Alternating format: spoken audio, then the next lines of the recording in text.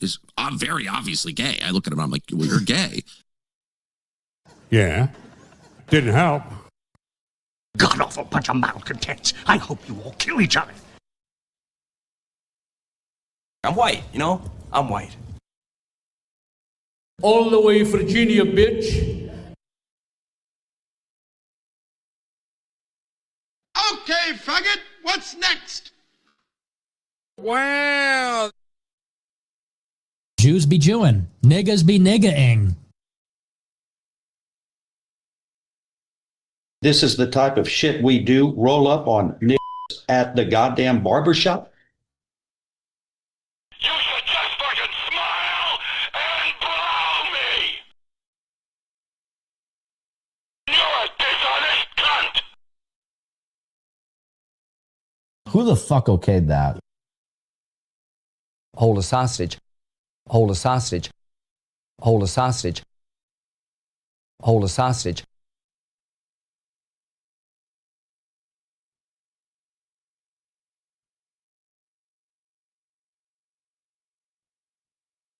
Oh, buddy! What? Nobody's saying you can't own a gun. Nobody's even saying you can't carry a gun. All we're saying is you can't carry a gun in town. Rest now, brother. We have the watch, and I'll see you in Valhalla. In certain extreme situations, the law is inadequate.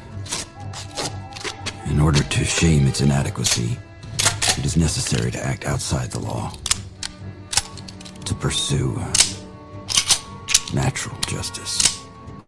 This is not vengeance. Revenge is not a valid motive, it's an emotional response. No, not vengeance. Punishment. Tonight we have a chance to say, yeah, you're right. We're too extreme. We're too wild. We're too out of control. We're too full of our own shit. Or we have a chance to say, hey, fuck you, you're wrong. Fuck you, we're right. Because you have all made it to the dance. Because believe me, this is the dance. Strike the shade.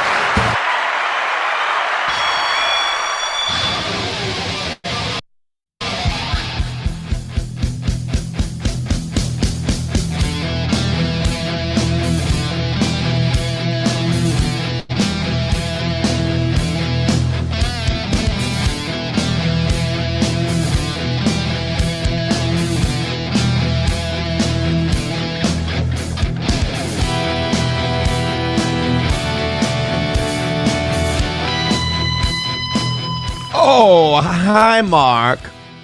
Welcome to the show, everybody. It's the Steel Toe Morning Show. I am Aaron Imholt, and what a weekend for the toe. Oh, my goodness. All the right people getting hurt. And then good things did happen to us. I'll take a weekend where just bad shit happens to people I don't like. I'm spiteful like that. But good stuff happened to us as well. Alex Jones went on a Steel Toe Love Fest, which I'm glowing about that. I'll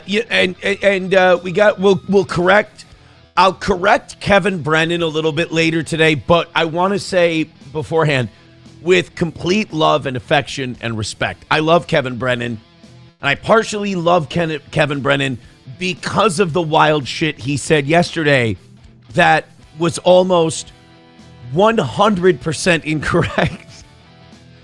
I don't look at Kevin Brennan as a guy that, like, you know, you hold him accountable for every single word he says. That's not how Kevin rolls. Kevin is built differently than most mortals. He says shit. The point is not whether or not it's true. You know, people who don't know how to do this, people like Carl get caught up in, oh, Kevin's saying this and that's not true. It's not about whether or not what Kevin says is true. It's about whether or not it riles people up and is entertaining. He did say some things yesterday, though, that I will I'll correct them. I'll just tweak them. I'll give them a mild fact checking. Like, for example, I love the movie Cinderella Man, right? But I'm also a big boxing fan and amateur boxing historian, and I know way too much about James J. Braddock. So there's little things in the film, they don't fit. They're a few months off or maybe a year off. It doesn't matter. It's a great movie. That's Kevin Brennan. Kevin Brennan is the Ron Howard of podcasting. It doesn't matter if it's, spot on, dead on, balls accurate. It matters whether or not you enjoyed it and it was good. And then, of course, remind me to never piss off Brittany Venti. Oh my God, is she an animal? I think it was Scouse Ghost in our chat this morning before the show started says it was the goat versus the horse. I do want to start by saying this, and we will address it later, and we will have Meme Copium on at 7. Johnny's going to join us at 8 today. Because we're going to talk about the quartering thing and the Chrissy thing with Meme Copium at 7. I didn't want to have Johnny on because Johnny doesn't know anything about it. And I don't want him to have to just sit there and stare and then people make fun of him. And all Johnny does is look and he just looks depressed and shit. I don't want him to have to deal with that. So we'll have him on at 8 o'clock. But we're going to talk to Meme Copium about that. We're going to play some clips from Brittany Venti's stream. I'm not playing shit from Jeremy or Chrissy because they're going down hard and they're going to strike. Chrissy's been a striker. People are like, I can't believe she's standing up or not speaking out against the quartering deplatforming. Chrissy's a deplatformer, always has been. So I don't see why. That shouldn't surprise anyone. Misery Loves Clips did like a 25-minute video on this, where I crush it, by the way. But we have a lot to talk. There's a lot of stuff that's like steel toe adjacent that happened on the internet this weekend. So it is going to be an internet heavy weekend. I will play a little hantavirus stuff for you before that for the people who don't want an internet-y show. But it's going to be, at least for the first 2 hours, it's going to be an internet-y show, but only because what's going on in the internet world is really, really fascinating. So we'll do all of that stuff. Thank you to Main Vein for starting us off. I think this is a good place to start tonight. He says, props on getting reposted by AJ. Thank you. I had to click on. I had to click on the retweet. Was it Saturday night, just to see if it was the real Alex Jones? Because I'm shitting my pants. I'm watching Friends and Neighbors with SP, and John Hamm is going into a bowling alley, and all of a sudden I just check my phone out of habit because I'm a piece of shit, and sure enough, Alex Jones retweets one of my shorts that I posted on Twitter. And then that would have been fine. All right. That would have been totally cool if I just got the repost by Alex Jones. Cool. But then, you know what? Fuck it. Let's just play it. But then this happens. If you play it, retard. Here's the clips. Powerful. Doesn't it at least make you not excited, but like moderately hopeful that people are still seeking out this kind of content? Oh my God! Steel toes on the Alex Jones! We're on Alex's show. What a time to be alive. Another win for the toe. I was watching this. Somebody clipped it. I couldn't find it. Like, I still haven't found it yet. Somebody wrote something to somebody and they said, how do you feel about, somebody commented in Ralph's chat, how do you feel about Steel Toe getting played on the Alex Jones show? And then somebody screenshotted that chat and sent it to me in a DM. And then I sat there with that person like, we got to find this. And blah, blah, blah. I couldn't find it. They did. Somebody then clipped it. And I'm just sitting here watching the thing going, this is enough for me. I'm in heaven. Alex Jones played my shit on his show. I'm marking out like a kid. If Alex says anything to address my clip at the end, I think I'll shit my pants and clean them up later. That people still want to hear Alex Jones because even though he sounds like a mad scientist, all of his stuff is it's documented, it's proven. It's all provable. They put $1 billion. Alex Jones played me doing an impression of him on his show. $1 million lawsuit on his head that he shouldn't have to pay for a bull case. And he's still doing it, and he's still plugging away, and people are still finding him, and millions of people are still searching him out and discovering his Suck it harder, Toe. I don't know, man. It makes me feel like, I'm not saying we're going to win, because I don't think we are, but at least we're not going to be blindfolded into the camp. You know, like, it's going to take some force. You're going to have to force us. You're not going to convince us that it's what's best for us. I mean, that's a small difference maybe to you, but feels like kind of a victory that people search out Alex Jones and go find him still. Knocking it out of the park from Minnesota Belly the Beast. Now, get the fuck out of here. Take this new hat. And then he shows ads. Now that last part feels like it's edited. Did somebody clip that, or is that what Alex said right after the clip played? Again, I still haven't found the thing. I still haven't been able to find the thing myself. That's just a clip somebody made. But like, if he then said that right after, I mean, oh my God, hold the sausage. Hold a sausage. Hold a sausage. Hold a sausage. I'll hold my sausage watching Alex talk about the toe. Hold a sausage. I will. I certainly will. You little bastard, you attacked my stepson? It's not about you, Mark. Welcome to the show, guys. We have a really awesome one today. I'm very excited. I reached out to a couple of people about doing today's show. The first guy I reached out to was Meme Copium. He said yes. We're both boomers. He's used to StreamYard. I don't know what the hell I'm doing. I use Zoom, so it'll probably be boomerific at 7 a.m. in about 52 minutes here. Then I reached out to Brittany Venti. I didn't get a response. I didn't expect to. I reached out to Zumick to talk about Chrissy. He did. I don't think he saw it. And then I reached out to Kevin Brennan. And before I get to these contributions, which thank you both very much, let me correct a few things Kevin said yesterday. And I love Kevin Brennan, but he's old. And as we get old, we embellish, fishing stories, things like this. Kevin Brennan said a few things that are incorrect, and I'd just like to correct them now. He said that I did not thank him for my second appearance on his show after April's arrest, where he paid me $500 instead of $900 or whatever the number was. I have said on this show a million times, I'm so grateful that Kevin had me on. He was very generous with his money. And after the show, when he texted me, he was very kind. He was very nice. I've said that a trillion times. He knows that. Brennan has a good show, and that's what makes him good, and that he knows how to get people fired up. He read the text back, and I said on June 9th, I said, thank you. He's like, he didn't even thank me for the second one. The second one, he didn't thank me because I didn't pay him as much money. And it's like, that is such perfect, like Kevin Brennan, what do they call it? Projection. Kevin would respond that way. So Kevin's taking the way he would respond to getting paid $400 less the second time and putting that shit on me. I never once said I was upset about the payout. In fact, I said he was overly generous both times I was on. But again, I say this with a smile because I love Kevin Brennan. I think he's great. But he's wrong about that. And as he was going through the text, he goes, June 9th, he said, thank you. And then literally a minute later, he's like, he never even thanked me for the second time. And they're like, old man, you just fucking read it. But it makes it a better story if I didn't thank him. And then he said that I won't let Johnny on his show. Now, Johnny can address this at 8.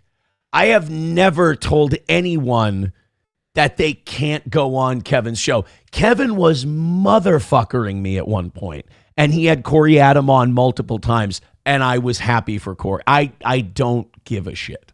I don't care. Johnny can go on.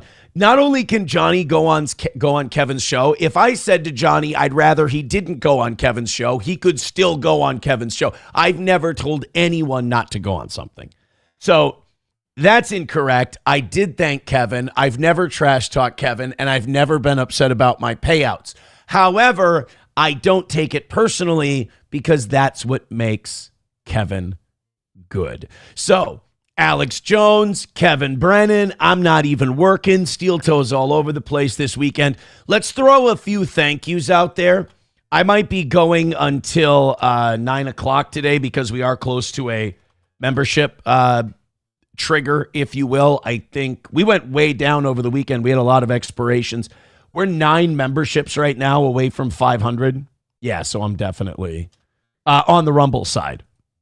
I'm definitely going until till 11 today. Main Vein with $5 says, holy shit, dude, I didn't see the Alex clip. Congratulations, man. You finally made it. Well, at the old saying, you can't eat exposure. Thank you, Bigot on Socialist Media, for gifting 5 memberships. Wanna fuck? Let's fuck! Appreciated. Nigel Rhodes, Satan's Mechanic, Toad Climbs Mountains, Stun Gun, and Coltrane, all getting memberships. Rexstart parody account sending us the timestamp from the Alex thing. Darkness Rising with $2 sending us the link to the Alex Jones thing. We'll get to that. Hulkamasha Baby says, you mean 11? Oh, did I say 9? I apologize. Yeah, going until 11 today. Why did I say 9? We've got so much stuff to do today. We're not even going to get through everything I have if we go until 11 today. It's going to be a wild show. Darkness Rising, 147.20 from yesterday's Alex Jones show. I was at the end. Here we Powerful. Go. Doesn't it at least make you not excited, but like moderately hopeful that people are still seeking out? He shouldn't have like small difference maybe to you, but feels like kind of a victory that people search out Alex Jones and go find him still. At AlexJonesLive.com, bookmark that show, everybody you know, and those you don't know. So you can find the Forbidden Alex Jones show, the live video feeds, the articles, everything, at AlexJonesLive.com. And let me plug right now that I'm going to hit this final story on J.D. Vance ahead of Saturday Night Live with Royce White, knocking it out of the park from Minnesota, Belly the Beast. Oh, he was talking about Royce White. So whoever clipped that made me look better than I did. I don't give a shit. That was awesome. Thank you, Alex. Thank you, Alex Jones. Boy, from Alex Stein to Alex Jones. What's the next Alex? What's the next level up? Is Alex Jones the highest order of Alexes? At dinner with Alex Stein, got retweeted and played on the show. I'll be honest, like, you can either retweet someone or play their shit on your show. Doing both is a little fangirly of Alex. I have to say. I'm not saying I'm turned off by it. I'm just saying, Alex, take it easy, buddy. It's a little I'm kidding. I'm joking. I'm kidding. Rexstart parody account says Alex P. Keaton is the highest. Okay, that's the highest order of Alex. I didn't know. I don't know what the hierarchy is. I was going to drop a really obscure baseball reference and say Alex Cora, but Alex Rodriguez. Alex Rodriguez could be the highest order partial owner of the Timberwolves, who evened things up with the Spurs last night at 2-2. Victor Wembanyama went out like in the second quarter, and we still barely beat the Spurs. I'm worried. Kevin Soundboard with $1 says, take this as a lesson that you must thank KB at least 3 times after your last payout. It's better safe than sorry. Congrats on the Alex Jones clip. Thank you, Kevin Soundboard. Yeah, Kevin's like, you got to remember, he's old. And it's like your grandpa. You know, you can't just say, hey, grandpa, how are you? Because a couple times you're going to go, huh? You're going to go, how are you today, grandpa? What? How are you today, grandpa? Oh, yeah, it's raining. So I got to, that's a good point by Kevin Soundboard. That's my fault. Fair and Balanced with $1 says, how was your weekend? My weekend was great, except I don't know what these damn oranges are for. By the way, I did go and get a prop this morning, and I'm going to make sure the label's facing out so people don't see me buying the poor Aldi orange juice. I did find the result. This was something that was actually mopped up off the floor and wrung out into a bucket after the Chrissy Mayer, Brittany Venti Simpcast yesterday. We found they mopped Chrissy's floor and then wrung it out into a bucket, I was able to get a partial bottle of what was on Chrissy Mayer's floor after you'll see right there. There it is, orange juice. Look at that. Brittany Venti smushed those oranges so well that it's nature's nectar. Orange juice right there. Pulp free, by the way. Farron's asking pulp free or not. I am a pulp free guy. I don't like pulp. Regardless of the rumors, I'm not a pulp man. Chips and Dip says Alexandria Ocasio-Cortez could be the highest one. That could be the highest one. Dorkness Rising with $2 says, my friend is an OAN reporter and got a guest spot by just reaching out after Alex played his clip. I did send Alex a DM. I haven't heard back, but I did send Alex a DM. Might Go with $1 says, any new gay bathhouse stories of note? No, the gay bathhouse the sauna has been generally uneventful. I went yesterday. It was, a lot of Somalis at the Y on Sunday. The Sunday is Somali Day at the Y. So you go into I don't really talk to the Somalis. That's racist. That sounded a lot more racist than I wanted it to. But I don't, what are we going to talk about?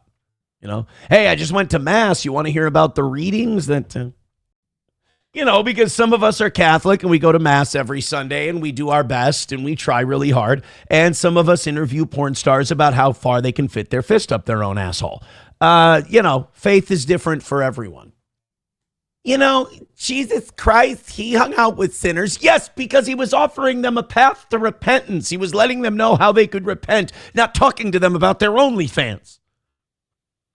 Jesus wouldn't sit there and go, no bullshit. You're telling me for $25, you're saying I can see pictures of basically your kidneys as you open up from wow, my child, tell me more. That's not what Christ would have said, hey, you know that you're going to go to hell for all this, right? There is a way out for you, Chrissy is so, there's an old saying, like your grandparents used to say this, she's so full of shit, her eyes are brown. I want to, as we start off with the Chrissy thing here, because I don't think there's any more avoiding it, although Honky with a great line, how is Melanie Mack scared by a fruit when she's married to one? Yeah, let me be very clear when I say this, to open myself up to all kinds of litigation, fine. Melanie Mack married a queer again. That's what I believe. I chickened out at the end. You see that? I chickened out at the end with that's what I believe. So let's, quartering Chrissy, let's get it all out there. I want to start with this. I guess we'll talk more Chrissy and Brittany now and then more quartering with Meme Copium at 7 o'clock. But let's start with this. I hear people saying, Chrissy's done. Take her to the glue factory. Chrissy's career is over. If I've told you guys this once about streaming, I've told you 1,000 times. As long as you keep hitting go live, it's never over. She will still have, even if it's just a couple hundred people, she will still be able to do a show and people will still watch it. There were still people in that chat last night going, oh, golly gosh, Chrissy, I'm sorry you're going through this. And why is Brittany Venti so mean? It's like, she has a lot of dumb, like boomer, pro-Trump retards in her fandom still that don't know anything about Jeremy, don't know anything about the quartering. And SP brought this up yesterday. She had a very normie perspective on it. She's like, Aaron, you have a show, so it's really important to you. The quartering thing's really important to you because you don't want to live in a world where people can just shut down a show if they don't like it. And if the quartering gets away with all this stuff, then that kind of becomes the new norm. That's a new weapon that people have, is just to strike a channel and shut it down. She goes, to the rest of us, we don't fucking care. She's like, we don't give a shit if people's channels get struck or whatever. However, we're getting towards the end of Simpcast last night, and she's like, all right, this is starting to go in circles. All right, why does she keep asking, like SP was, every time Chrissy would open her mouth to defend herself against Brittany Venti, SP would be like, she's gaslighting the shit out of her. She's like, quit it with the I'm sorry you feel that way stuff. Just admit you fucked up or tell her to go fuck herself. And that was my big thing. When I was watching the Chrissy Brittany Venti thing, My whole thing was like, why doesn't Chrissy just tell Brittany to fuck off and that she'll do her show however she wants? I'm like, oh yeah, that would ruin the whole fake nice lady thing that she's built for her. Like, I've never seen someone so brand conscious, so shitty at managing it. Where she's like, oh, but I want to be nice. But you're not nice. So why would you build a brand that depends on you being nice when you're a vile gaslighting cunt? I don't understand why someone would do that. Why not just be mean and bitter and petty and shitty? Because that's what she wanted to do last night. She even said she didn't want to address this. She felt like she was bullied into it by her sweeping for Melanie Mack and sweeping for Jeremy from the quartering. She didn't want to address it. Then go on your show and go, I know a lot of you want me to explain what happened with Melanie Mack, but I don't want to. I don't feel like it. I'll have Melanie on whenever I want, and you can go fuck off. That would have been honest. That would have been fine. But she tried to, and this has been Chrissy's ultimate flaw. She wanted to try and anticipate what people wanted to hear her say, and then she wanted to feel like she felt like she could say enough of that thing to get people off her back. You know, Teddy Atlas says this about fighting, about boxing. He said this to said this to Michael Moorer in his fight with Evander Holyfield. He said, there comes a time where someone decides they're going to do just enough to survive, or they're going to go out and get it. They're going to go out and win. And he said, right now you're doing just enough to keep this guy off of you and hope he'll leave you alone. That was Chrissy's strategy last night. Do enough so that dummies go, well, I guess that's good enough. And then they'll leave you alone. Bitch, this your first day on the internet? That wasn't going to happen. People want to hear that you're legitimately sorry for fucking up the way you did.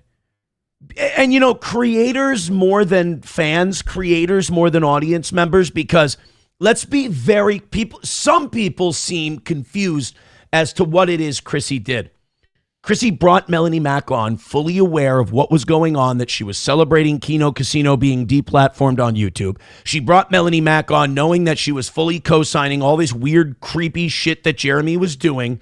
And then when confronted on it in her chat, she went, oh, but I'm just a mommy with a dead dad. I don't know what's going on. What are the oranges? I don't know. Something about the citrus and the proteins in the meat. I have no idea. Let's get through these super chats as quick as we possibly can. Thank you, Melanie. Bye. It was the most disingenuous, phony, inauthentic, piece of shit performance a lot of people had seen in a long time, probably since the last Quartering podcast. So they let her have it. And then Friday Night Tights said, you can't sit with us. You're going to fuck up our whole show with your rotten bullshit and poison. So then she decided she would wait until Sunday to try to address it. And what we got was the Chrissy Mayer version of me mum died in the holly. And that's why. So she had to sweep for Jeremy, and she had to soft pedal her not Brittany Venti, God no, her Melanie Mack interview because me dad died. Me dad died and my 2-year-old won't get shots. First of all, as a parent of 3, who for our 3rd child, we had to co-parent the vaccination situation. She sat there and she's like, but Chrissy is, in my opinion, as a parent, unhealthily attached to her baby, her child. Well, it's 2 years old now. It's not a baby anymore. She's got an unhealthy attachment. She doesn't want to relinquish any kind of control, which is fine. That's okay. But in the context of doing a show and not knowing shit, you can't use that. She brought it up as the excuse. That's the only reason I'm addressing it. She could have left that part completely alone. Nobody would have talked about it. In fact, nobody did talk about it until she tried to hide behind her 2-year-old to try to sweep her sweeping. But Chrissy was like, well, I can't put him in daycare because I don't want him to get vaccinated because he'll get myocarditis and die. That's a mental illness. Now, look, I'm as skeptical as the next guy. But outside of the COVID vaccine, which you don't have to get to be in daycare or to be in public school, you don't have to. I don't believe, check me if I'm wrong, Sandy, but and she's super Catholic. You can get a religious exemption on that. Just don't show them any of your interviews about porn stars fisting their assholes. They might come to some conclusions you don't want. But getting them the measles, mumps, and rubella or the diphtheria shot is not going to give them myocarditis. You've bitten down on this right wing. What's the JFK Jr. is coming back, people? You've bitten down on the QAnon wafer so hard that you've started to believe it. Now, nobody believes that your right-wingedness is a shoot. We all think it's a work. We all think it's a grift. But you, as they say in pro wrestling, you've worked yourself into a shoot.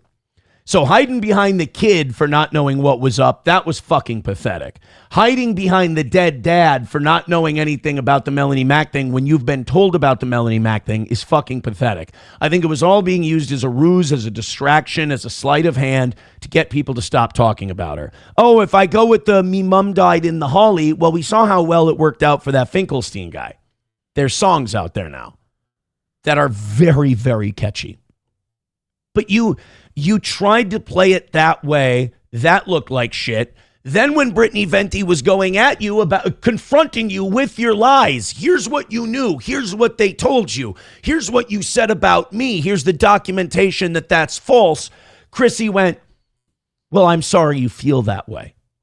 I'm sorry you feel that way might as well be, why don't you go fuck yourself? And that's, SP and I were watching Simcast, and we both said the same thing. Why doesn't Chrissy just tell her to fuck off? That's what she wants to say. That's what she wanted to say from the beginning of the whole thing. She said, I feel like I've been bullied into it.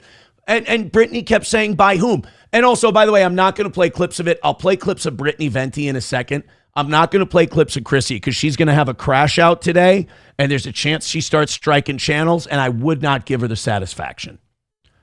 So Brittany starts confronting her about, hey, you said that you didn't see my messages. I proved that was a lie. Then you changed your story to, oh, well, there wasn't enough time. You went on for another 40 minutes. And she's like, oh, I was trying to wrap up. Bitch, you're the host of the show. That show ends when you want it to end. If I had Melanie Mac on, first of all, I would have talked about the quartering stuff. But second of all, if I'm getting ring-a-ding-dings from Brittany Venti and she says, I want to come on and confront her, I'm like, well, let me send a couple of text messages here that I'm going to be late for some things. And let's bring you aboard and see what happens. That's called doing a show. That's called being a show host. And that's one of Chrissy's biggest handicaps in this whole thing. And that's the one thing a lot of people aren't talking about. Flat out, she's just not good at this. She never has been. Chrissy has been a barnacle on much bigger ships and life forms. She latched on to Compound Media. She was a girl. She wasn't a dog. So Anthony went, oh, a girl, we'll have her on. She's a little old for my taste, but we'll have her on.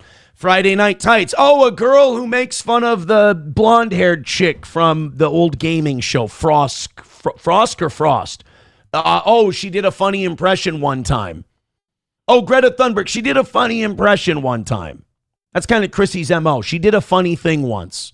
So we're going to have her on over and over and over again in hoping that we can recapture that same magic. In fact, this is probably good for Friday Night Tights and Nerdrotic. They can dump her ass now because, you know, people have been trying to tell them that magic ain't coming back. She's like an autistic kid. She did a funny thing one time. You keep chasing that dragon. Your show's going to be better off without her. And they probably will dump her, and they probably should because that was a pathetic display. But I have a 2-year-old, but me dad died. Sorry. We're looking for a good show here. If my grocery store keeps not having the produce I'm looking for, I don't give a shit if your dad died. I'm not here to talk to you about your dad. I'm here for groceries. All right? We all deal with our shit. If you can't keep the groceries stocked anymore because me dad died, then you have to sell the grocery store and you have to walk away from it. I'm sorry. Go mourn your father. Go be with your kid. How about, can we raise some money to get Frank a nice suit so he can get his ass in a fucking cubicle and Frank can support the family? Can we do that? Let's get Frank Pellegrino's worthless ass in some kind of a job so his wife doesn't have to make a fucking ass of herself on the internet. That would be nice. Because you're blowing it, kid. You're blowing it. I mean, you're just going to be the guy sitting in the cuck chair while she struggles and fucks everything up. Frank, it's over. You got to go out and do something about this, buddy. if Chrissy wants to stay home with her kid, I think that's great. I think it's wonderful, but it's very clear that she is not capable of taking care of that child, mourning her father, and doing a show. She can't do it. She sucks at it. In my opinion, she was never very good at it to begin with, and now this has only made it that much worse. And then the gaslighting of Venti, the disingenuousness. And I will admit, I thought Venti did a great job, but by the end of that show, I was like, girls, we're going in circles here. Girls, we're spinning our wheels now. Again, Chrissy should have just said, fuck you. I don't owe you guys anything. I'm going to keep doing my show. I'm going to keep interviewing porn stars. Fuck you. That's all I owe you. Because she's not sorry about any of it. She's worried about the shit she's getting online. And when you're not really apologizing, but you're just saying enough to keep people off of you, that's going to go badly. You already had people who, no matter what you did last night, they were going to say you fucked up and it's over for you. You maximized the amount of people who are going to be doing that because of how you reacted yesterday. And we'll watch some of the Brittany Venti stuff in a second. But my biggest problems with Chrissy are the biggest problems I've always had with Chrissy, which is she's disingenuous. She doesn't have a personality of her own. She does what she thinks a certain group will want to hear at the time. And she's remarkably disloyal. Those are all bad qualities to have in somebody who wants to be a ball-breaking podcaster. Another problem I have with her, as, a spiritual problem I have with her. Look, I am failed.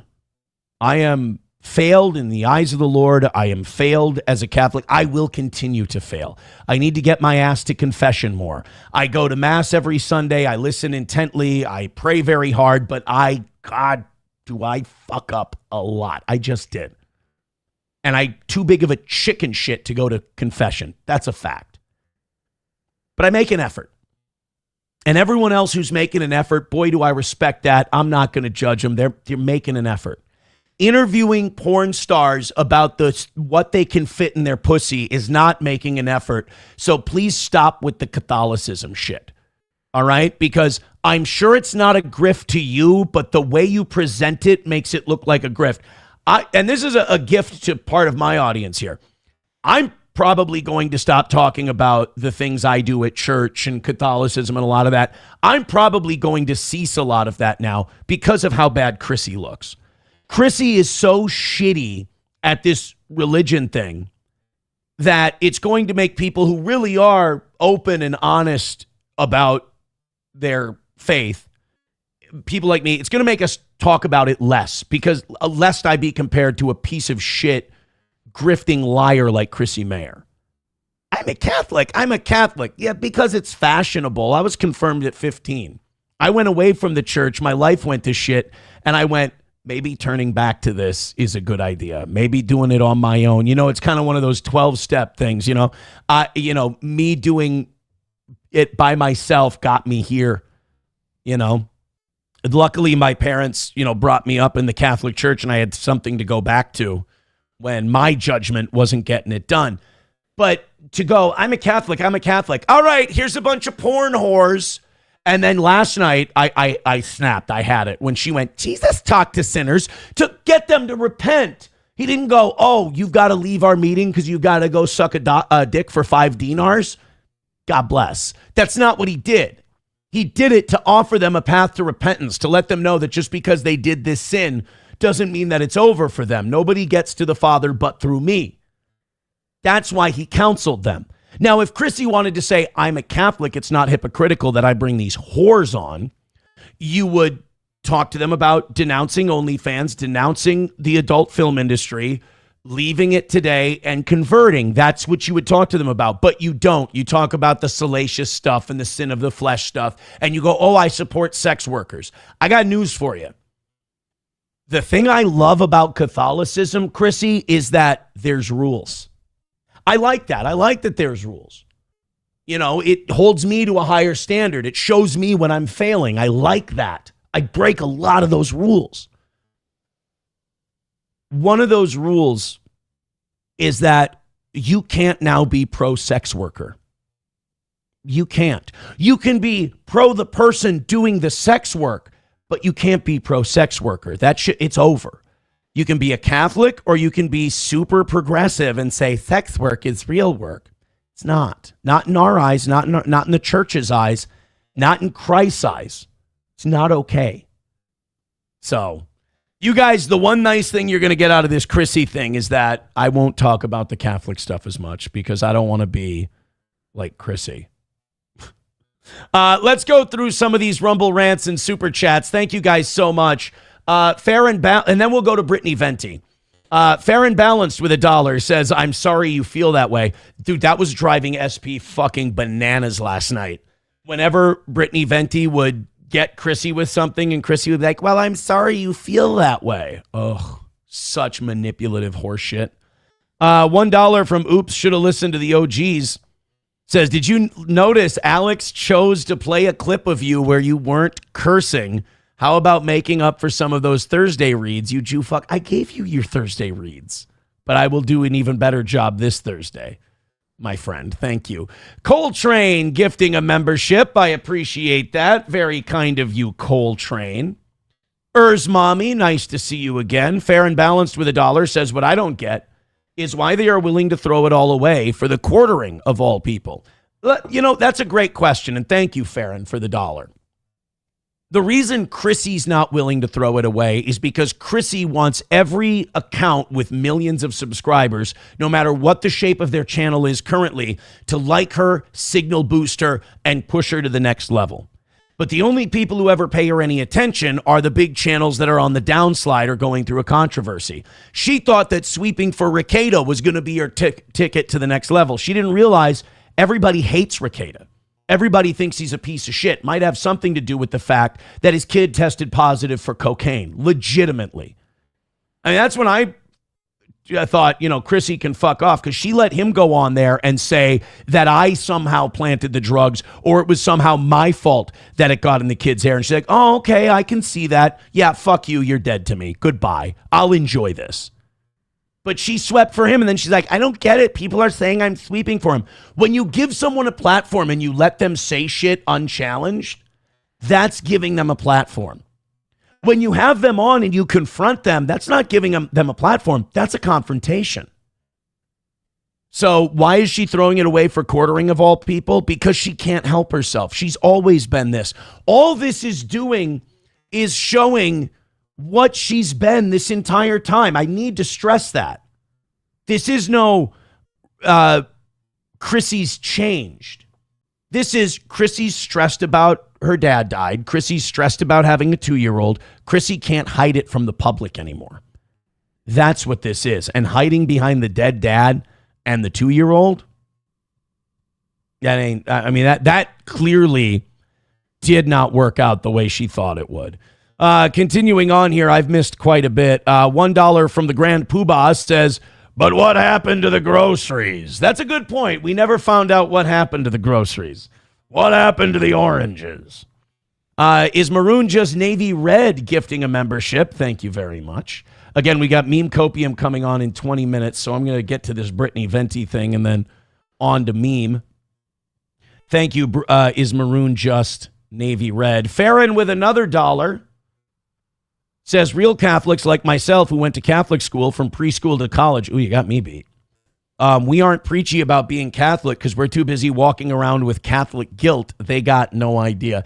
I like talking about my experience of coming back, but I think it's really important. And I wasn't like this, like during Easter season. I was really full of the Holy Spirit and I conducted myself poorly. I shit on a lot of other denominations. I was a dick.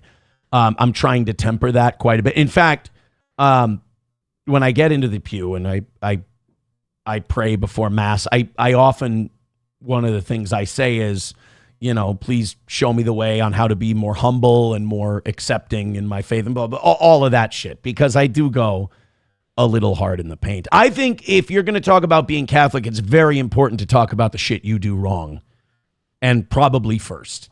Joey Caravello with $1 says, Aaron, I wish Chrissy would encounter Johnny while he was loading his car up, and he asks her for some help because he's a little handicapped. And then he ties her up and checks if she's a size 14. Oh, you want, just so I understand, you want Johnny to Buffalo Bill Chrissy Mayer. Hi, are you about a size 14? Hey, can you tell me what the oranges are for? Chrissy Mayer, is that the woman whose dad got murdered? Was she a great big fat person? Why? Why did you send that in? I didn't want to say that. Here, Chrissy Mayer doing her show yesterday thinking it went well. I'd fuck me hard. Brittany Venti puts the lotion on its skin. It does this whenever it's told. Put the fucking lotion in the basket. Chrissy Mayer, now I think Chrissy Mayer has a way out of this, and it's just to be rude and shitty. It's just to let her inside personality become her online persona. We call it finding your voice. All she has to do is be a ruthless, manipulative cunt like she already wants to be on the inside, and just do that. Because that's what she wanted to say last night. She wanted to say, fuck you guys. I don't know you shit.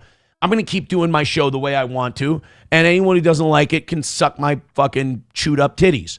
That would be fine. She didn't do that. She tried to play it nice. You're not nice. You're not nice. She said, I feel like I'm being bullied into it. Oh, like the Kino Casinos channel was bullied by Jeremy from The Quartering, who was fully co-signed by his co-host and employee, Melanie Mack, who you then brought on to soft soap her fucking experience in that whole deal. Here's how Chrissy reads a negative super chat. Chrissy, I think you were very nice. Melanie Mack, that wasn't very good. Jeremy's piece of shit. All right, thank you for the $2. And then we move on. Here's a $50 super chat. Ready? Chrissy, I think you're the most amazing person who's ever lived, and Brittany Venti is being kind of cray-cray. Wow, thank you for the $50. Oh, she talks English now. Let's talk turkey, motherfucker. Dude, this passive-aggressive, nobody's talking about this. There was a passive-aggressive moment in that thing with Brittany Venti where she went, I don't want to read any more of the super chats being mean to Venti. I just don't think it's right. Like the insinuation there, a lot of people think Venti sucks and she's shitty and I'm right and Venti's wrong, which is bullshit. Venti didn't care. You think Brittany Venti one thing Brittany Venti showed last night is she does not give a fuck. I'm scared of Brittany Venti. I don't ever want to piss her off. I'm going to run every story I plan on doing on every show I do from the end of time past Brittany Venti to see if they're okay. She's going to be my own chat GPT. But like, I'm not going to read any more mean Venti ones. Venti was probably like, bring them on. Let's do it. Chrissy, I think you're being a little oversensitive. I think you're using your child and your dad. Thank you for the $5. $10 from Simpy Jim. Simpy Jim says, Chrissy, I can't believe how brave and amazing you're being throughout all of this. Aw, thank you for the $10 in the amazingly based take. She's, so I'm not going to join all the people who are like, she's finished, she's done. She won't be finished. She won't be done as long as she keeps hitting go live. She might take a shot in the audience department, but she won't. She's not done. Archmagus Tim with $5 says, folks demanded answers and an apology, and Chrissy said, no. I don't get it. What does that mean? I don't understand. The goat versus the horse. Rusty Grammer becoming a member for 48 months. Holy balls. Says 4 years. Let's fucking go. Let's go indeed. All right, we got like 15 minutes before Meme joins us. Let's play a little bit of this Brittany Venti. Again, I'm not going to play any of the stuff from Simpcast last night because Chrissy strikes. And Chrissy's also desperate right now. So Chrissy's probably going to be on a Quartering-esque kind of a rampage. Best not to tempt it. Besides, Brittany Venti is a far more honest narrator of what happened last night. So let's see. Oh, also, one thing I do want to talk about real quick. People were saying, PPP, have PPP come on. I think it would be great just to see the juxtaposition of like the girls that are on Simpcast. And then here's PPP bouncing around. Chrissy, you're full of shit and you don't know which. I think that would have been amazing. But Chrissy backed out of that too because her kid was crying and she thought about her dad. So this is Brittany Venti. We're going to listen to a couple of minutes of this. Then we got Meme waiting in the wings in about 15 minutes here. This is Brittany Venti giving the post-mortem, which I think is an appropriate term, for last night's Simcast. Yeah, that was absolutely retarded. Let me tell you guys something, a little bit about me.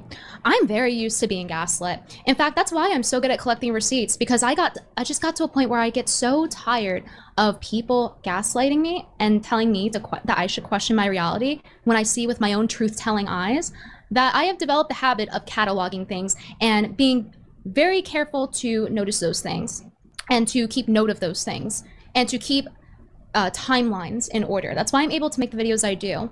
And let me just say this, Chrissy Mir is guilty of being a bad friend. We got gimmicks. We got gimmicks. And let me say this. If you don't know who Brittany Venti is, or you're not familiar, you don't spend a lot of time online, good for you. A lot of women can't pull off this attitude because they have nothing to back it up. So it just comes off as bitchy and entitled. Let me say before, because we're not going to get to play too much of this, Brittany Venti can back this attitude up. She is very good at what she does, and she really raised her profile last night. I do applaud her for keeping me on. I think that is the only correct thing she did the whole stream. But here's the thing, it's kind of like quartering, where it's like you got to pick a lane. So it's like you're gonna keep me on, but then like keep going through the super chats and then saying like I'm acknowledging this, and then just counting your money in between. This is why I said she also and I'm sorry, I'm a big pausing whore. I watched too much Red Bar when I was younger. She also cherry-picked the super chats to read the ones that made her feel good. That was a bullshit move. Either read them all or don't read them.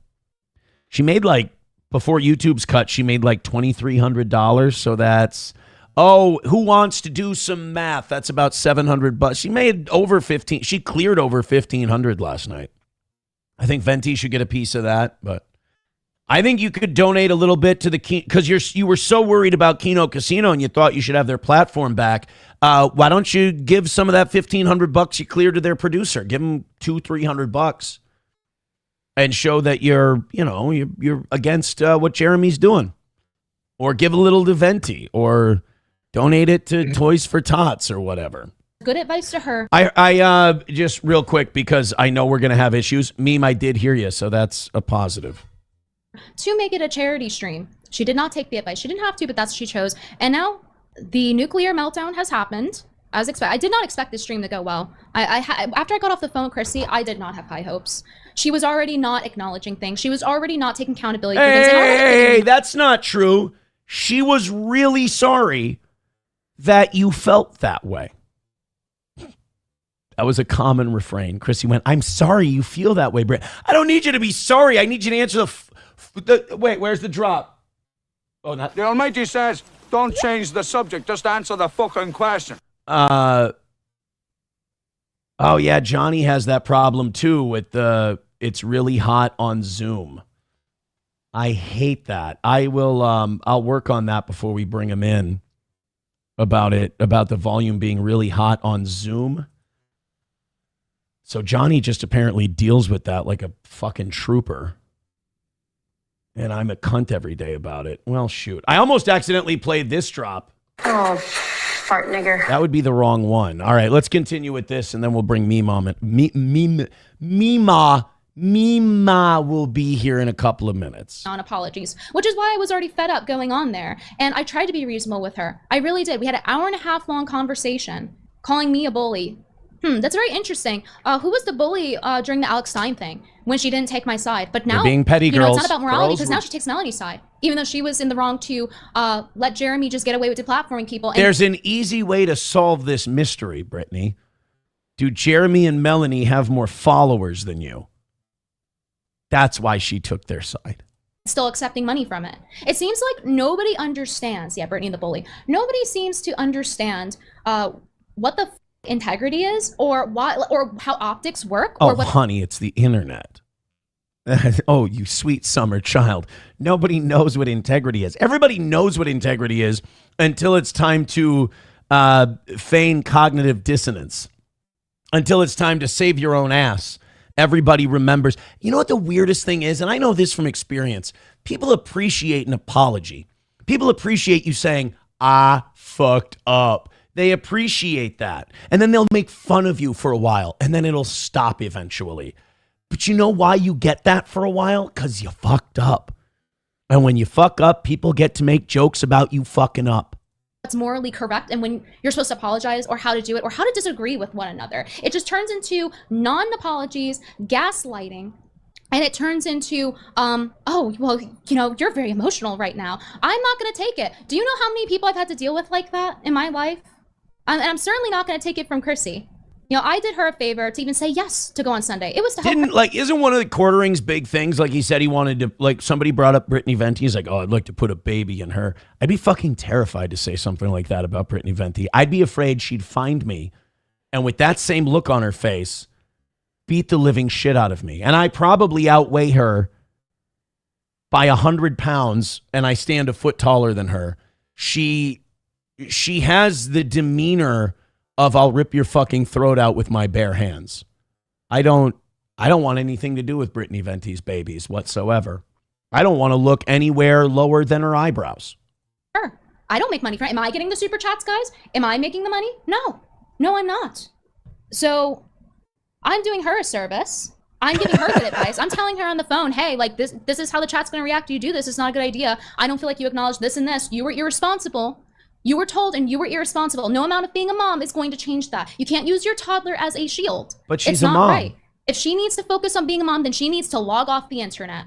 Because that's what I would do. If she really does have a cognitive issue where she has brain damage and cannot remember such a serious thing, such as deplatforming and her friends being involved in it and affected by it, her boss is people, like her co-hosts, like them being affected by it, okay? If she can't I'm going to turn down that, Meme's audio a little, see if that helps. She's not qualified to be a free speech YouTuber. She should sit her ass home and take care of her child then, if she's that brain damaged. I understand. Literally being pregnant does change your brain. I 100% understand that. And I acknowledge that. But it's not our problem. And I'm... All right. So that, yeah, look, I thought it went poorly for... I think that most people were going to say it went poorly for Chrissy no matter what last night.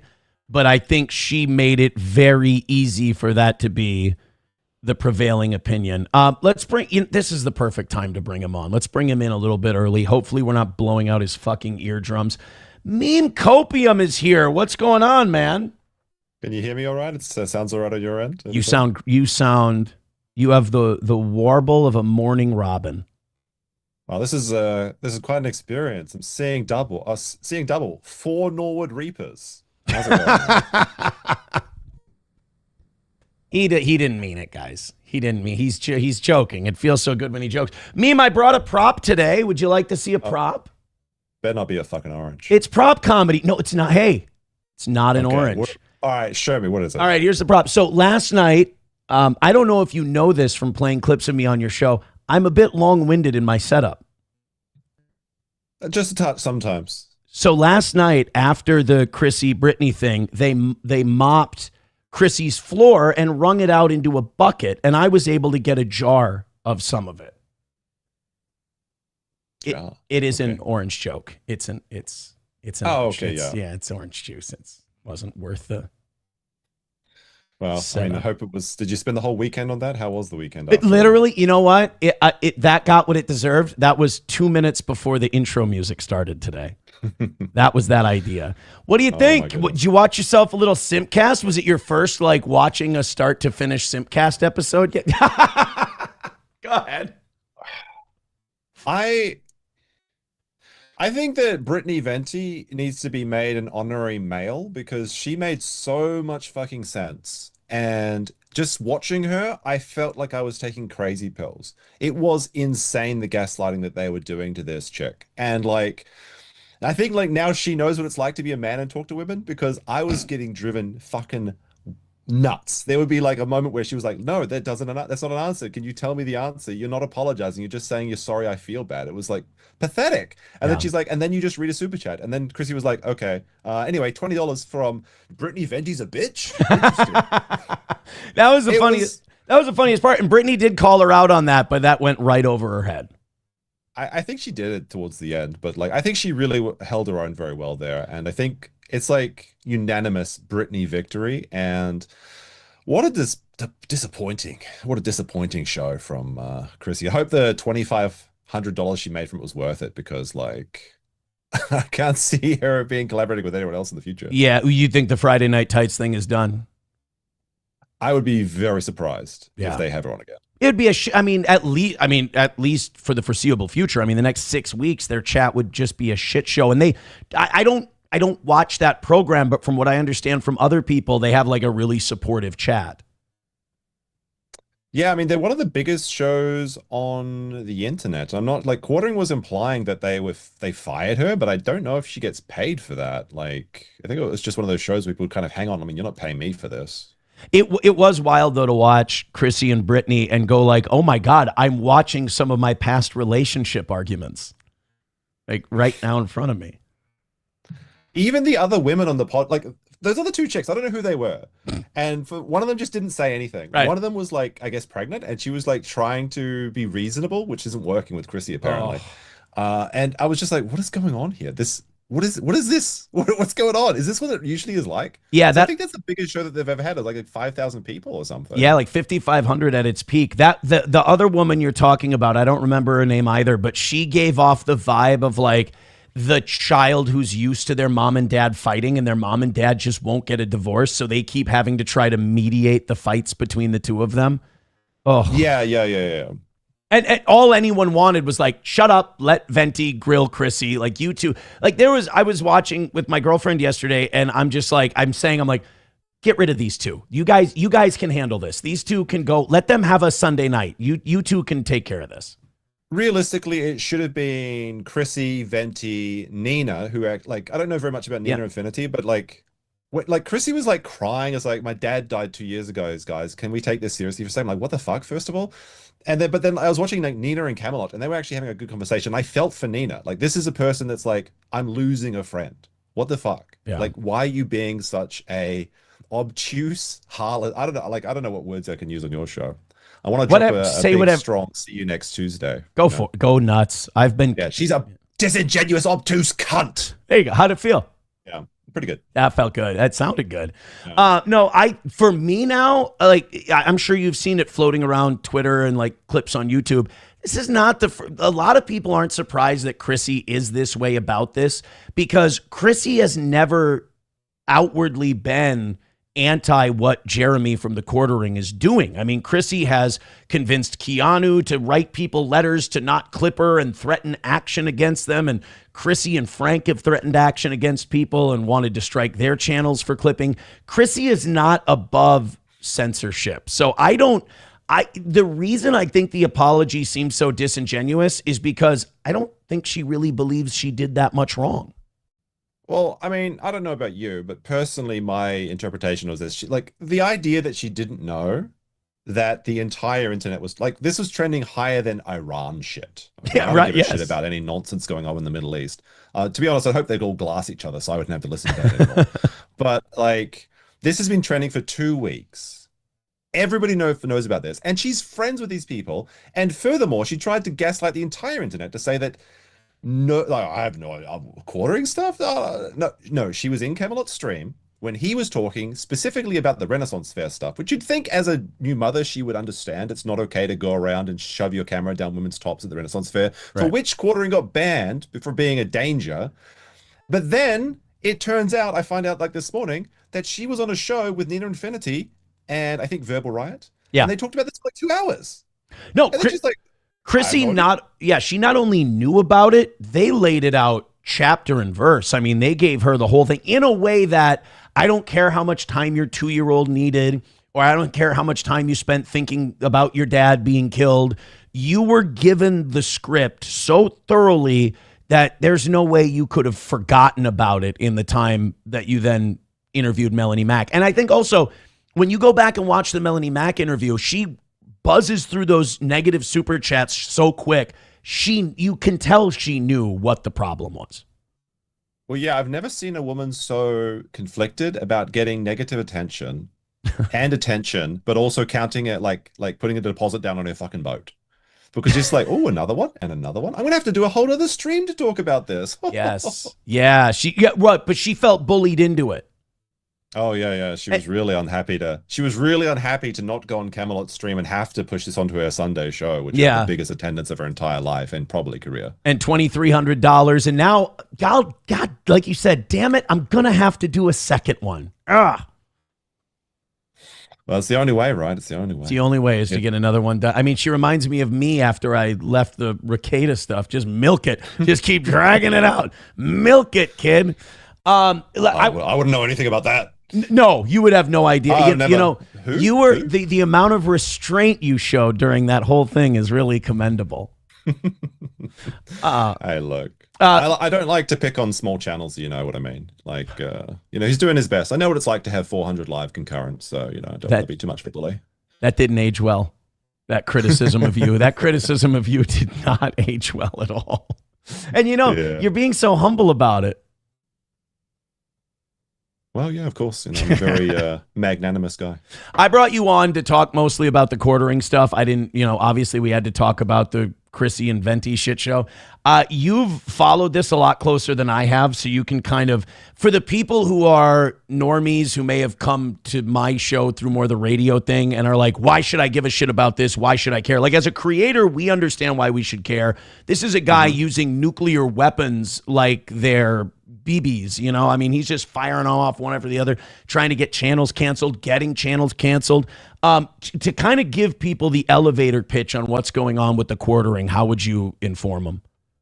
Well, this is kind of like, I'll try and make it as succinct as possible, but this kind of goes back like a couple of years. It kind of started with Styx Hexenhammer, who's kind of like this internet vampire guy who's currently on the run with 2 search warrants out for him for domestic violence. And it's okay.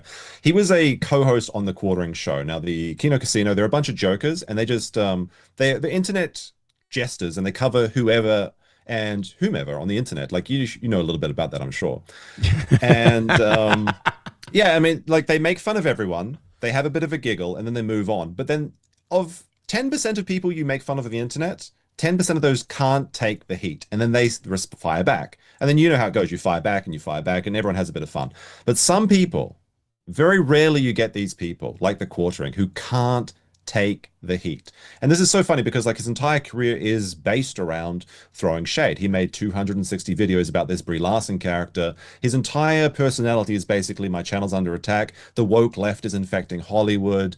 We're getting too much fatigue. We need to stop the black guys in the Walmarts. Even though like you wouldn't leave a walnut candy section alone with this man, despite the content theft that he himself is now engaging in, which personally I find disgusting. Anyway, they make fun of him for about 2 years, and it starts to ferment under the scenes. He's getting very, very upset, and he starts to have a few crash outs, a few drunken streams that he had to delete later, where he's drinking like a bucket of rum and making references to how much shit he's taken. It all comes up to this point a couple weeks ago where there's like a couple troopers on the old Kiwi farms. I believe the Return of the Mac and Cheese was the first guy. Now you've got Red and Steel, and there's a few other big names. Of course, Luther Morgan is kind of a new guy on the scene. Yeah. With the Lolcows book. But they found out that the Quarterings, one of his biggest supporters and simps, is actually a bull.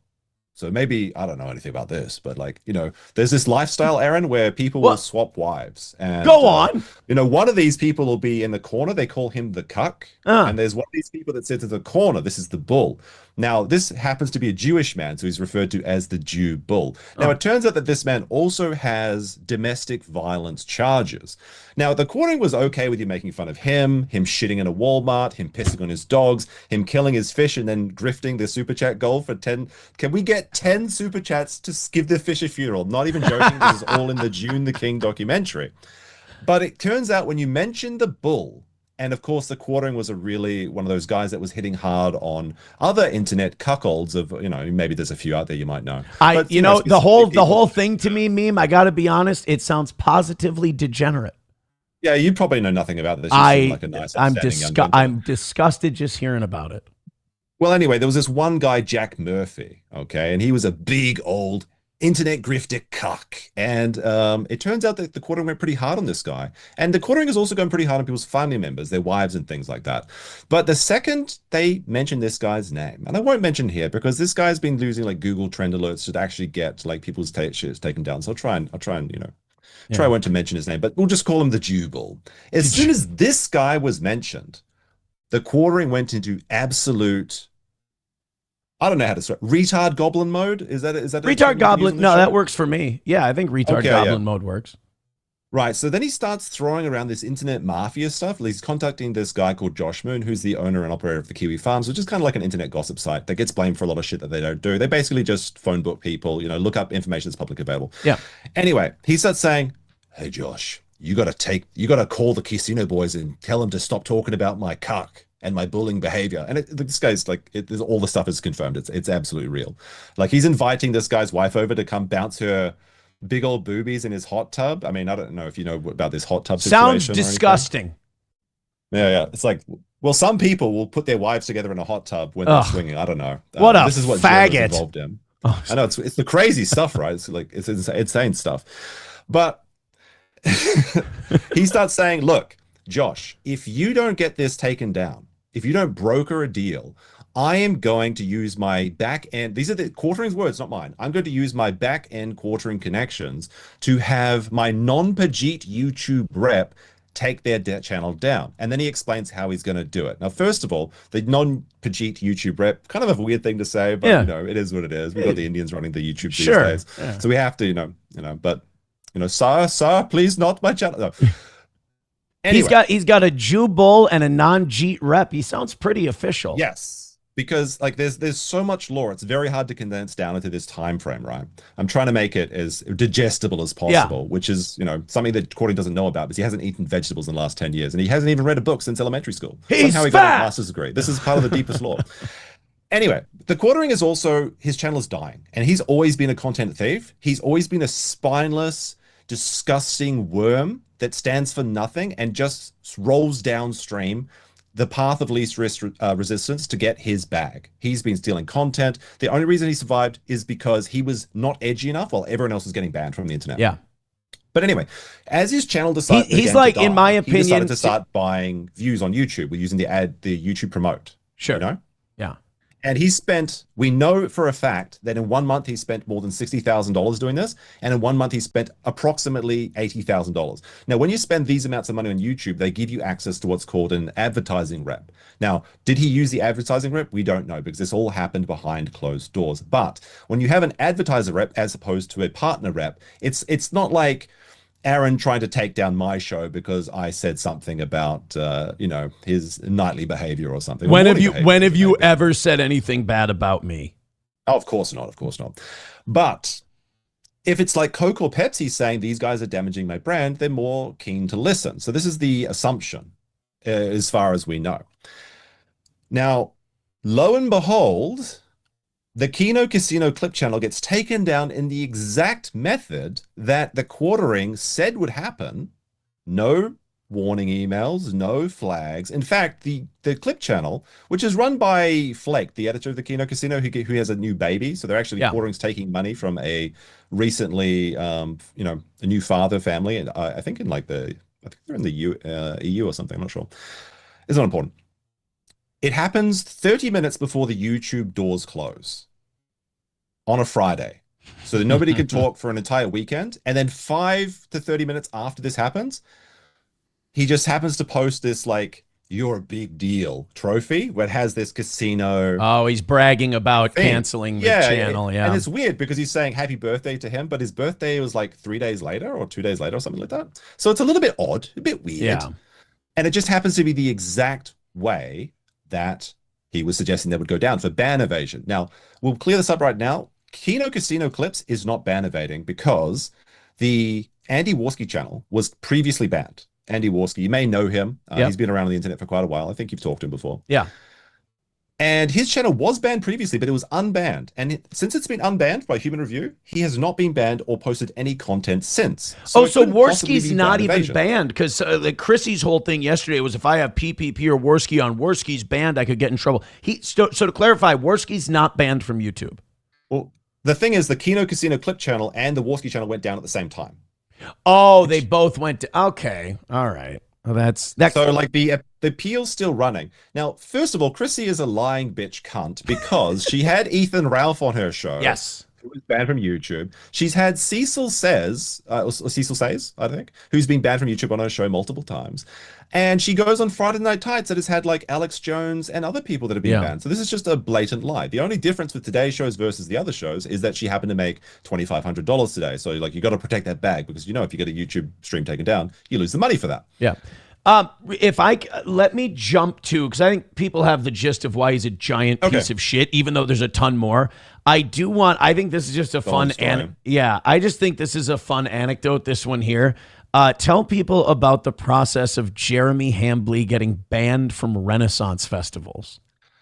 So Jeremy Hambly, the quartering of Wisconsin, decided to go to the Renaissance Fair. Now, strangely enough, at this Renaissance Fair, at the beginning of this video, he's live streaming, of course. This is his new invention. He's gonna IRL stream, and it's gonna be way better than Ice Poseidon and everything. Wow. At the Renaissance Fair, and you know he's a 400-pound, actually probably higher than that, 6'5" guy. So he's like retarded Hodor, but like more retarded Hodor because you know Hodor can at least say one word correctly. Yeah, and he's actually in. The funny thing is, if you analyze that video, he's there with the Skyball, who's the guy that goes flying with his wife when she's going to Monkey Island and out for pizza. Another bull. That's the Jubal and the Skyball. Okay, I wanted to ask you about that. He's surprisingly vanilla, you know. I thought the Jubal. See, I wanted to ask you about that, and I'm sorry to get off a tangent of my own question, but for the longest time, I thought the Skyball and the Jubal were the same bull. It's just he had a different name when he was airborne. There's two different bulls. That we know of. There's obviously many bulls, I mean they're probably incountable. But all we do know is that Jeremy gets very upset when his wife goes out for pizza without him, and he sits in his basement playing video games until he has to piss in his basement. Pisses in his drain, sure, yeah. Which is actually an upgrade for when he's not pissing on his dog, which is a true story. I'm not even joking. Or mowing it. He mows his dog sometimes, as we know. Oh, he does do that. Yeah, yes. He mows his dog. The Renaissance Fair is basically a 2-hour stream, and you can watch it in its entirety. In fact, I would encourage you to, because I thought it might be like 2 hours of like with a couple of cringe moments. It is jam-packed with cringe creep content where he's going around. He's like, oh yeah, target acquired. You know she's a MILF, so she DTF. And like people are like saying in the background, like, really, dude, we've got children here. And he's like, oh, you know she like Marty. Like he's saying this really cringe stuff. At one point, he's like, oh, look at that fucking ass. And it's like, oh wait, no, she's 10 years old. And it's like, what the fuck? And in the same stream, when he's doing this for 2 hours straight, chasing women around, throwing his phone over his shoulder to get better looks at people's tits. He's this far away from being the mirrors on the shoe guy. Yeah, no, that's exactly what's happening. At one point, he does bend over, and I thought that's what he was going to do. Oh, and there's actually, and not only is this disgusting, and he just thinks this is all okay. By the way, he actually quoted on this saying like, "This is just normal banter. You just do this at Renaissance fairs." In this same stream, he talks about how much he hates his wife, and he doesn't even care about anyone in his. He wants to give everything up. Leave his wife because she's too old to have kids, because he's an eggless, shrimpless 40-plus-year-old man with like no kids, and he's blaming other people for being childless. But he is he just wants to ditch this bitch so he can get with a woman 10 years younger than him and actually have children, because it's her fault for being barren, apparently. Even though he was caught, because another thing, he gets caught constantly with like his search bar. So he was actually searching for fertility treatment. This is different from the time he was caught searching for forced Reddit cream pie. Reddit forced cream pie, yeah. Not even just the forced Reddit pie, the Reddit tier cream pie. Yeah. Forcing. It's a very particular type of, it's a subgenre of the forced cream pie genre. But there's a guy, my boy, Camelot 331. He posted this clip on the internet, and it went like on Twitter, and it got very viral. And to the point where now Jeremy has been officially banned from all future and I guess past Renaissance fairs in I think North America. There's like this company, Ren Fair, that does it. He's banned because he's a danger, and he reduces the level of dignity of attendees at the fair. So he's a confirmed like Renaissance Fair sex pest now, but we always knew this. Now, the funny thing is Quartering's been doing all kind of like, he's like, I kid you not, he's messaging his co-host like tits ? Like in the middle of the night. He subjects his female co-stars to listen to stories about his bowel movements. He forced Sydney Watson to watch him look up her wiki feet. All of this stuff's been going on for years. The only reason he's been getting away with it is because he's too boring and nobody watches his show. Right. No, I was just going to say, like, his whole political vibe is very, like, it makes Tim Pool look like Heinrich Himmler. You know? Yeah, exactly. Yeah, like this is...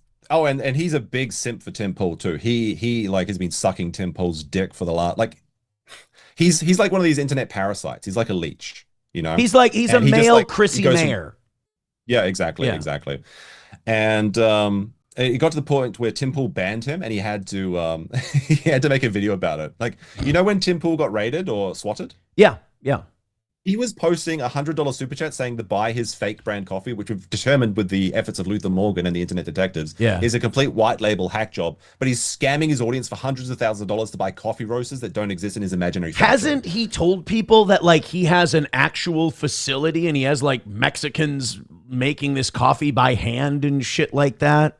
Yeah, he'll have you believe that he's there, like, sifting through the beans himself. It's a family-run operation. If you don't donate right now, $90,000, Maggie's being fired before Christmas. And after Christmas, Maggie was fired, by the way. So, like, can we get some F's in the chat for fucking Maggie? Like, she's like out on the street now. He's the Mad Magazine cover where they're holding the gun to the dog's head and just saying, if you don't buy this, we're going to blow this dog's head off. I mean, that's how coffee brand coffee works.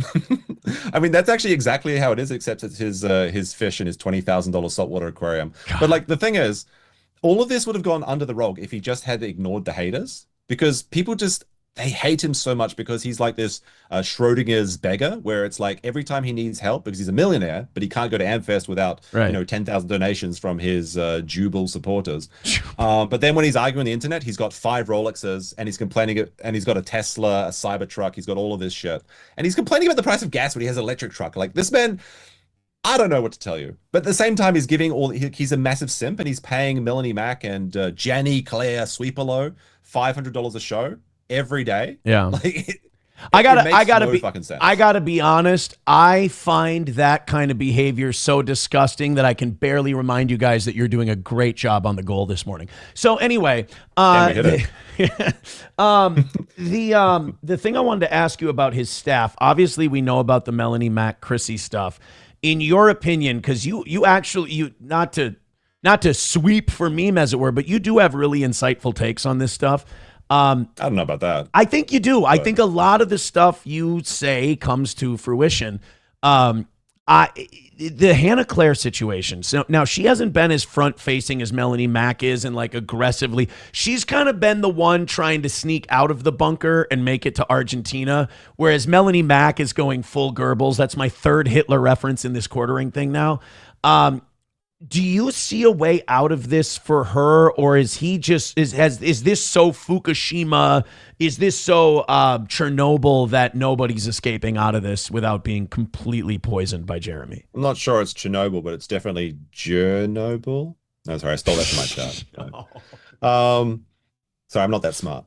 Well, Hannah's an interesting case because I don't know much about her father, but her father, so-and-so Brimelow, is like he's painted as a white nationalist, and he's got like all these like replacement theory stories or something. So he's like one of those unemployable, maybe like he's cast in the same light as like maybe Richard Spencer or something. But like I said, I don't know too much about him. So she's kind of tainted by the family name, the Brimelow name. Oh, okay. I think it's a bigger thing in Canada. I'm not sure. It's very difficult for me to keep track of all these things, but I've been doing my best. So like she's already very much in a weird position where it's hard to get a real job. She's also just had a baby. She tricked quartering out of 9 months of maternity pay, which is kind of based, honestly. Nice. And she just had another baby recently. So she's kind of in a vulnerable position, and she is getting $500 to just sit there and laugh at him as he can't find Iran on a map while he's pretending to be a political show. I'm not even joking. There's he really couldn't good, find the Straits of Hormuz. He was pointing to like the Caribbean or something. He was in Australia. He was in Indonesia. Yeah. It's an entire shit show. But she may be under contract. There's rumors that he has non-disparagement agreements with all of his staff. Maybe she just can't get out. She definitely seems like she was like separating, and maybe the week he took off was to try and like sweep it all up or something. We're not sure exactly. It seems like Quartering and Melanie's behavior, which is, I mean, it's just unchristian is what I would describe it as. How dare seems to be in direct contrast to Hannah's stated beliefs and things. So it's very strange that she hasn't made a comment about it or hasn't decided to separate herself entirely. Well, now, do you think, because everybody says this online, but like I always say, as long as they're willing to hit go live, they're never going to die. People are like, this is the end. It's over for Jeremy. What do you think about, and I'm ashamed if these random thoughts pop into my head while I'm, out during the week, but Jeremy's audience is a lot of like MAGA boomers who aren't going to be following a lot of this. They're not going to watch the June the King documentary, which I highly recommend. It's very good. Very good. Yeah. Very thorough. Is there a way that he survives this with a reasonable chunk of his audience intact because they just don't know about any of this shit? Or is that a pretty heavy rock to have to live under? Well, the first question you have to ask is what audience? And Okay. because, Jeremy is, on the face of it, it looks like he's getting 81 million or 20 million views a month on YouTube. But what he's doing this is he's stealing these shorts with these, what do you think about it? What are the oranges for sort of content? Yeah. Anyone that's done YouTube shorts before knows that like 1 million views on shorts is about approximately 100 to 200 bucks. Not a Now, lot. if you're pumping out 20 of these and they're all getting 1 million each, that's fine, provided you don't have a overhead. Now, Jeremy's overhead is, according to the words of Camelot, who has got some secret information. I think I know who it is, but I won't mention it on this show just now. But he's very close to some of these people that have been sympathetic of the 5 people online that Jeremy isn't paying that are actually supporting him. Because this is such a unanimously united story where everyone's hating on Jeremy because what he's doing is so plainly wrong to deplatform people because it stifles the conversation. It creates an environment where everyone's nuking each other, and a nuclear winter occurs where only cockroaches like Quartering and Melanie Mack can survive. But Camelot was saying today, or maybe yesterday, as the time may be, that Quartering is currently 5 times over leveraged of what he's actually making on YouTube. Holy he's making $3,000 a month on YouTube and making money nowhere else. And he got out his home renovations like in the height of COVID when it's expensive. He's got $10,000 a month on his mortgage. He's paying another $20,000, $30,000 a month in expenses and stuff. He was paying some idiot. Well, actually, the guy he was getting paid was a genius because he was paying some guy $4,000 a week to do 10 hours of work of stealing people's shorts. And now Jeremy has to do it. So normally, I would say you're correct. If you just keep going live, you'll be okay. But Jeremy's already on a... That's a good point. He's already on the... He's already in the red, and he's burning through the... Like, he did make a lot of money. There was one point in his YouTube history where he leaked his dashboard. He was making $40,000-$60,000 a month on YouTube at the height of these woke SJWs are destroying Hollywood. His That sort of channel's under garbage attack. content, I mean, you know this, right? His channel's under attack. That's a horrible thing. Well, that's what he tried to do yesterday, which is insane. Is As that he's deleted attacking his own channels. videos and then exactly. And then he pretended that he was under attack when he was doing it Brilliant. himself, and he got exposed within an hour. It's brilliant. So normally I would say yes, you can survive if you keep going live. But Jeremy's already in a losing position. If he stops, he dies. He's like a bird with no legs. If he stops flying, then he can't get up again.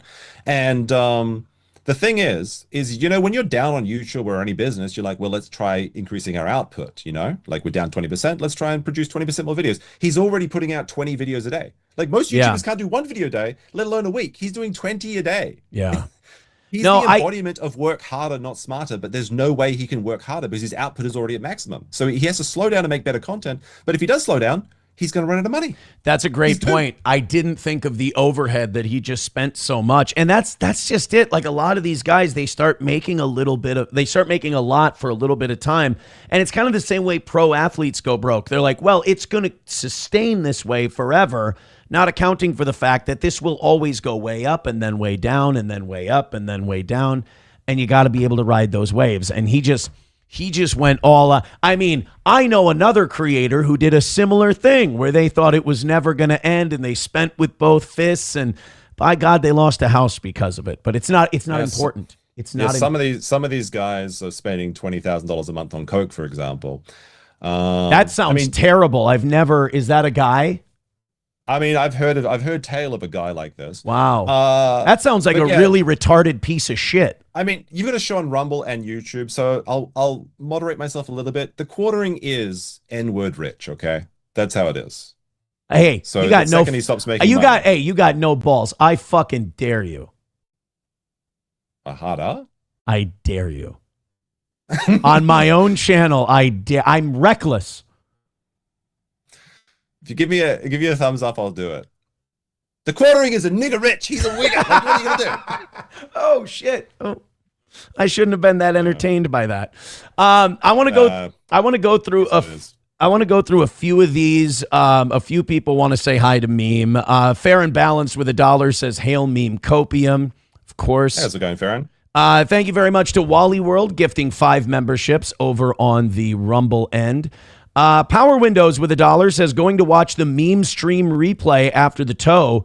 Brain rot all day, fellas." Yeah, if you guys want, if Meme's description and explanation of this Jeremy thing and some of the stuff we've covered from it on some of our evening shows, if you like it, Meme's got a bunch of really good in-depth shows on it. And you did one yesterday, didn't you?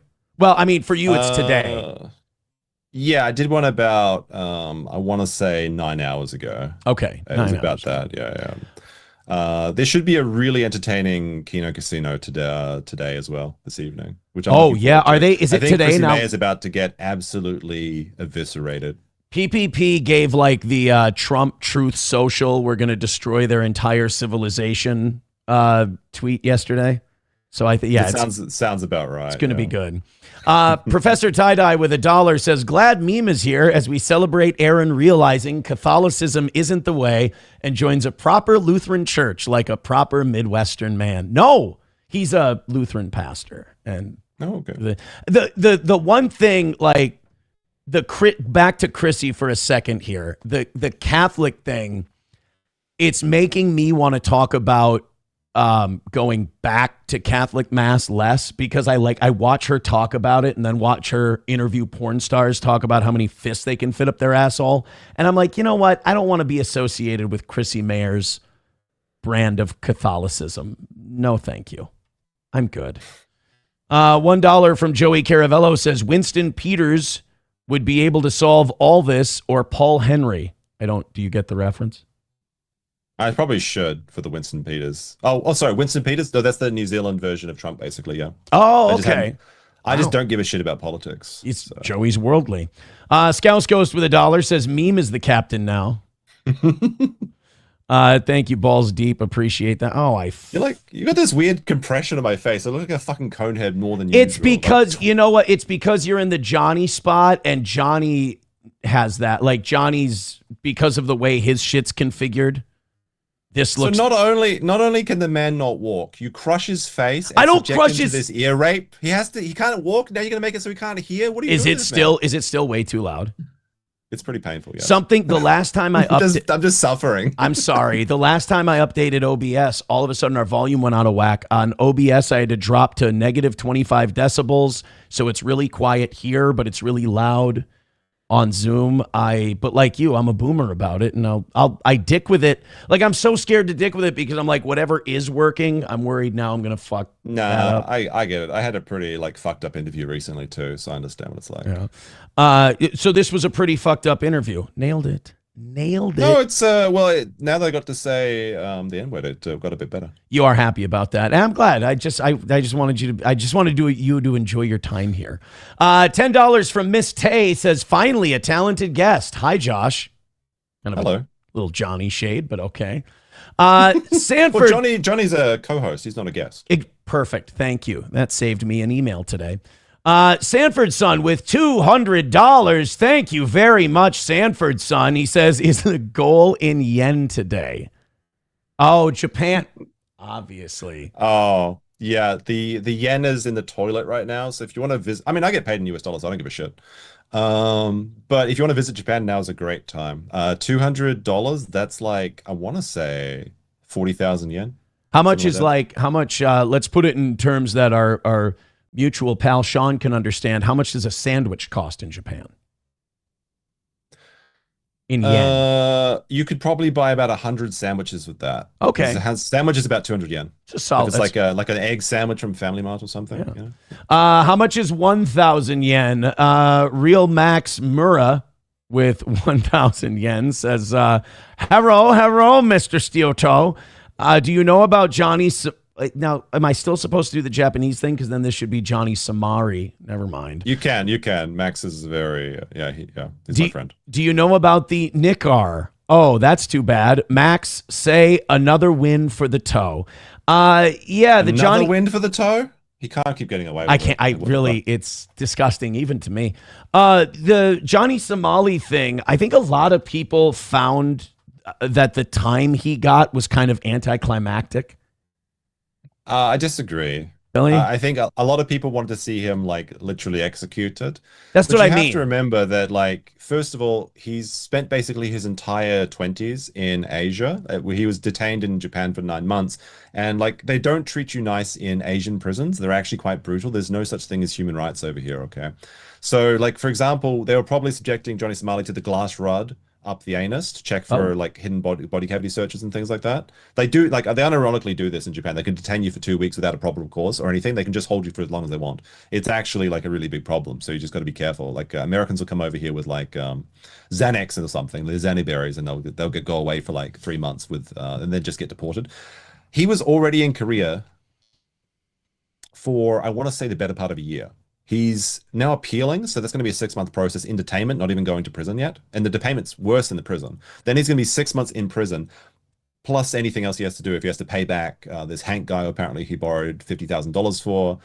He's on the registered sex offender list for 5 years, which he has to register when he returns to America. His name is in the toilet.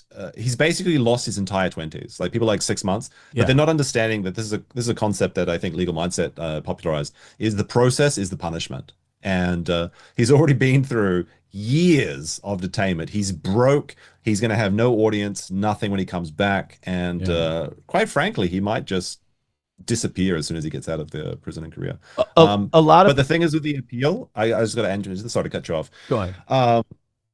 The appeal is like probably 6 months, and again, that's in the shittiest conditions, like worse than it's pretty bad. They basically get like a bowl of rice a day, and it's old fucking rice, nothing. It's like carbohydrate only. There's nothing good there. But you could check out some other videos about this.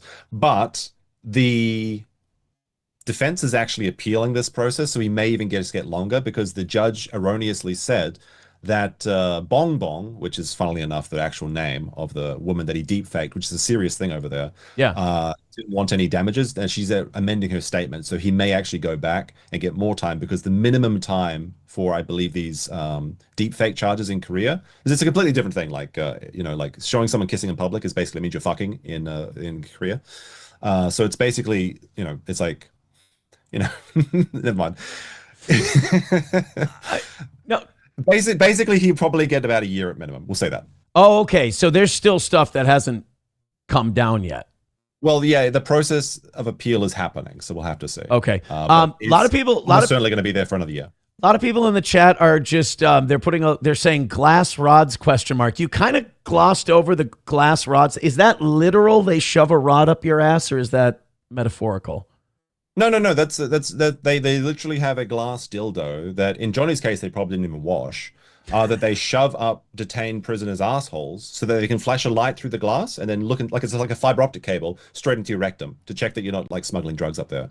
This actually very recently happened to a kind of a popular Japanese YouTuber. She's an American woman that used to be a model, and she got detained on suspected drug charges, and she was actually arrested twice for it, and it was the full, like, I think 30 days each time, so she was detained for 60 days, and every day they were subjecting her to these like squat body cavity searches and stuff. It's honestly inhuman, but nobody cares over here, because everyone's like, well, of course he must have done it, like, sort of thing, because the conviction rate is so high. They just get, like, the Japanese people are very much like it's a very nanny state sort of thing, like, so it's like, if the government decided you were guilty, you must have been guilty, because the good government wouldn't do this to us, right? I don't like that. That's like one of the bad things about Japan. Right. I hate to interrupt you, but after that rousing description, breaking news: Scarlett Hampton and Ethan Ralph booking a trip to Japan.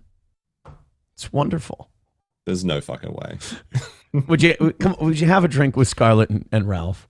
Come on. Maybe Ralph. There you go.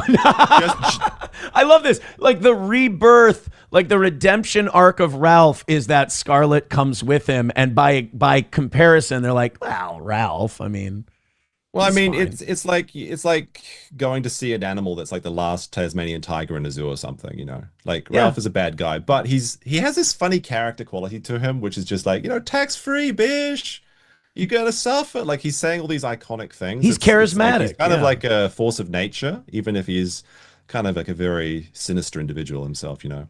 It's kind of like I want to see the saber-toothed tiger before it, like we cut its balls off or whatever. And shove a glass dildo in his asshole. Yeah. Miss Tay with $5 says, Fatty obviously doesn't know about Korean prisons. She's talking about me, Josh. It's fine. Scott, How much do you weigh? Well, today you caught me on a bad day. 225. That's my goal. That's my goal weight. Really? How tall are you? 6'3". I'm 6'3" as well. Don't listen. My last physical doctor says 6'2" and 3/4. I can't live with that. I'm 6'3".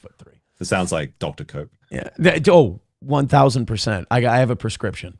Scott Jonesy with $2 says, I've 6 years of emails between me and Jer. F him. Ooh, well, AaronImholtRadio@gmail.com if you'd like to. Oh yeah, I know this guy. Yeah, he talks to me on Twitter sometimes. He's a good guy. Yeah, I like Scott. Energy King, no idea what that means. $2 says, this could be your Portugal moment, Josh. Oh, you want to bring Ralph to Japan? Have a Portugal moment? Are you just being a bit cheeky? You really don't know what Energy King is? For my own, okay, preservation, okay. I have no idea what that means. Yeah, who could know? I don't. He likes it's just some mahogany. It's alternative energy. Okay. I assume he's into solar. Yeah, that sounds about right. Yeah. Energy King with another $2 says $2 says, meme Copium, you left this $2 at my place. Oh, well, that's nice of him to. Wait, who said that? And that was Energy King as well. Oh, okay. It was a while. We were talking and it went off my screen, so I couldn't bring it up. Mysterious $2 Australian super chat. I wonder who this could be. All right. Now my Rumble chat is full of tax-free bish. I mean, he does have signature lines that are. Oh, aren't super chips now like tax-free or super chats? Tax-free bish. I mean, like according to Trump made them tax-free, didn't he? Something like that. Oh, did he? I know that he made tips, like restaurant tips and stuff, tax-free. I don't know if maybe you might need a more creative lawyer or accountant. Here's my deal. I'm going to let other people figure that out first before I try it.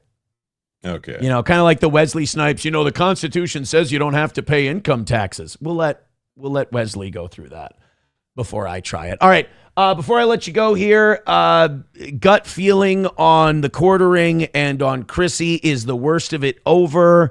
Is the worst of it going to be Keno Casino tonight? Is this going to drag on? He's deleted his Twitter. He's probably still lurking, but he's deactivated his Twitter. Is this it for the quartering? Is there going to be another outburst? Where do you see this going? Well, I think one thing I kind of forgot to mention when we were going over, whether he could survive with the quartering is that he used to be seen as a piece of shit, a content thief, but he had like a big show. Like the idea was he had 10,000 people watching. Somebody made now that he's being audited in real time. And now that this is happening, they found out that in a stream of allegedly 3,000 people, he had only 100 active chatters. And if you look at his earnings on YouTube, he's making less than $5 a day on most streams. And now with these words we got from Camelot, only $3,000 a month on YouTube, which is nothing for him, especially a channel with 2 million subscribers. Right. So the thing it seems to be is that he was on the main page of Rumble. And because he was on the main page of Rumble, because he keeps sharing his analytics to try and prove that he's like a big deal, but he always felts himself when he does it. So he exposed on for example, on YouTube, he has less than 2 minutes and 30 seconds of average watch duration on all of his videos, which is insane. And Rumble as well, he's got less than 2 minutes watching. How can this be if he's got these huge streams? Well, because when he's on the homepage, he's gathering everyone that visits rumble.com gets a homepage added view. So it makes it look like he has 10,000 concurrent watching. But actually, when he's actually streaming by himself, and most frequently, now that he's baited people into coming to Rumble, which is, I guess, congratulations for Rumble. You've got side scrollers doing great over there. You've got Yellow Flash doing great over there. You've got, I think, the Kino Casinos over there too. He can't even make the top 50. So he did a stream.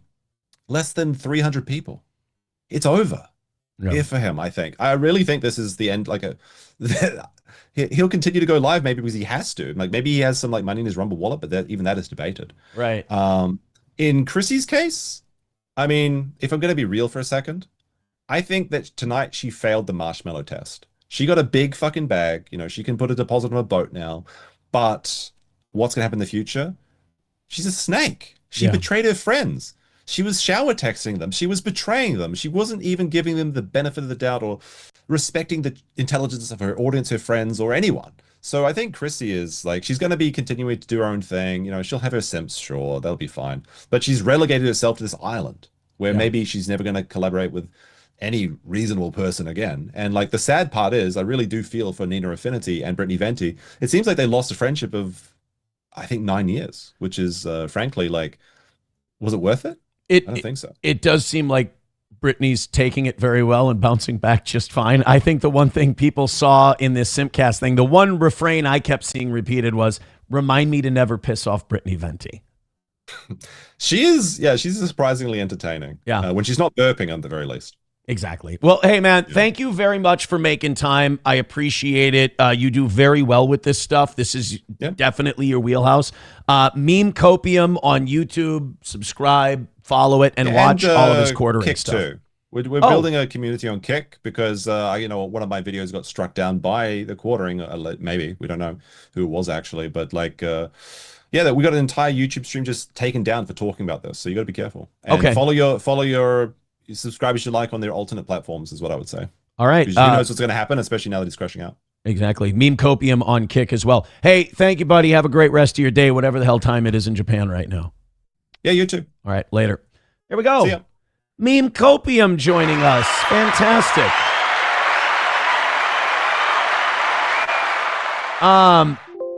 Whoa. I got to make sure I still have this for Johnny. I got to make sure I have the link for Johnny, man. Let me just copy and paste that real quick to Johnny so we can get him in here whenever he's ready. Yeah, I sent the word out to a few people. Meme Copium was the first one to respond, and he was also the first one I reached out to. I don't want it to sound like, oh, we just, took him, whatever. No, he was the first one I reached out to. He was the first one to respond, and I'm glad because I don't think anybody could have more succinctly broke down what's going on with the quartering. I just, if you're patient in this life, the people that kind of that are bad or that are bad faith actors, eventually they get exposed. They will reveal themselves. You can't live that lie forever. That's why I always say, when it comes to all this stuff, just be honest. Just say what's going on. And if it's something bad enough, and I can only say this from experience, if it's something bad enough, people will make fun of you and shit on you for a while. Do your show, address it honestly. People will know it's honest. They'll fucking beat you up about it. But the thing is about them making fun of you about it, if you have a good sense of humor and you face it and you're honest, you will turn those people, and at the very least they'll go, oh, he's got a sense of humor about it. We can bust his balls and he can make it part of the show. The problem with Chrissy and the quartering, and I consider them linked, is that they think they have this idea that they're going to control the chat, or they're going to control the internet, or they're going to control the public, while also lying to them and then insulting their intelligence of, the whole I'm sorry you feel that way kind of a thing. So, look, I think they're both going to take a huge hit. I didn't realize that quartering was so over leveraged, so this might be it for him if he can't pay his bills. But for Chrissy, she'll take a hit from it, but I don't know how much she was making on Simpcast already. I think she bought herself a few months yesterday, and she'll buy herself a few months as she's going over these. But I don't think she was exactly raking it in to begin with. So she might actually be benefiting from how small her channel is, I think. All right, guys, let's get, and thank you again very much. Let's put that back up on the screen. Our boy Sanford's son with 200, he said is the goal in yen today. Appreciate it, buddy. Thank you very, very much. Historically White says she'll end up doing OnlyFans. Well, it's okay. I hear Jesus is fine with it. Nicole Magenta says 1,500 is nothing. For Chrissy, though, I think 1,500 is probably like 3 or 4 Simpcasts. So that's what, about a month? She bought herself a month. And you know what? She'll probably buy herself another month with the subsequent streams. But once this all dies down and people don't want to go after her anymore, she'll go back to a little bit less than what she was. I think the biggest thing for her is she's losing Venti. She's losing all these people. And then she's also losing if she loses Nerdrotic, if she loses that Friday Night Tights show, that's bad. By the way, I do want to address this because I said something on Thursday or Friday. It was like, I told the Clippers, hey, could you just give me a few hours on this? I'm not going to do that every time. Stalin, Dirty Jersey, you guys, you want to clip the Kevin thing, the Chrissy thing, or the meme Copium thing today? Go fucking bananas right now. Beat me to it. I'm going to post it too. But if you guys want to get it up there now and get your views, absolutely. Very rarely am I going to ask you guys, hey, could you just give me a few hours? Could you let me post it first? Or could you? Yeah, you guys are fine. Thank you very much for, I got to shout out Dirty Jersey Rat and Stalin. They both put up clips of it and they waited. And that was really nice of them. And I feel bad doing that. So I'm only going to do that every once in a great while. I don't want to abuse that. You guys want to start clipping off to the races? Go nuts. Put it out there. I appreciate it. Miss Tay says, I'm hoping Friday Night Tights kicks her to the curb. I think they will, not because they're mean or they're bad or they're nasty or whatever. I think just because she's too much of a distraction, I think. Veldrain with $1 says, this was predicted to happen years ago on this show, that the anti-woke fad was going to die. The quartering is a big part of that dying fad. Yeah. And you got to be able to adjust. And this isn't a fat joke against Jeremy. He's not nimble. He can't jump to the next thing. And I feel this way about Chrissy too. They're fastball pitchers. And what I mean by that is at some point, every pitcher loses their fastball. And I wanted to say this about Chrissy real quick. It's time to just stop doing a show. She was never particularly good at it to begin with. She just was a barnacle that would latch on to these hoes and these OnlyFans people who had big followings. Their followings would come watch her, and then she would grift off of that. She was never a good host. She was never entertaining. She was never interesting. And now she gets into trouble. She's also disingenuous and not willing to open up to her audience when a very real thing happens. She hides behind her kid. Me dad died in the Holly. She leans on those things. And it's worn her down. She's like, well, I have a 2-year-old. I can't follow all this stuff. Well, then you can't talk about it. If you can't follow it, you can't talk about it. All right? You got to be a spectator now. You're not in the game anymore. Essentially, Chrissy is a pitcher who's lost their fastball. And she doesn't have another pitch. She can't become a knuckleballer all of a sudden. She doesn't know how. So I think with Chrissy, the fastball is gone. You bow out now. Frank can get his fucking ass in a cubicle. He's had enough of a break from the workforce. He can go do something and support his family. And Chrissy can maybe do something from home to add a little income while she watches the 2-year-old. And, the rest of it is... The rest of it is the rest of it. I mean, you handled it poorly. The ball was in your court. I'm not going to pretend it wasn't a difficult mission that she had, but she bottle fucked it big time. Thank you very much to JS says, Brennan thinks you're a tool. He said so yesterday. I was listening to Brennan. He says he's got no beef with Steel Toe. I just corrected Kevin this morning and said, I did thank you. June 9th, I thanked you for the second $500. I think Kevin was projecting a lot of him. Like I said this earlier, he was projecting how he would respond if he were me. I was very thankful for the second show. I've always said nice things about Kevin. I'm a fan. I think he's great. I also know yesterday was one of Kevin's rants. That's how Kevin is. And he did say, I do his evening show, just I'm not going to do his morning show. Let's do it. The only thing that bothered me, the only thing that legit bothered me for a shoot, and it doesn't matter because I have a show, I can just say this. Like, what do we got right now? We got 714 watching, so we have about the same size audience as Kevin does. I can say this. I've never said Johnny couldn't do your show. I've never said Johnny. Oh, there he is.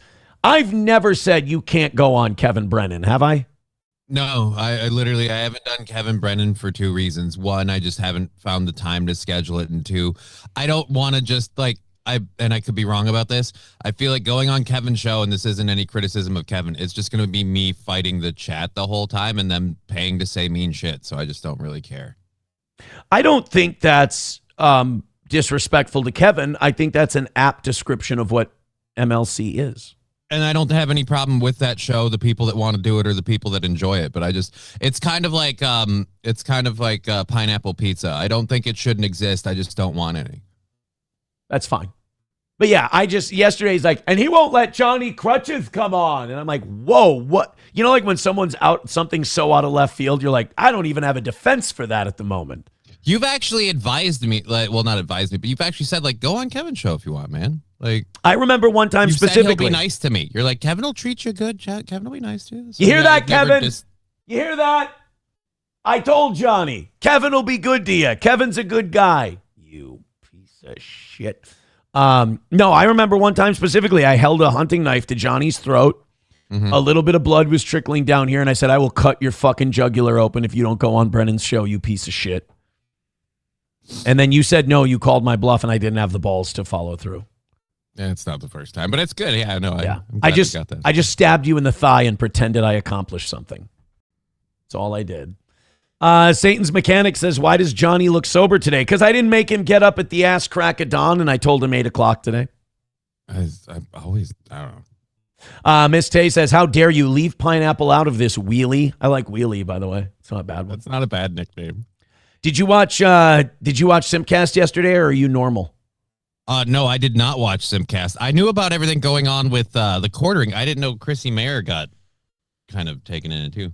I just like that there's drama that you don't have to force yourself to have a connection to, because like with the quartering, it's for every streamer and content creator, because what he's doing is very important. It is. I understand the disconnect between the creator and the audience on this one, where some audience members will be like, why do we give a fuck? I get that part, because, but for us, it's like whenever someone starts doing the things Jeremy's doing, everybody has to pile on and make it's like the nuclear deterrent. He's dropping nukes right now. So you have to bury that person so hard that people don't start thinking that's a normal weapon you can use. Oh boy. What? I just with all the problems and he's crashing out that hard. Jeremy is what we want Iran to be. Like Iran. So my dad, Boomer, love him. Great guy. My dad and I were talking on Saturday. Friday. I brought the kids out to the lake. It was my youngest's birthday. So we did all the presents, and she wanted, it's so weird. Like when you think like an adult, you don't think like a kid turning 7. I asked her, anything you want for dinner, anywhere you want to go, we'll do it. And like when my oldest turned 12, she said Applebee's. And for a 12-year-old, that's fancy shit.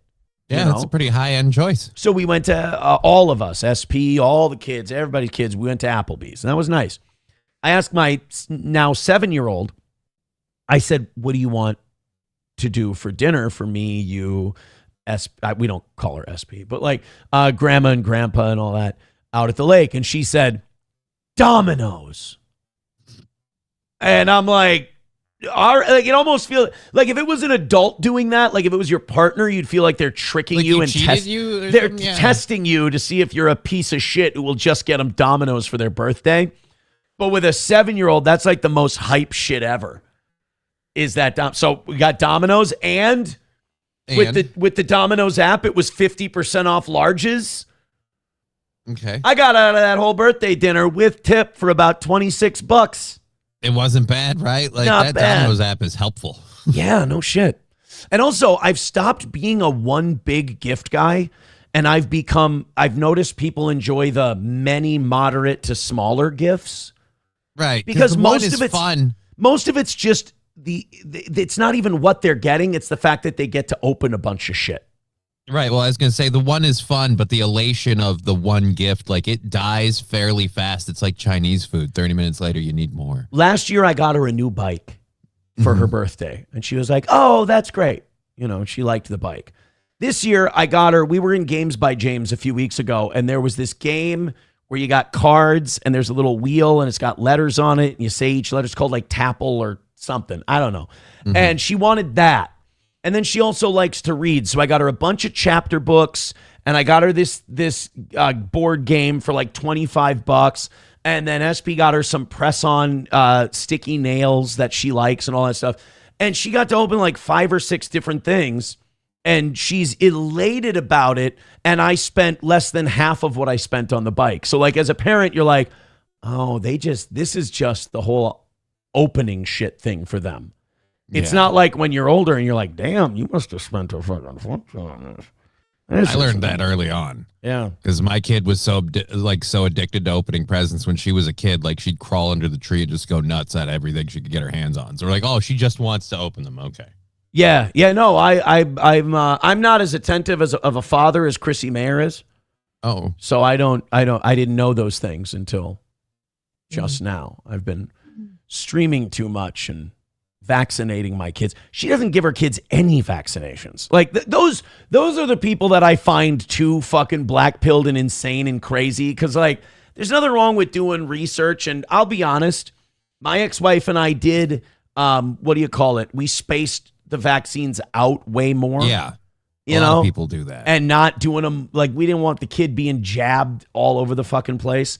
But the people who don't give the kids any, it's like, motherfucker, enough of you start doing that crazy shit. I don't want vaccine-resistant diphtheria coming back. Well, don't move to Dearborn, Michigan. Right. Well, exactly. What is it? Is it treatment-resistant tuberculosis or something has come back? And, like, there's forms of polio that are coming back now that are looking different. And honestly, and the populations are getting just big enough where they can mutate and then cross the line to the ones that people that are vaccinated. It's like, I got vaccinated against. It's like, yeah, but it mutated and the guy right next to you just coughed on you. Good luck with that. Yeah.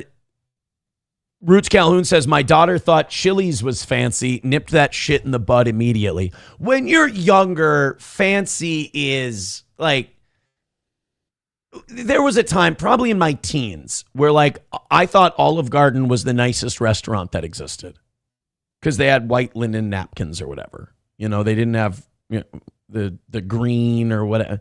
You know, so there was a time where I thought that was the peak, and then you break through the glass window and you see some more. I think at 12 years old, it makes sense that Applebee's would be the fanciest place there is. I mean, when I was little, I thought Red Lobster was pretty the tits, but then again, I've also never been. So I can't. You've never been to Red Lobster? I've never been to Red Lobster, no. You've never had a lobster boil with blacks? Nope. I've had like lobster tails. I've had crab legs. I've never had the... You're missing out, man. Lobster. There's a place in Cokato. And I know that when you think good seafood, you don't think Cokato, Minnesota. No, you don't. But there's a place in Cokato that's really, really good. I can't even remember what it's called. It's like Catch and Burn or I don't remember what it's Catch called. And release. I don't know. Seafood place, Cokato, Minnesota. Bait and hook.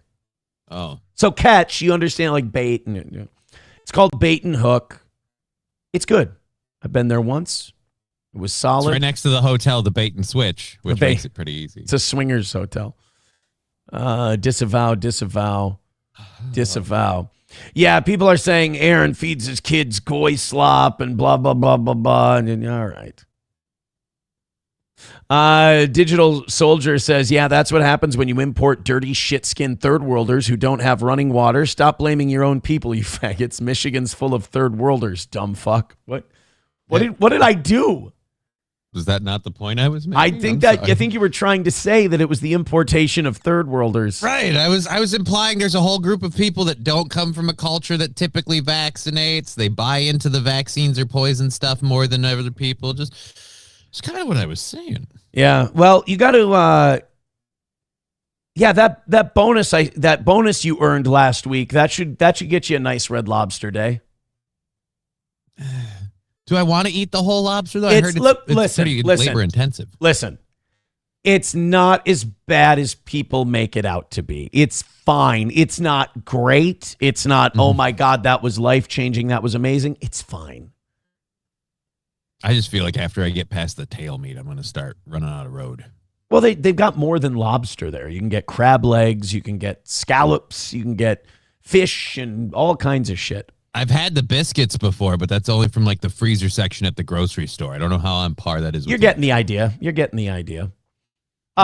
Scouse Ghost with $1 says Chrissy doesn't need jabs for the kid. Ivermectin fixes everything in young foals. See, they don't need to vaccinate her. She feeds her medicine by one of those nipple injector things. Oh, man. Scouse Ghost says the blacks ruined Red Lobster. You do hear that. You do hear that. I had a few people, I was on Twitter last night after Simpcast, and a few people were saying Chrissy got taken to the glue factory. There was a lot of that. Brittany Venti wanted Chrissy to apologize. She said nay. All common retorts about the Chrissy Mayer, Brittany Venti. I saw the goat versus the horse. Saw that. You can't go up against the goat. No, not against the goat. Veldrain with $1 says Chrissy is training her child for the Kentucky Derby, which makes her a good mom. Also, keep the hand flat when giving her super tips. Because you don't want to get bit, all right? Like, they got bit. You know, I get it. She's a horse. What? That's Whoa, Wilbur. Keep hitting thumbs up, keep hitting like, keep hitting subscribe. We peaked well over 750 today, which is fantastic. It's all gravy from here. And with the generosity of Sanford's son, we're 35 away from a W, and then two gifted memberships on Rumble from 500. And me going until 11 today. So we might make the money really, really early, and I'm still here until 11 o'clock. Nice. Not for you. Yeah. Nice for you. All right, guys, keep hitting like, keep hitting subscribe. I also got an email. We did make the front page of Rumble today. Nice, thank you. Which is very nice. Did you see that Alex Jones not only retweeted one of our clips, but also played it on his show? I didn't know he played it on the show. I know we got the retweet. I thought, ooh, nice bump. But fuck yeah, homeboy. We were on the Alex Jones show. Up in the world. Yeah, we were on the Alex Jones show, and he retweeted the one of our shorts. And it's funny because I just started including Twitter on my shorts when I post them, like last week. So that worked out nice. There you go. Would you like to see what Annoyed Wawa Supervisor has for us today in his meme bag? Yeah, I would. Let's take a look here. This is from Annoyed Wawa Supervisor. Simpcast is brought to you by Salt Lick brand Salt Lick. Take on coffee brand. Coffee, of course. Not bad. And the second one, horses out of the pen. Not a single gift is safe. Yeah, a lot of people have been digging back into the Chrissy Mayer lore, and not only have they been finding that she's been striking channels throughout history, but they also found the stolen gifts. Do you know about the stolen Christmas presents? Oh, I thought it was a play on words and meant actual gifts. No, have you seen the stolen Christmas presents? No. Do you want to watch a Red Bar clip today? I don't mind. Let me I'll find this on Twitter real quick. Red Bar covered this years ago. You know it's years ago because it's Red Bar. And he covered Chrissy Mayer's gift theft, as it were. Here's somebody's clip of it. If it's like 2 hours, it's 25 minutes. We can get the gist of this in 25. I just think I've seen a lot of people lately writing like they miss Red Bar and shit. Somebody left a comment on one of our videos. So how about a little Red Bar? Hope he's doing okay on a Monday. I do too. I wish he would come back. See Mar segment coming up that you're not going to believe. You know, if she thinks she's going to go around telling lies, well, call me the lie detector. I'm not letting anyone lie. Are they going to put my... To some people, lying is just... That's not even a bad term. To some people, lying is just what you do throughout the day to get out of jams. Doesn't matter what the... I did forget that Red Bar is... He's like me. Long setups. So let's fast forward a little into... So you don't know about the Chrissy Mayer present theft lore? Mm-mm. Oh, she's a thief. Thank you. A lot of bad stuff. That's not me, by the way. I used to steal when I was younger. Disgusting. Watch this. Go out. Mark, do you have booze? No, I actually, so as everybody was leaving, it was like, we were all leaving at the same time, and there were a bunch of other people leaving. Maybe they had their, like, Christmas party or whatever at the same restaurant. And so, like, I mean, I used to steal when I was younger, and so That's what chicks do for a rush. I also like, didn't get any. Oh, come on. Thank you. And so what happened? So we're waiting to leave. I noticed there was a bag. Look how great that hoodie is wearing is, by the way. Look at that hoodie. Gino, fucking table. Listen to the story. And it was like wait, like a shopping bag, a purse. Go on. Shopping bag. And I'm looking at it. I'm watching a lot of people leave. I'm kind of lingering around. Everybody's getting. Because you want to steal this bag. Well, I'm going. There's probably nice clothes in that bag, and I'm just like sort of hanging around. I'm standing around, and I was sitting next to Larry, and he was like, "Just take it." I was like, "I'm just gonna take it." So I took it, and I walked out with it. Wow. So you fucking stole Christmas presents, dude. I decided I wanted to jack something, so I'd take it. Like that's a real piece of shit thing to be able to admit to doing. Like we all know How that. old? Right. We all know that in that moment, what you do is you take the bag, you bring it up to the host desk or whatever, and you go, "Hey, somebody left this here." Right. Now, you would never cross a normal person's train of thought to go, well, this bag now becomes, this becomes mine. This is behavior you'd expect from someone who would kill Zarina Arutska. This is not normal civilized behavior. I took it and I walked out with it. Now, this was Kumia's Christmas party. They pulled special favors. Him and Keith the Cap to stealing all the presents for la la la la, taking all the clothing for la la la la, robbing all the kids like la la la la. Merry Christmas from the horse face, la la la la.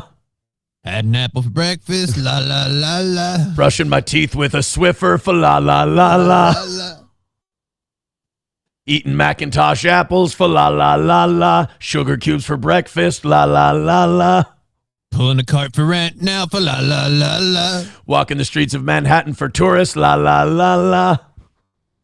Running the Kentucky Derby for la la la la. Squirting out a foal like la la la la. Winning Triple Crowns like la la la la. Not okay. Taking ivermectin for la la la la. I don't know how these rumors get started. I don't know. It's disgusting. Disgusting. Anyway, back to theft. Cap. Get it? Because he's Cap. Everyone learned that term on the last show. It's a big one. Cap. Tax. Cap. She stole this, and you're representing Kumi and Keith. They called in big favors to get the discount at the 3-star eatery. Italian eatery. If a black person looted the restaurant you guys were at, you'd want him. Shoot him in the head. If a black person stole someone's stuff, it would be grounds for killing him. I mean, he stole. George Floyd stole a sucker from the free bin at the bank. The dentist's free kids thing. And they're like, you're not a kid. Yes. Chrissy Marsh stole 1,000. You know what? You don't realize that you missed the guy until you watch a clip. Until you see a clip of it, yeah. And you're like, fuck, he was just effortlessly funny. He puts everybody to shame. So Chrissy stealing all the presents like fa la la la. That's the point we were trying to make. Roots Calhoun says, I think Chrissy is kind of hot. Simping for host of Simpcast, la la la la. Roots writing rap love songs for la la la la. Holding out his rider bareback for la la la la.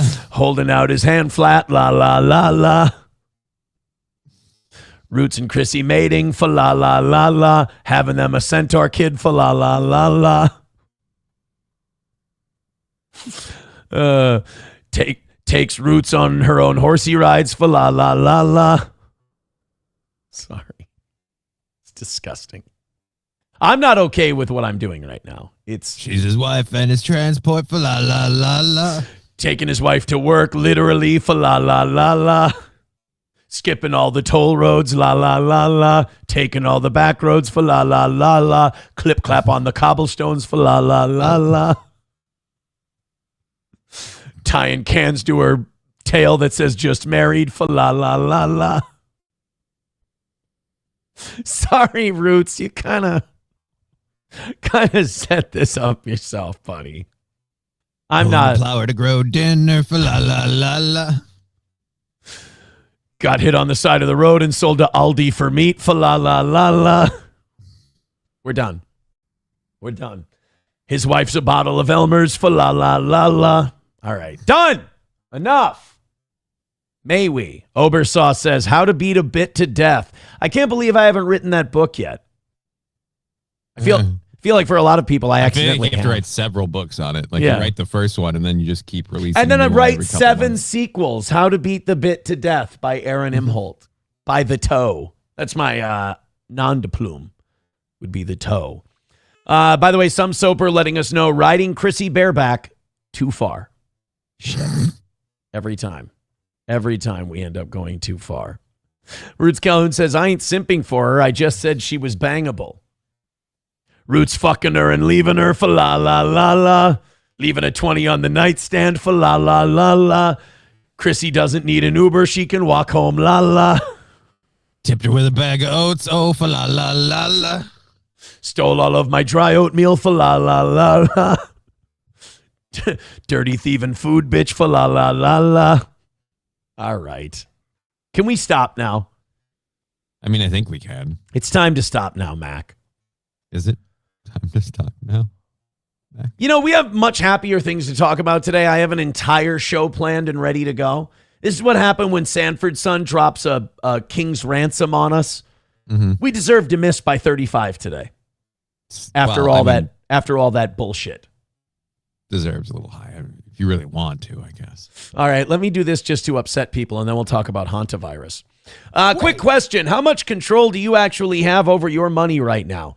Technology has changed everything, and now it's changing how money works. Crypto started as a niche, but now it's going mainstream. Faster payments, more control, fewer middlemen. This isn't hype. It's just where things are going. And getting started today is easier than you think. That's where Rumble Wallet comes in. That's where Rumble Wallet comes in. With Rumble Wallet, you can buy Bitcoin, hold dollar-backed stablecoins. That's even own digital gold backed by real gold in one place. Setup is simple. It connects with MoonPay, so you can use your credit card, debit card, or bank account and be up and running in minutes. It's not about the amount. It's about getting in early and understanding what's coming next. And once you're set up, you can even tip your favorite Rumble creators like me directly. So do this now. Scan the QR code or click the link in the description and download Rumble Wallet. From there, you can set up your wallet, tap buy, and you're in the game. Take control of your money and get started with Rumble Wallet today. Thank you, Rumble Wallet. All right, I guess we can talk about hantavirus now. It's time. Hold on, wait a minute, maybe not. $1 from Veldrain says donating hair for the world's smallest violin. Fa la la la la. Oh, because she's a horse. I should have given that more respect. My bad. Yeah. I should have given that more. All right, we the D-Day was upon us this weekend. That ship came to land and dropped everybody off, the hantavirus ship.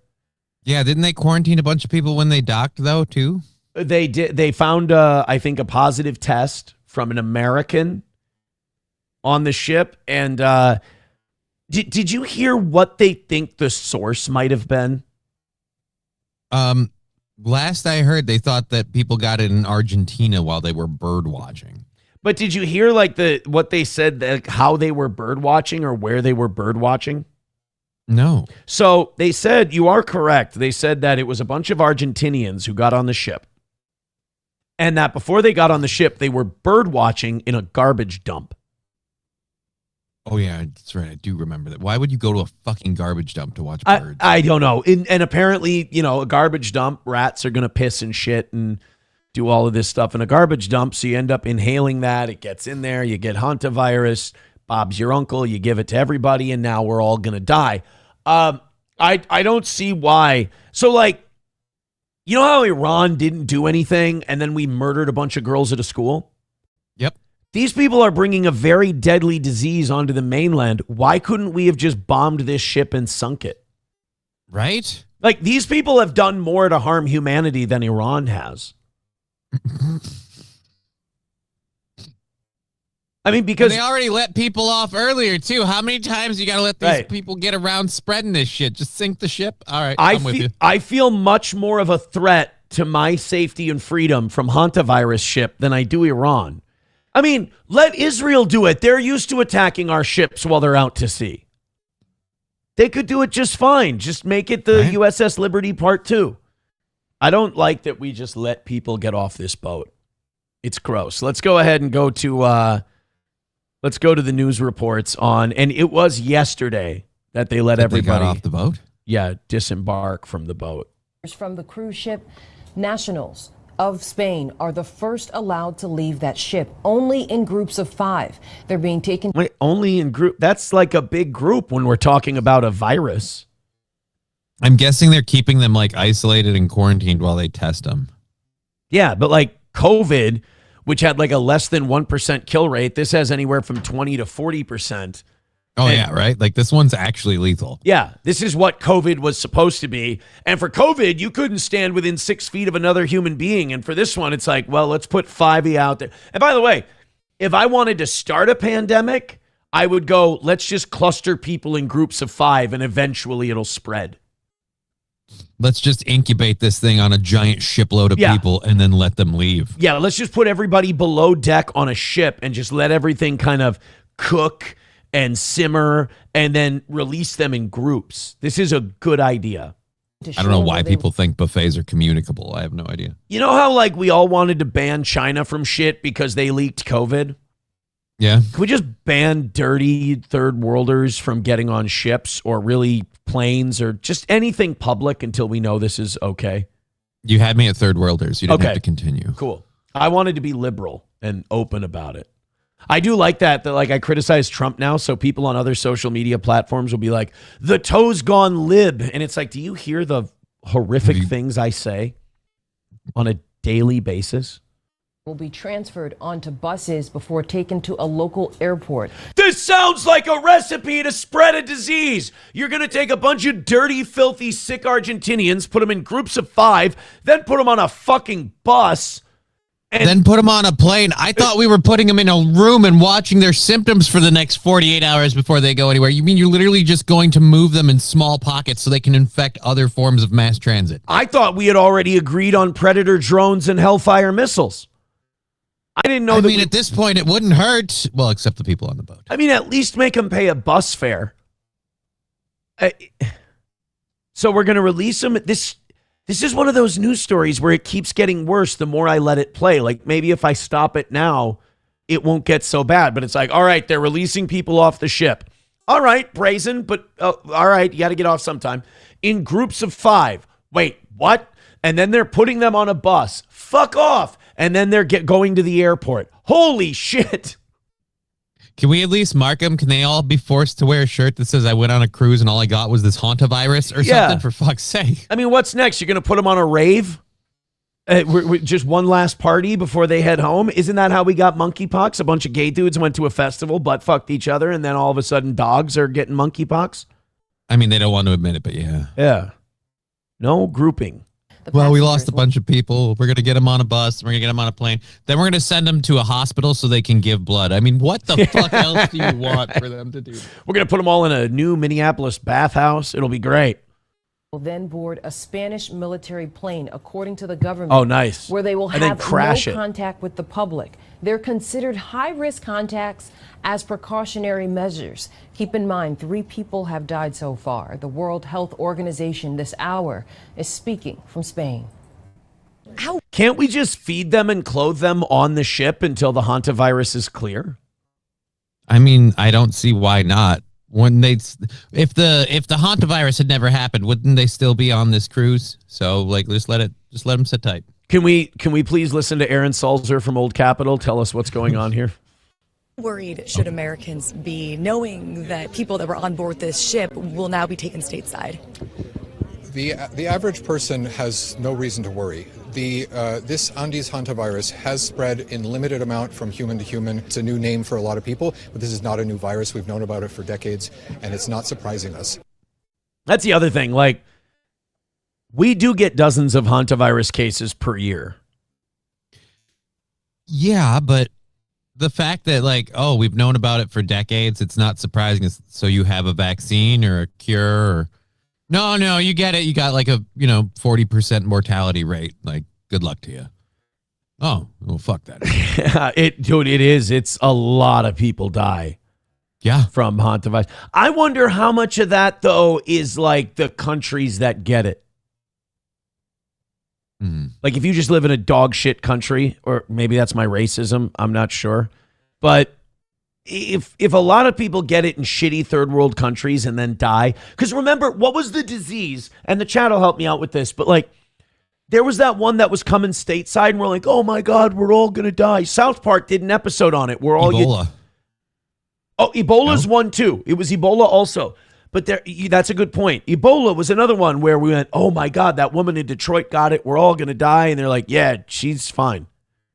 It turns out if you have access to modern medicine, you'll be okay. Or clean water. If you have clean water and a chicken sandwich, you're going to be fine on this whole Ebola deal. Africans are filthy and we don't give a shit about them. So we just let them die when they get this. Oh, okay. Well, that makes me feel passively evil, but mildly better. And I'm thinking maybe, hopefully, it's the same thing with hantavirus. Veldrain with $1 says, not to worry. The news says this won't turn into a COVID type thing. Get ready for more lockdowns in about a year. Ooh, at least we get a year this time. I was thinking of the one that South Park made a Sprite and crackers treatment joke about. It was either bird flu or some other weird Asian disease that we all were going to get and die from. And then turns out totally fine. 650 checking out the toe right now. High of 750 today. We appreciate it. Sounds like I'm doing the weather. Hit like, hit subscribe, and hit follow. I just wanted to play this guy because I will eternally always feel terrible for this fucking dude. This is Dr. Robert Redfield. He was the CDC director during COVID. And like, in a way, fuck him because he was part of it too. But also, if you don't know the lore behind Redfield, he was the head of the CIA. So the CDC. He should technically be in charge of the coronavirus response. Right. The COVID response should have been run by CDC director Robert Redfield. Instead, it was given to Fauci because he's a good CIA asset who killed all the gays when we needed him to. Redfield was pushing Fauci and everyone else to go, hey, we got to tell people this came from a lab in China. We got to tell people this came from a lab in China. And then Fauci and his buddies were like, if they find out it came from the fucking lab, they're going to find out that we were funding this lab through EcoHealth Alliance. They're going to find out that we were breaking all the rules on what is the genetic mutation. They have a name for it. Gain of function. Oh, gain of function research. They're going to know that I was funding gain of function research. So we got to lie about the China lab leak thing until I can get a presidential pardon. But Redfield kept going, well, no, that's dishonest. We should. And finally they went, get the fuck out of here, nerd. And they started kicking Redfield out of meetings. They took him off the email chains. It got very high school. He basically got Mean Girls, like he got kicked out of the plastics for wearing hoop earrings. Yep. So that turns out hoop earrings were Fauci's thing. So then Redfield couldn't come in anymore. So I will always feel bad for that guy, even though he probably did a lot to help with the COVID propaganda and all that shit. At least he tried to shoot us straight on one thing, and Fauci was a way bigger piece of shit than him. But this is Dr. Redfield on hantavirus. There is some evidence that in this outbreak, there has been some human-to-human transmission in that although the original cases probably got infected walking through doing their bird watching in Argentina, the doctor on the ship that was taking care of them, unfortunately, got infected as one of the patients. So suggests that human-to-human transmission did occur. But again, very difficult virus to transmit human-to-human. Hey, guys, don't worry. It's a very difficult virus to transport human to human. All right, cool. Almost never happens. Lost like 4 people and 3 more infected. Yeah. And by the way, somebody infected another person. But don't worry about it. I mean, we're going to be fine. Just no reason in particular. Just make sure that you've got plenty of toilet paper. We don't want to see this happen again. That's all. Just like a couple weeks worth. You'll be fine. It was SARS for the South Park thing, by the way. SARS. Thank you. Yeah, that's what it was. SARS was going to kill us too. Well, I mean, COVID was going to kill us, and it didn't. I mean, it just what did they call it? Boomer remover. I mean, it just killed people who were going to die. Like, and most of the people screaming how this virus is going to kill you were the ones responsible for deaths because they kept stuffing sick people in old folks' homes. Which, I mean, did eventually work itself out.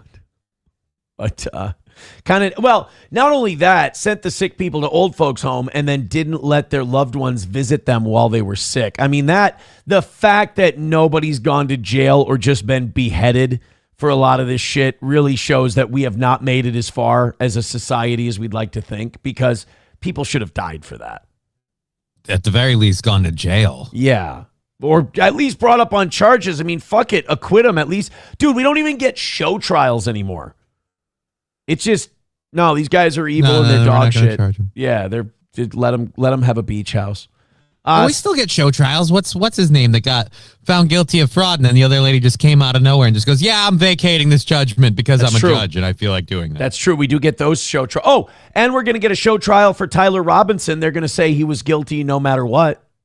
Oh, yeah, you're right. And then Luigi Mangione, we're going to get a show trial. So basically, if you're poor and you kill a powerful person, we'll give you a show trial where we pretend you're innocent. Whereas if you're a really wealthy or powerful connected person and you hurt poor people, you don't even have to do the show trial.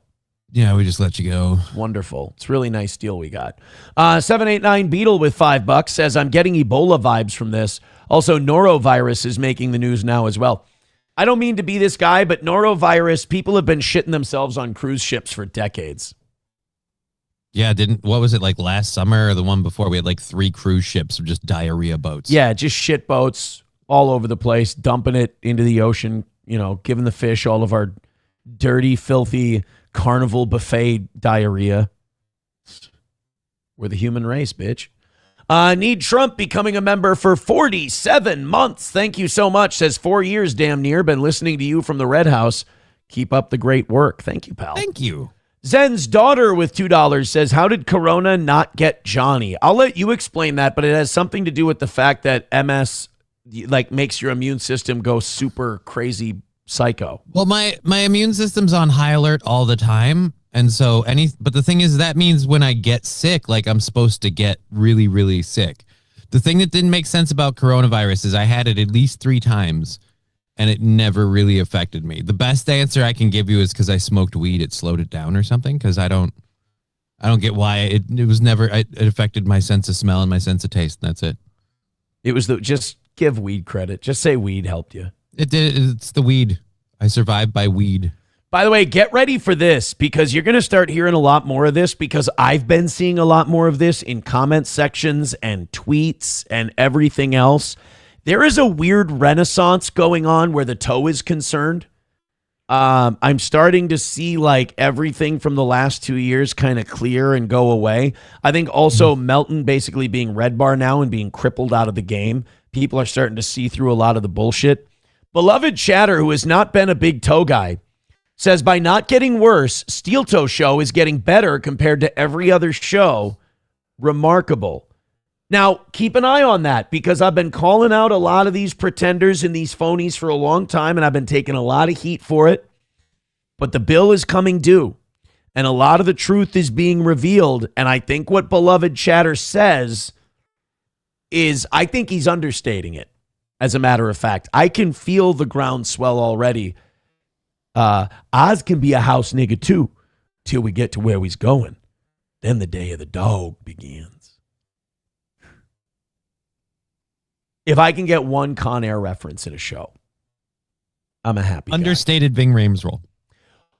Well, he wasn't understated. He chewed the fucking scenery as Diamond Dog. But yes, it's an underrated role of Ving Rhames. That and the movie Undisputed, where he boxes Wesley Snipes in prison. Oh, that's a good one, too. It's a solid movie. Because I haven't seen it in 20 years, but Ving Rhames is the world champion. He goes to prison. But Wesley Snipes is the prison champion who got cheated out of a great career, and he fights Ving Rhames in jail. And they go head to head, and it's the biggest, technically the biggest match of Ving Rhames' career, but they can't really make it a big public match because it's a prison match, so not everybody gets to be involved. Didn't the warden have a problem with it too? Some other jazz? I'd have to go watch it again, which I'm fine with. Let's go watch. Let's do a watch along of Undisputed. All right, I've got some silly horse shit today. We've been covering a lot of drama and then illnesses. We're gonna bag on Netanyahu a little bit later, which is always fun. But first, I want to play a story about a 102-year-old woman in Alabama who recently got her high school diploma. And I overthink these things. I'm going to be honest with you. I don't know why 102-year-olds do this. I mean, I guess, I got it. I got my diploma. I mean, you want to be buried with it or what? Like, I mean, it's not going to do you any good now. No offense. Like, now go to college, you fucking quitter. Come on. Let's see you complete the cycle. Go Ivy League. Let's take a look at this. This is from Alabama. Alabama, sir. And this is an old-ass, wrinkly woman getting her high school diploma. Hazel Green's woman who's 102. Over the last century, she's worn many hats. Mom, wife, cancer survivor. And now she can add high school graduate to that list. News 19's Nikki Marker was there as Hazel Green High School honored Mrs. Davis with an honorary. Mrs. Davis, what did you think about high school nowadays versus when you used to go? I see a lot of our beautiful white women dating Negroes and Mexicans, and I have to say I was taken aback by it. Finger popping's increased, but honestly, at my age, I didn't mind the attention. It was one of the colored boys winked at a girl, and I looked at the football players, and I said, aren't we going to take him out back and kick the shit out of them? And they said, that's her boyfriend. I just don't know where I belong. She's looking around for like a Edward Norton white supremacist gang in prison in American History X. She's like, I'm just going to throw up a flag and see if a friend sees it. Diploma during a special ceremony. Making it to 102 years old, that's an accomplishment in itself.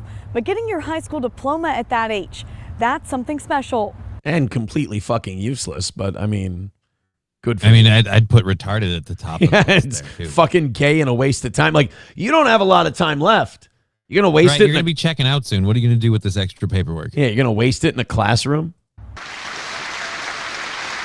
Sammy Jean Davis has a century's worth of life lived and accomplishments. In 1939, Miss Davis got married, but with societal expectations and the Great Depression, she joined the workforce to help her family instead of finishing school. Despite only having an 8th grade education, she managed a family business, a farm, and obtained a job with the University of Mississippi, where she retired. Bro, that just shows we had no standards back then. You ever hear those stories like in the 1800s about how a guy became a lawyer? You're like, oh, really? How did he become a lawyer? He just watched He just showed up and he said he'd do it. I watched another lawyer do it for like a year, and then I took some test, and I was good.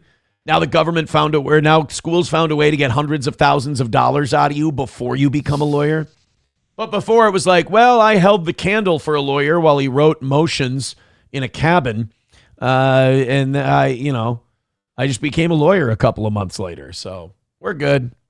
So 8th grade education, becomes an employee at the University of Michigan. Why the fuck do you need this diploma? It sounds like you've done plenty. That's what I'm saying. Like, now you lose that part of your story. Now you're not, 8th grade education. Now you're just a high school graduate who did all that shit.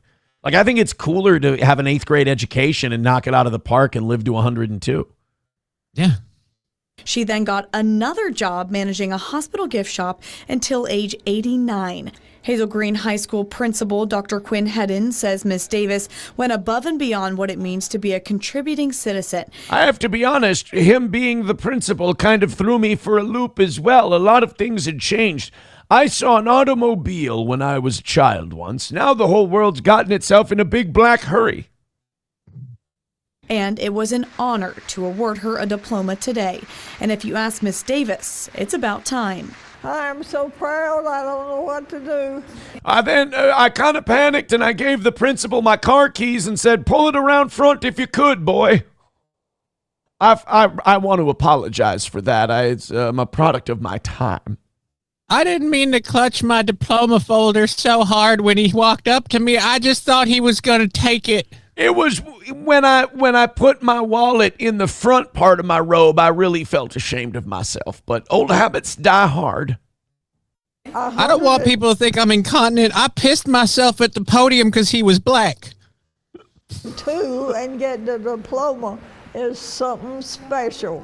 Dr. Hedden presented Davis with her diploma during the school's senior. She's sitting there telling him, if my husband was alive right now, he'd hit you for touching my hand like this. Awards program Friday morning. Her daughter, Leslie Cross, says it was especially meaningful because all of Davis's great-grandchildren graduated from Hazel Green High, making it the perfect place for her to receive the honor. In Madison County... Can I put this down yet, news lady? This diploma is heavy as a sack of bricks. Joke's on everybody. There's no diploma in there because everyone knows you're not going to fucking use it anyway. Who gives a shit? It's not worth the paper it's printed on. Now I can go get a job at that gas station I've always wanted to work at. I have my diploma now. Uh-oh. I'm fucking up in the chat here, homie. I've lost my Rumble chat. Got all fucky. Uh-oh. Oh, no. Guys, I've got 2 gifted memberships from Miss Tay, but I can't go up in the chat and actually see them. If there's other people who have contributed, I am so sorry. I apologize. Yeah, like I said, my Rumble chat, I'll refresh it one more time here. Yeah, it's stopping. It's fucky. I'm sorry. Fair and Balanced got a membership from Miss Tay. Miss Tay gifted another one to Vag Scabs. Always nice when Vag Scabs can get a membership. Veldrain with $1 says, is too dumb to die a condition? It's not very nice. She's a wonderful It is, lady. and I have it. People like... See, one of the evergreen bits you can do on this show, unfortunately, is old lady out-of-date racism. And you will see our chat load up with laughy faces and LOLs. It's like all the things I planned for the show to like, I'm going to make a point here. We're going to cover some shit. And then I'm like, oh, this Negro won't stop touching my old hand. And they're like, fucking classic steel toe. This is great. Should stay in my wheelhouse, I think. Miss Tay gifting another membership to Soylent Goy. I love that name.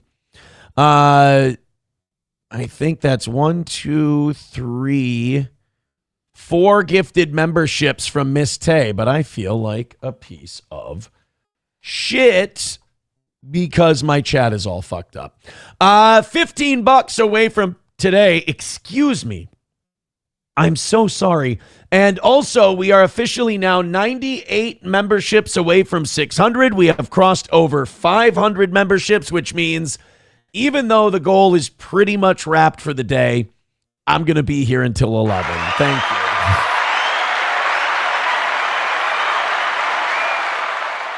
$98 memberships away from 600 and just $15. So a $20 drop on Rumble away from this morning. Boy, we went from not being able to hit any Monday through Wednesday goals to Wednesday going crazy, today going nuts.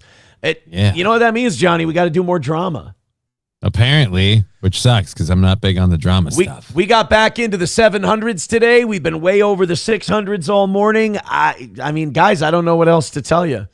It looks like that's what we got to do. They're saying that and MeWe reads. That's what the audience is craving today. Ever feel like the phone is listening to everything you say? That's because big tech treats every user's life like a corporate paycheck. It's time to stop being the product. Millions are making the move to MeWe, a safe space for communities to share their real opinions and join their tribe, easy. It's time to take back control of the time you spend online. On MeWe, you are not the product. MeWe puts your privacy first. It's the safe space we've been waiting for. No creepy tracking and no manipulated feeds. It's just a place for actual communities to share real opinions and find their tribe without a bot breathing down their neck. If you want to connect with new people and communities, check out MeWe, the safe space where the world meets. That's MeWe. Thank you. And thank you to all of you as well. I've got a special read for numero uno Josh Denny fan coming up a little bit later. $1 from Coltrane says perfect time to have a virus run around when we have the World Cup coming here this summer. People from all over the world packed together in close quarters, fucking and sucking. Your lips to God's ears. Wally World with $5 says, Aaron, you're missing the point on the hantavirus hype. Moderna has a new mRNA jab for it. Get the fuck out of here, really? Moderna? I would not be surprised. And now they're like, we got to hurry up and spread this around so we can, sell our jab. Moderna stock extends gains on hantavirus research. Scientists are working on a hantavirus vaccine, but it's likely years away. What's funny is hantavirus has been around forever. Like I said, we have dozens to 100 cases every single year. We've never been able to cure it or figure it out. Oh my God, I don't want to be a conspiracy guy about this, but one ship has it, 3 people die, and now all of a sudden it's, hey, we're going to make a big vaccine for it. And their stock price goes through the roof, and they basically use this cruise ship story to pump up their stock and make $1 billion that don't really fucking exist except on a computer screen. And all because some people sucked in rat shit while they were bird watching. None of this makes sense anymore.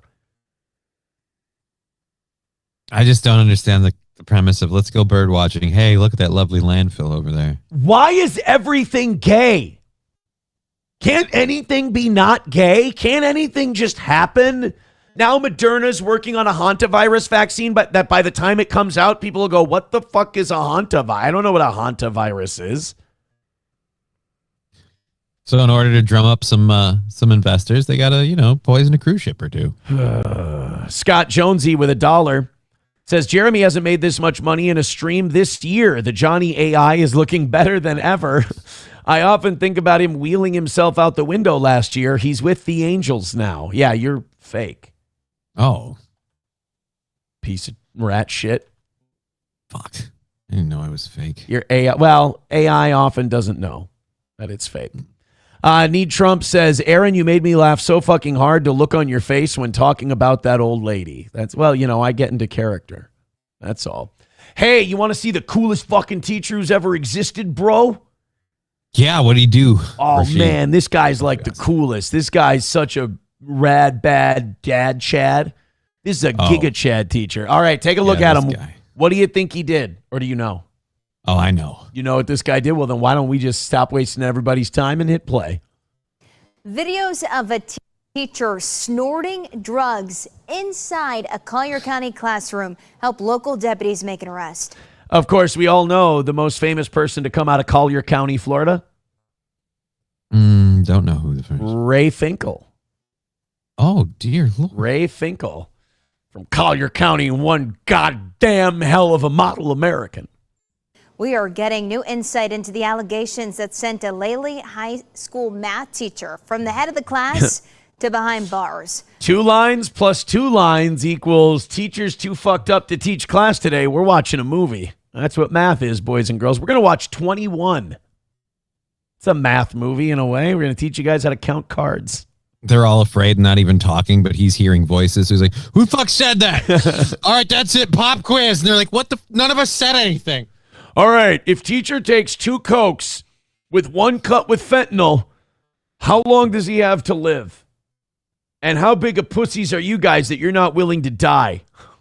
Gulf Coast. You guys can't do everything on your phone. Okay, so you got 2 8 balls. All right, that's 2 8 balls. If one of the 8 balls is half tainted. If teacher got 2 8 balls and he was charged $1,500 and 30% of the 8 balls are cut with flour, how bad did Mr. Tukinen get fucked? Yeah, Cheney, go ahead. Really bad?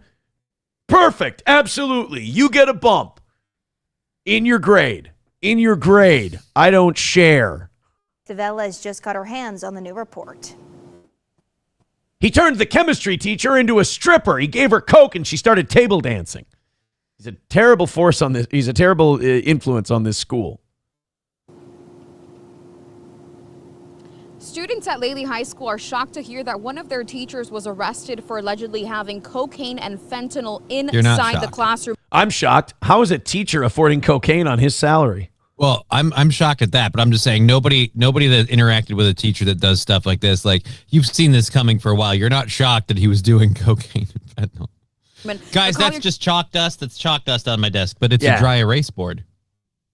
Well, Mind your own fucking business. And your parents don't show up for conferences because they're secretly getting a divorce. How did you know that? County Sheriff's Office says students actually recorded video of what appears to show the teacher snorting something. Get the fuck. 44-year-old Christopher Tokenen, a math teacher at Lely High School, is now facing felony drug charges. I dream of coke, LA. I dream of Fent all the fucking day. I snort it. Sorry. I wasn't ready for a Desert Rose parody today, but the school's called Lely. So you couldn't. I couldn't resist. I just didn't have the lyrics today. Look, they can't all be hits. You know, I'm not the quartering. According to deputies, school administration received 2 videos inside of the classroom. The report says the videos show Tokenen hunched over his desk, manipulating something with a credit card, then putting his face down toward the desk. If he was Jewish, it would just be interest rates. I was grading papers, damn it! I was grading papers! Sometimes these kids get so many wrong that I just take my credit card and I go...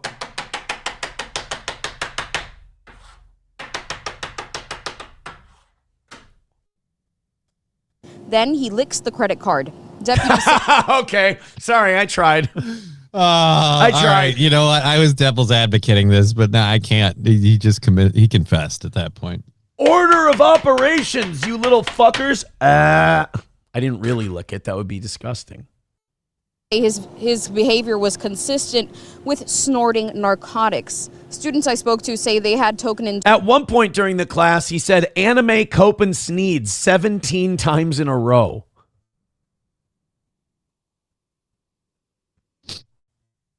We actually have video of the teacher high on coke in class. Would you like to see it? I would love to see it.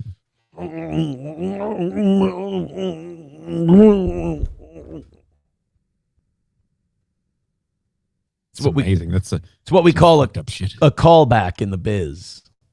Yep. During their freshman year for PE, and they described him as a nice, chill teacher, someone a lot of students liked, but over time, they noticed his behavior changed. So pretty much every cokehead ever.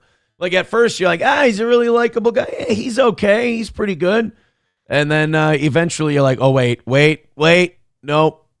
Yep. He's out of his fucking mind. Out of his mind. School administrators searched Tokenen's backpack and found what they believed to be drugs. Deputies found a cut straw with white powder residue, multiple small bags, and a white powdery substance that feels... It's like going back in time and reading the same police report, isn't it? It's vaguely similar, yes. And then the one blonde was let out of jail saying, my charges were dropped. I'm not an addict. Somebody did this to me. What the story just keeps getting weirder and weirder. At least one of the students didn't test positive for cocaine at 10 times the cutoff, huh? That would be horrible. That would really make you like the biggest piece of dog shit who's ever lived. But hey, Chrissy Mayer will probably sweep for him on her show tonight. By the way, I'm excited for the Keno Casino. I've got a show tonight. Mm-hmm. If they're on at the same time as I am not expecting to hit the goal this evening. They're going to have a pretty big one today. Everybody's going to be watching the Keno Casino. Tested positive for both cocaine and fentanyl. Damn. Tokenen was arrested on charges including possession of fentanyl, possession of cocaine, and possession of drug equipment. I mean, it's a credit card, but I get you. Yeah. Like just like a normal person, like a good person you would want to be around, you know? Yeah. And then just seeing him like... High school girls once again proving they are probably the single worst judges of character than any demographic in the country. We thought he was a nice guy. We thought he was a nice guy. He was always so energetic and fun. Changed like his mood, like always seeming tired, like yeah. We were just really shocked. We were like we couldn't believe that happened. Yeah, we were just really shocked. Really? Did he show up to school looking that strung out every day, or was today special? You kept saying he always looked tired. Do you think it might be because he was always up at all hours doing fucking drugs? I don't know. That it's sad. Yeah. It's really sad. What makes it sad? Just seeing his life go down. Oh my God. Really, girls are really the worst. Like teenage to early 20s girls. It's just like you just watch them slow motion walking themselves into disaster. And like they see a red flag, they just turn into a bull in Pamplona and they're like, I have to charge towards it. That's the worst that could happen. Yeah, I just feel really bad that his life's been destroyed. Like he did it to himself, girls. He's a piece of shit. If you're on his side, you want this rock bottom to happen because once he finally fucking hits it, maybe he'll turn his shit around. Or maybe he'll just get into snorting whipped cream canisters and galaxy gas. I hear that's popular. It is an option. Yeah. The sheriff's office says they also searched his classroom and his car, but they didn't find any other drugs. And Collier County Public Schools confirms Tokenen is in the middle of the termination process. Yeah, I mean, if you can't get the teachers union has too much power if you can't get terminated for literally doing fent and coke in class. There's a video of this somewhere. I think it's worth taking a minute to find it, is it not? Finding the video of it the is because, teacher. yeah, there is a video of him in class. Like, that's the one that I commented on. So there is a video of him doing something. Florida teacher doing drugs. Where'd you learn that one, Cheech? Drug school? Here we go. Got it. Told you. Just take a second to find it. This is our boy. Let's see if you would have picked this out. First of all, the way he's dressed, yeah, he's on drugs. Something's up.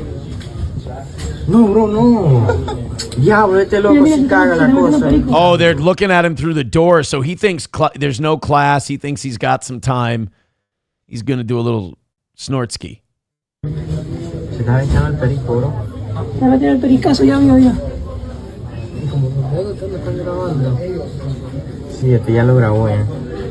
the way, great school he's teaching in. Everyone's speaking Spanish. The Sinaloa cartel is going to slit these kids' throats for being rats. No wonder he didn't know they were onto him. He didn't speak Spanish. Yeah. Gringo loco, ese. Cocaine. Oh, there we go. There's like in the car. Oh, he was just going. They missed the best part. They cut out right as he leans in. He was just going down to. Oh, man, you fucking be better rats next time. God, if you're going to go all the way. Yeah, I mean, you're not going to chop up lines and just let them sit there. Right. Got to get ready for fifth period. Need that extra bump to get through the second half of the day. I have a feeling that, yeah, he won't be back in school anytime soon, kids. I think your favorite teacher's probably going to go bye-bye. Thank you very much to Kraken Slappin' with $10. He says, good morning, gentlemen. Good morning to you as well, Kraken Slappin'. We have a new $10 drop. Let's give it to him. How are y'all? Oh, bless you, brother, man. Can I love on you? Can I love on you, baby? Can I love on you?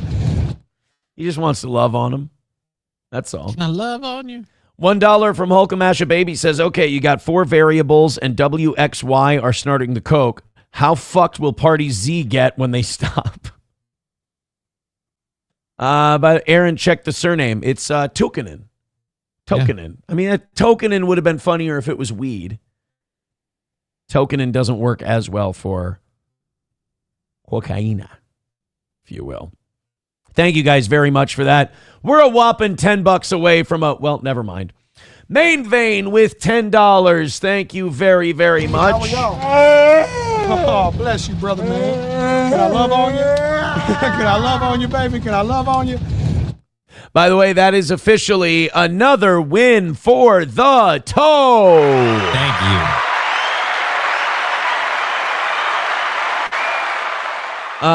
Don't give us a bunch of money right now because I will then be tempted to take the night off to watch Kino Casino.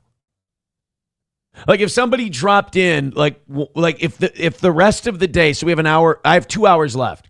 If $150 came in that 2 hours, I would be tempted to, I would still do a show. Right. But I would be fucking off and watching some Kino Casino during the show. Like, I wouldn't fuck up their whole thing and, like, rebroadcast the thing, but I would, at the very least, be keeping up on Twitter. Because PPP said he's going to roast the living rat shit out of Chrissy Mayer today. Do you mind if I take a second here to pull up the the tweet from PPP? Totally mind. If buddy, what? You totally mind? I totally mind. Well, here, let's discuss this, and let's talk about your objections to this. And where is this cunt's fucking Twitter? Well, I'd say the first problem I have is that apparently there's no tweet. What is PPP's handle on the Twitter machine? Oh, there it is. At Power of Truth. Okay. Gay. All right, let's this was his tweet I saw yesterday. Oh, he's retweeting a bunch of anti-Chrissy stuff. Okay. This is a fantastic tweet. This is wrestling promos at its finest. Tomorrow, I'm going to annihilate Chrissy and the entire sweeping brigade. Each lie and gaslight will be exposed. Oh, buddy! What? With receipts. Her entire sordid history will come to light. Wednesday, she has an invitation to Keno Casino at 8:30 p.m. Eastern, and that will be her only opportunity to explain herself. For her sake, she had better take it, or this will get worse and worse. Oh, buddy! How are y'all? Oh, bless you, brother, man. That was PPP visiting one of his audience members. That's very sweet. Joey Caravello with $1 says, Aaron, when was the first time you smoked pot?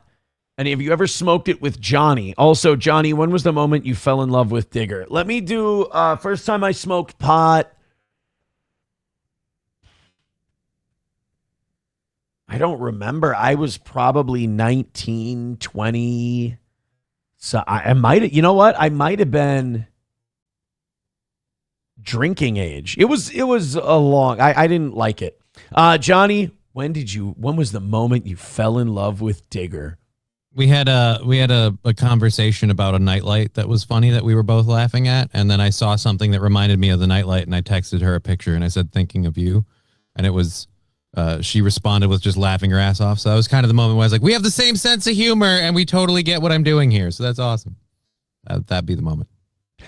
I admire you telling that story, because no matter what that story said, there's no way people aren't going to call you a faggot for sharing it.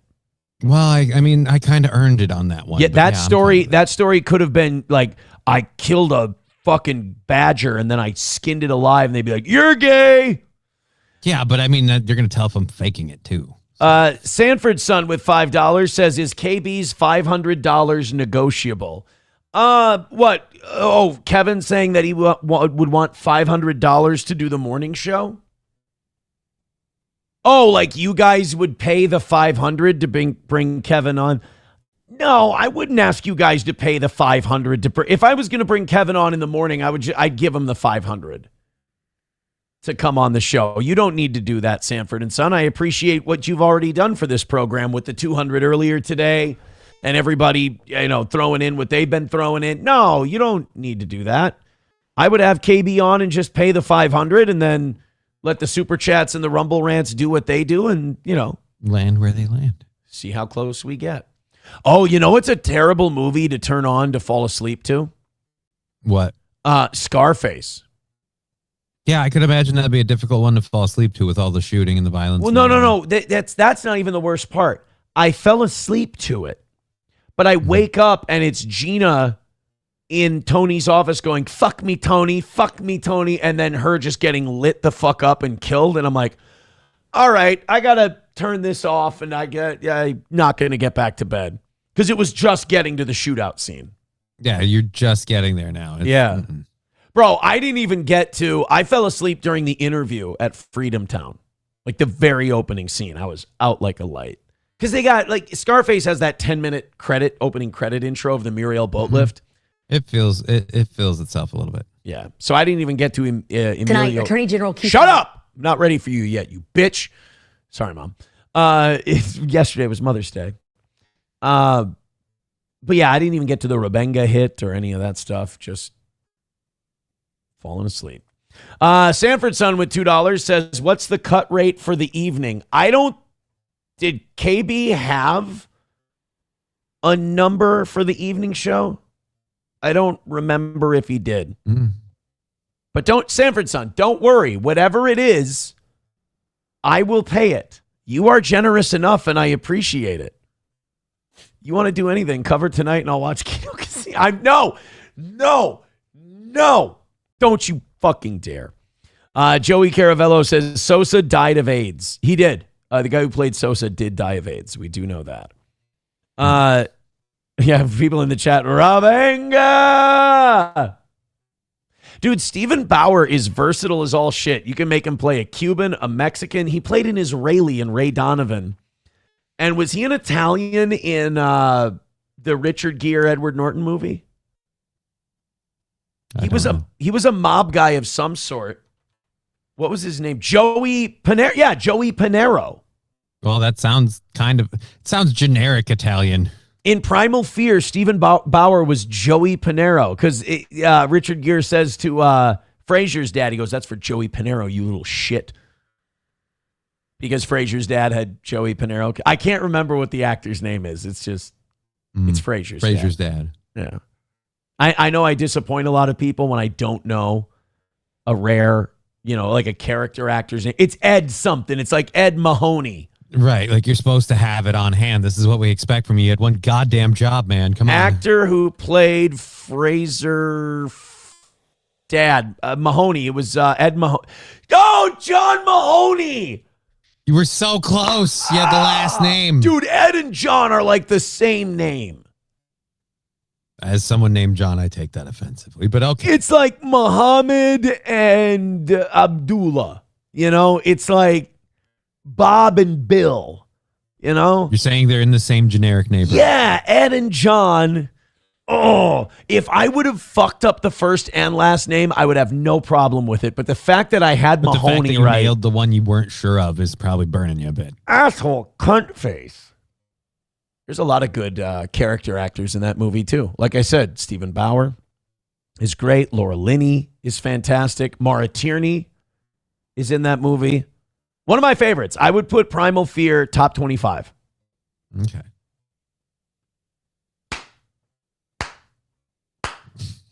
I think Edward Norton won an Oscar for that. He fucking deserved it. He was amazing in that movie. Oh, and the chick, the doctor, she's a somebody too. Linda Fiorentino or whatever. No, it wasn't. And it wasn't Juliana Margulies, but it was someone like that. It was Frances McDermott. No. Is that her last name? Frances McDormand or McDermott, whatever, from Fargo. Margie. She was Margie. Yeah, Frances McDormand. McDormand. Thank you. $1 from Main Vein says, read my Rumble rant, Juto. Uh-oh. What did I do wrong? Main Vein. Oh, $10 says, high school girls not being able to see red flags. The story of how Aaron met his second wife. Son of a bitch. It's not how it went. It's not how it went at all. Joey Caravello says, Aaron thinks the bitch from 40-Year-Old Virgin is hot. Which one? Elizabeth Banks or Catherine Keener? I think Elizabeth Banks is pretty decent. I'm going to be honest. There's nothing wrong with Elizabeth Banks. And Catherine Keener, for what she was back then, was fine. T-Jeff says, yes, in Primal Fear, Stephen Bauer is Italian. Yeah, so he's been Cuban, Jewish, or Israeli. Cuban, Jewish. What was he in Better Call Saul and Breaking Bad? Was he Mexican? I don't know. Cartel. So, I mean, he could be anything from Puerto Rican to just a hired gun. So, Mexican, Cuban, Italian, Israeli. Stephen Bauer is a versatile guy.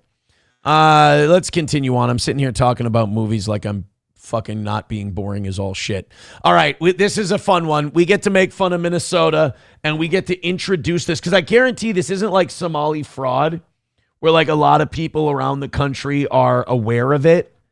And they're like, oh, yeah, Aaron, everyone knows it. This is a new like fraud, nonprofit, embezzlement kind of thing. And it's not like Thursday where we had a story where two black pastors were misusing funds for like nails and vacations and getting their hair done and shit. Do you remember after George Floyd when we had this great idea that the cops were all gay and they sucked? And instead what we're going to do is we're going to have like these private neighborhood groups. And they're going to de-escalate things and they're going to respond to shit. And just then there was this nightmare where we found out they were recruiting old gang members and shit to be part of these squads that would just roam the streets and try to stop crime. Well, we're finding out that at least one of these groups helped in an uptick in crime $6.5 million worth of asset theft in Minneapolis. And the name of the group is We Push for Peace. And again, this was one of those groups that was going to bring peace to Minneapolis post George Floyd. And all they did was just take millions. And you never hear of these groups taking the millions and they're like, then they invested it in a well-diversified fund that paid them 8.5% annually. And they lived off the interest and never touched the principal and they built generational wealth. It's always like they bought first-class plane tickets and a nice car. And you're like, even when it's handed. Spinners on a Geo Metro. Why the fuck are you people doing? Honestly, stories like this and stories of the couple that stole the church money are like my biggest arguments against reparations. Because I'm like, just come on. What are you going to do with it? Right.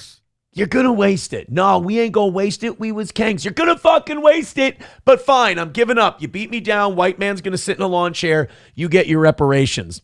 Like, all right, here's what I'm going to do.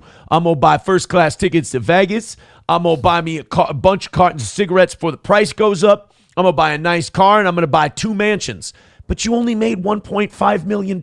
You can't buy that many things. It's all right. I'll be fine.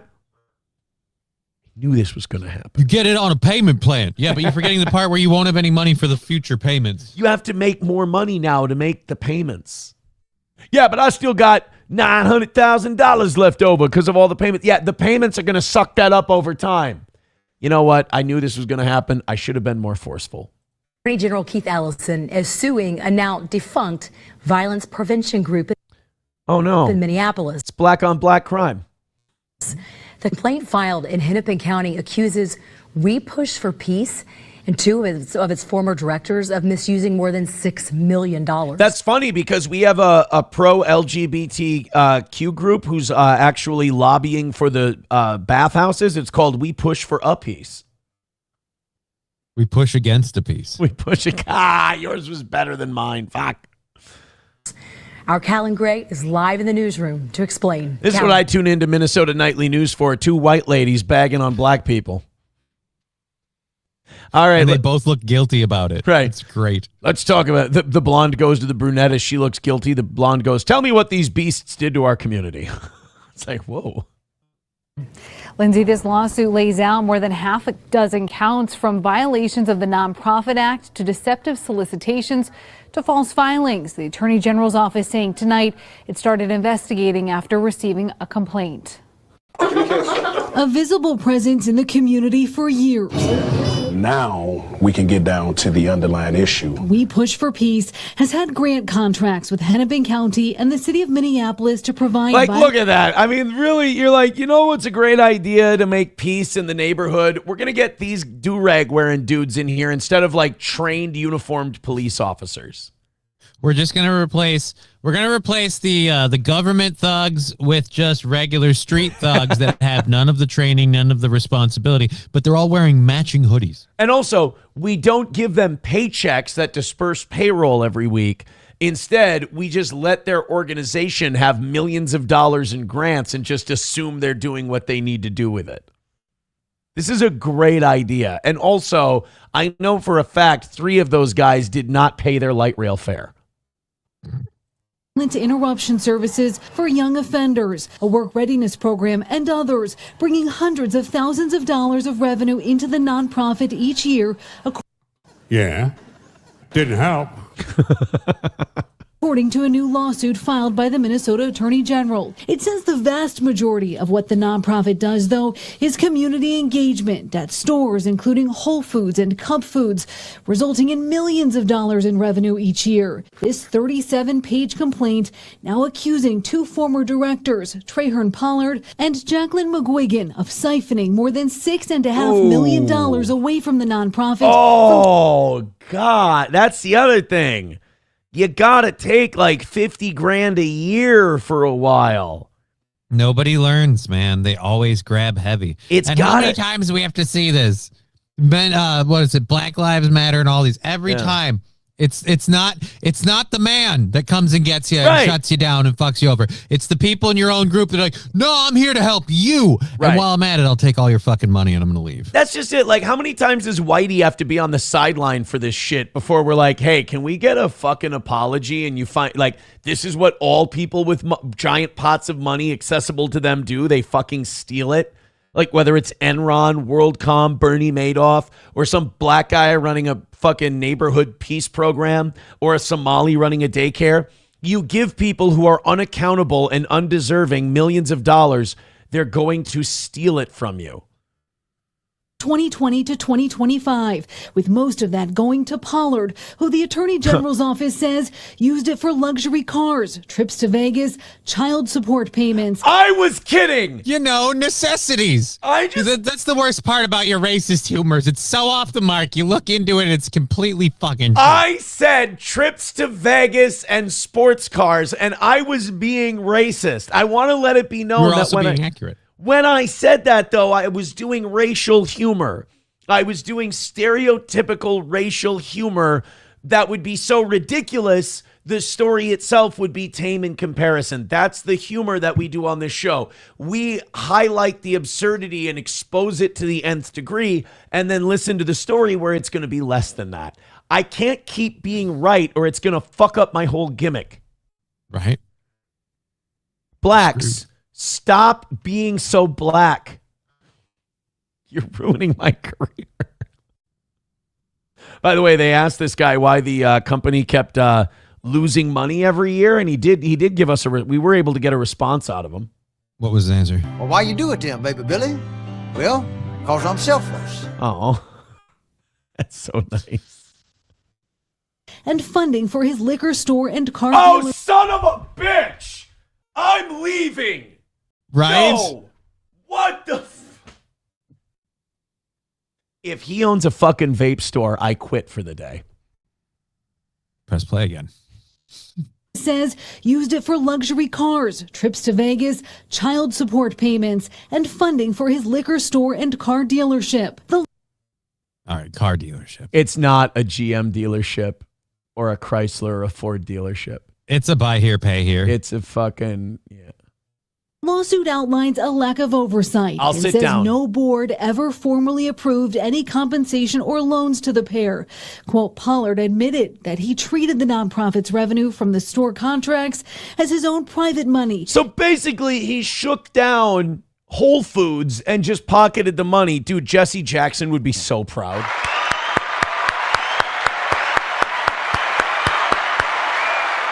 That's beautiful, man. That's beautiful. And stated, quote, I treated the money like it was mine. The Attorney General makes the case the nonprofit never maintained a budget, that the pair did not keep detailed transaction records, and McGuigan extensively commingled her personal income with We Push for Peace's assets in her personal account. You know who's not committing fraud right now in Minnesota? White people. What? Other than the white bitch in Feeding Our Future, we've been very well behaved. Right? And I'm not talking about the whites in politics. Those people are all crooks. I'm talking about the rank and file honky, especially in Minneapolis, who ain't been doing shit but closing down his businesses because he's allergic to tear gas every 5 weeks. So, like, what can you... Again, it's all of the racist white people that are holding these blacks back. He runs a liquor store. I can't joke about this guy. Weave Shop is all I've got that he doesn't own. He runs a liquor store and a car dealership, but he hasn't been found guilty of drinking and driving yet. That's a good point. It says in some cases, Pollard had McGuigan transfer the funds into her personal account and then immediately make a payment on his behalf. Once an investigation began, what a useless launder that is. You or her taking it into your personal account is going to look fucky. Why do you need to take it to hers then to you? Well, then otherwise people ask questions. No, I think they wouldn't. They're going to ask questions anyway. The first question should have been, hey, can I see our budget? And as soon as they went, what? Yeah, get them the fuck out of here. By the way, good to know that the government in Minneapolis, the city government, was watching these programs so closely. You know, these programs that Jacob Fry said we needed because the cops are so bad. I'm glad he just kind of turned them loose on the city.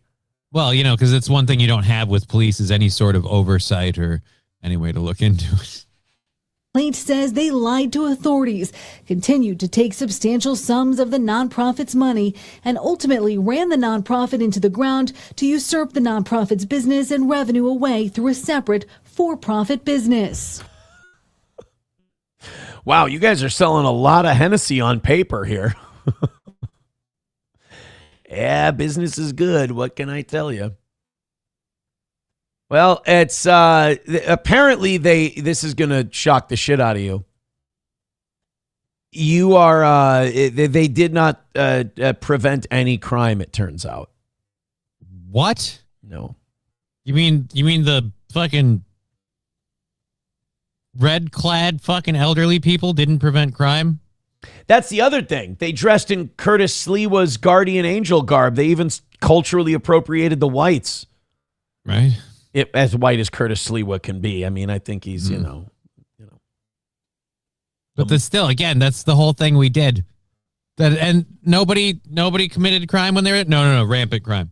Oh, so we stopped paying? No, we just kept paying them. Oh, much like Somali daycares, do not look into every single one of these neighborhood organizations, by the way. Unless you want to be brokenhearted and find out that every single one of them is doing this. Yep. Main Vein with $1 says all stereotypes are based in facts, Aaron. Thank you for the dollar. They don't have to lean in. Right, that's all I'm saying. I'm just saying you don't have to be so aggressive. That's all. By the way, someone wanted to hear the bail amount. It's a lawsuit. It's not an arrest thing. They're not in jail. Yeah. So Bappa, what's happening is the attorney general in Minnesota, because he doesn't have a lot to do right now, apparently, is suing them. These people are being sued so he can recoup some of the money. Landers says it's bad in Ohio as well. Columbus, Cincinnati, they hand millions to the Negro. Jeez. And all they do is commit fraud and shoot each other. I mean, those are two very labor-intensive activities. In fairness. I mean, if someone's doing that on your behalf, you should owe them something. Yeah, I mean, committing fraud and shooting people is not like a whimsical, easy thing to do. Go ahead. Go commit fraud and... No, I can't say that on YouTube. I was going to say... I was waiting for it. I was like, well, I'm not going to advertise that, but look, okay. They say I can't check my swing. I'm sending that to Bob Layton today. I'm saying, look, I can behave. I didn't tell people to shoot people today. I'm a winner. Miss Tay with $1 says, did you miss Sanford Son's new Rumble rant, or did I miss you saying it? Uh-oh. Well, let's check and make sure. Well, we did this one, is the goal in yen today. That one we've already had. Sanford Son with $2 says, what's the cut rate for evening? No, you mean for tonight to do the Keno Casino thing? I think, what did I say, 150? But I was joking. Don't do that. I'll do an evening show tonight. We've had an amazing morning. It's we've gone over 700 people a couple of different times. Things are going great today. We're off to an awesome start to the week. The mornings have been a bit of a struggle lately. So the fact that we're just killing it so quick today. And it's just chill is great. Yeah. And we cracked over 500 memberships on Rumble. So I got to go till 11. Don't worry about tonight. If you want to look, if when tonight's show starts, you want to go ape shit, I'm never going to say no. But yeah, the cut rate for tonight was 150. so you can fuck around and watch some Kino Casino. But I appreciate you asking. And thank you, Miss Tay, because I did miss that Rumble rant earlier. So thanks. Guardian Angels want their jackets back, says Nicole Magenta. That's kind of what I thought, too. It was like, you're stealing. You're stealing. Cameron says Keith Ellison is only suing them because he didn't get his cut. I mean, that's not like totally untrue. I mean, I'd be keeping in my bias of him. If you keep throwing, any political figure, if you deal them in, they'll keep you above board. Yeah. Well, not only that, if you give them the money right away and they don't bust you right then, you've got them forever. Because they've taken that money now. Right. They're guilty now, just like you. That's a good reason to grease politicians when you commit fraud. Make them part of the hustle. Make them part of the law breaking. It gives you at least a little bit better chance. I'm not saying they can't turn on you anyway, because aren't Ilhan Omar and Keith Ellison both on tape, like hanging out with some of the fraudsters and taking money from some of the companies? So, I mean, they can still fuck you over, but maybe a judge will vacate your sentence, say, if you end up getting sentenced to jail. And then you can go off to not Libya. Where are they building their houses? Kenya? Kenya, thank you. Yeah. Kenya's the place. Trampling at the Zoo on Rumble says fucking ads. Yeah, hook him up with a membership. That'd be cool. Oh, you know what? I missed a few DMs. What do you guys think about this? Husey sent me a DM. Hey, Aaron, what are you wearing right now? Of course. Oops. I mean, do you want to come on later with me and Lemmy to do a short stream about this Chrissy stuff? We go live around 6 p.m. Oh, I go live at 6 p.m. Central. I don't know. It would be fun, but I don't know how to make that work unless we do the simulcast bit. Yeah. I like Husey. It would be fun. I do like I'll be honest. I do like talking about this Chrissy thing. Like watching people finally see what she's always been makes me happy. Give it a whack. It's 5 p.m. Central. Oh, yeah. I guess if he goes on a little earlier, I could stop by for a few minutes. The only thing is, like, there's certain rules. There's certain things I can't do and talk about, and I don't want people to fuck with that. Mm-hmm. So I try not to go on other people's shows. I might keep that policy. But Husey will be one of the first shows I do when I start doing shows again. Let me real quick open up these 7 o'clock hour stories. And while I do, let's talk about our friends at Midland Armory in downtown Foley, Minnesota, midlandarmory.com. Of course, our pals at Midland with a great selection of what you need for home defense, personal defense, carry, whatever, sport, hunting, you name it. They've also got ammo, parts and gear, accessories, and they handle the suppressor process from start to finish at Midland Armory. That's midlandarmory.com. Stoney's in downtown Rockville, Minnesota. Stoney's, I'm trying to read and do these reads at the same time. I got to stop doing that. Stoney's in downtown Rockville, Minnesota. I'll be totally honest. Well, I'm sorry to everyone who's getting a read today. And Johnny, I am going to depart on you for a couple of minutes after these reads are done. I just got a rumbly in my tumbly. Uh-oh. I apologize to everybody. Stoney's in downtown Rockville, Minnesota. Of course, Bike Night is back on Thursdays. They also have live music on the weekends. Stoney's Garage, the patio is now open. Check it out. And we will be shutting down the streets on August 8th for the Steel Toe Anniversary Cornhole and Karaoke Party. It's going to be free to attend. Everybody come on out. It's going to be packed. It's going to be our biggest one ever. It's going to be huge. And we're going to be winning money. We're going to be drinking and singing and throwing and eating. It's going to be a lot of fun. And we don't have to worry about going up on stage and doing a drunken show for a bunch of drunken people. We're just going to hang out with everybody.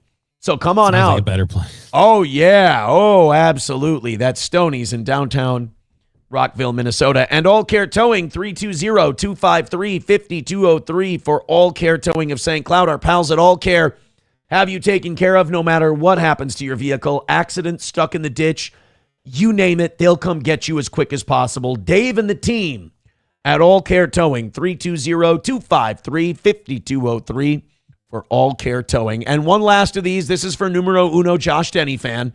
Still haven't tried 1775 coffee? Now's your shot. The 1775 starter kit just dropped. Only 1,000 units. You're getting the bold dark roast that hits hard, the smooth medium roast, and the Vitality mushroom coffee for clean energy and laser focus. No crash. All single origin, small batch, toxin-free, and mold-free. You're also getting a gold spoon clip because freedom isn't scooped with plastic. A frother strong enough to stir up your coffee and your mother-in-law's opinions, and a black 1775 tumbler. $170 worth of coffee and gear, yours for $99.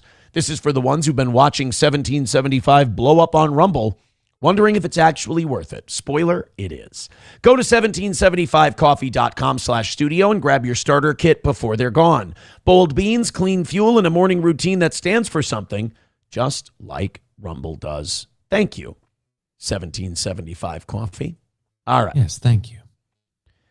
All right, so you gotta go have a little you time. I think so. Glim Blim Blim says hog cranking time. Well, it hasn't been that good of a. It's been a great morning. Don't get me wrong, but I don't think it's been not that amazing of a morning. Hasn't been hog cranking time. Los Federales says, motherfucker, I sent you a Rumble rant 15 minutes into the show. Your faggot ass never read it. Thanks, fatty. Copy and paste for free what the Rumble rant said. I never saw it. And we'll read it. Let's go up all the way to Rumble chat issues earlier. Yeah, I don't see it. I'm going through all my Rumble rants. I do not see it. But I could be wrong. It's entirely possible. But Los Federales, we value you and we think you're wonderful. So send it in for free and we'll read it.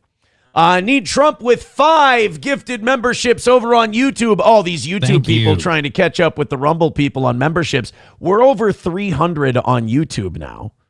Nice. And then we're over 500 on Rumble. Today and tomorrow, we don't have expirations. So we could get back up to 1,000 combined by the end of tomorrow. Keep gifting those memberships. We appreciate it. And we give Need Trump one of these. How are y'all? Oh, bless you, brother, man. Can I love on you? Can I love on you, baby? Can I love on you? I mean, someone with cerebral palsy really doesn't have a say in it. Right? Like, the whole time I see that, I'm like, I want to believe that this is one of the most amazing things for that poor guy in the wheelchair. But what if he's just, like, really trying not to shit himself right now and he doesn't give 2 fucks about this dude coming in? Like, does he even know who Jelly Roll is?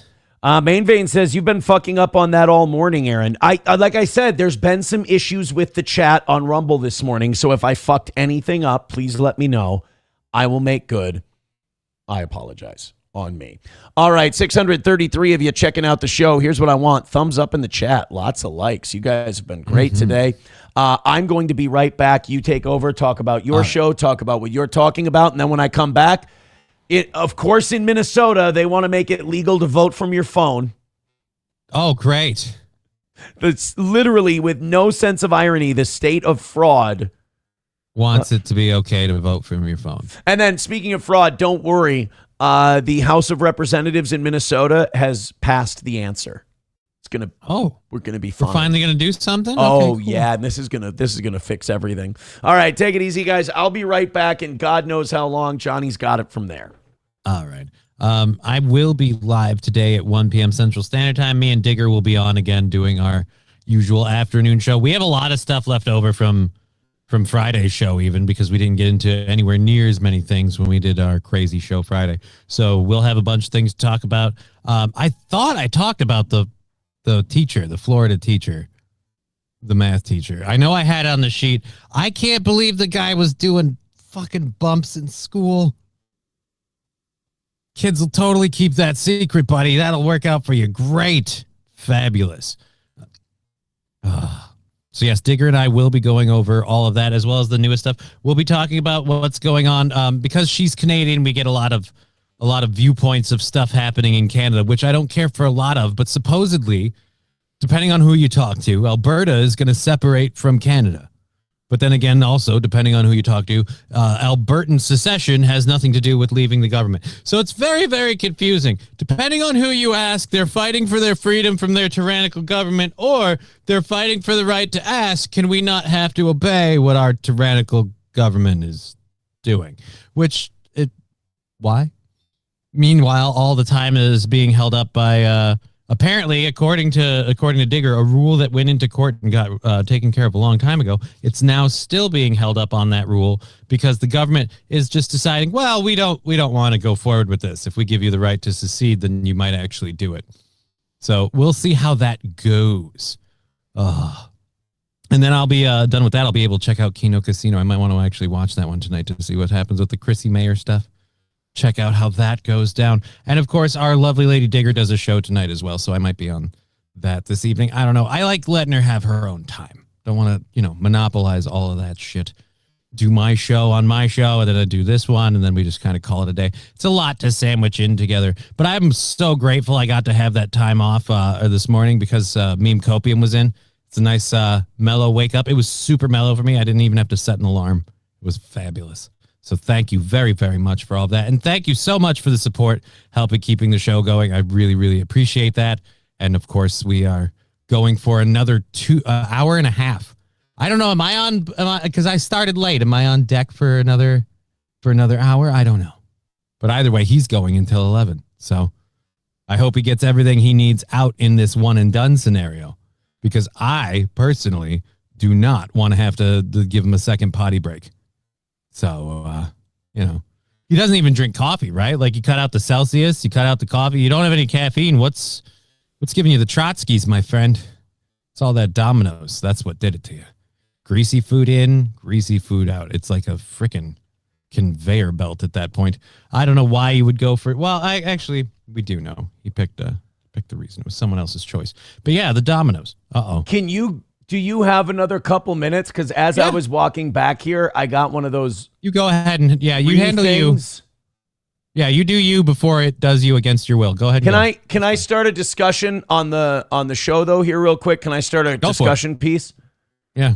My son on Friday said, "Dad, you've got a giga chin," and I think he was fucking with me, and I think he was calling my chin tiny and non-existent. Mm-hmm. And he says, no, I'm saying you have a giga chin, like he was complimenting my chin and jawline, which we all know is fat and gross. So discuss amongst yourselves whether or not my son was low-key talking shit. Okay, well, personally, I 100% your son was low-key talking shit. In fact, I'm going to look up giga chin and see if that's a thing. Giga chin, for those that don't know, the giga chin is a specimen of Gigantosaurus. All right, so it's saying like when I wish I could put up the pictures.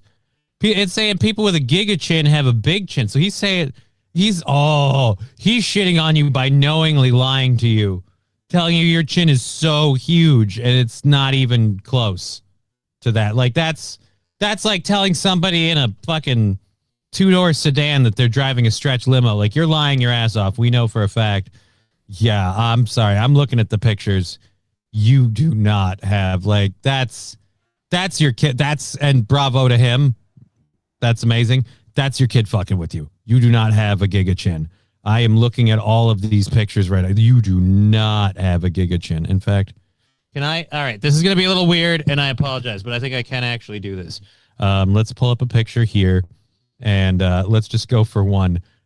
Here we go. We found this is open image, new tab.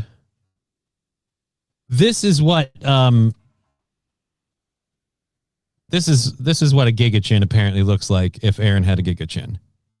This is what it would look like if Aaron had a giga chin. I don't think he was being realistic. I think he was literally lying. That's you with a giga chin, my friend. I think not you at all. I think he was being a dick. Yeah, I think he was being a dick. I think he was being a dick. I want to be mad, but that's also very funny. It is. It's hilarious. As soon as I pulled it up and I looked, I was like, "Oh, your kid's fucking with you," and I like it because that's hilarious. Miss Tay says he was saying you are chin maxing. Yeah, but here's the thing. Like, I'm going to take points away from him for this. he didn't stick by it when I called him out. Oh, really? He went, no, I mean it. No, I mean it. You look really good. And blah, blah, like, stick to your bullshit. No, man. I'm looking at this. Nah, there's no way. You do not. Jay Leno on his best day ranks Giga Chin. You are nowhere near this caliber, my friend. Oh, by the way, speaking of Jay Leno, what a good guy he is. Like, what a great guy Jay Leno is. So, you know, Mavis is sick with dementia? Yeah. So, like, she doesn't remember. The thing he used to do for her was take her to their favorite restaurants because she those would jog her memory and she would have a really good time at those restaurants. It would give her peace.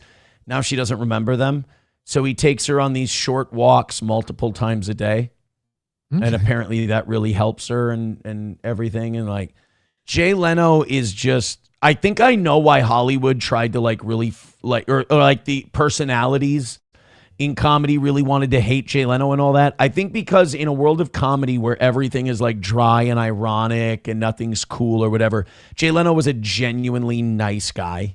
He's just legit nice. Yeah, like he's just a good human being. Like a lot of these people who would like shit on Leno and he's a piece of shit. I hate Leno. He sucks. They would cheat on their wives or they would, you know, just do stupid, retarded shit. And Jay Leno's just a really good dude.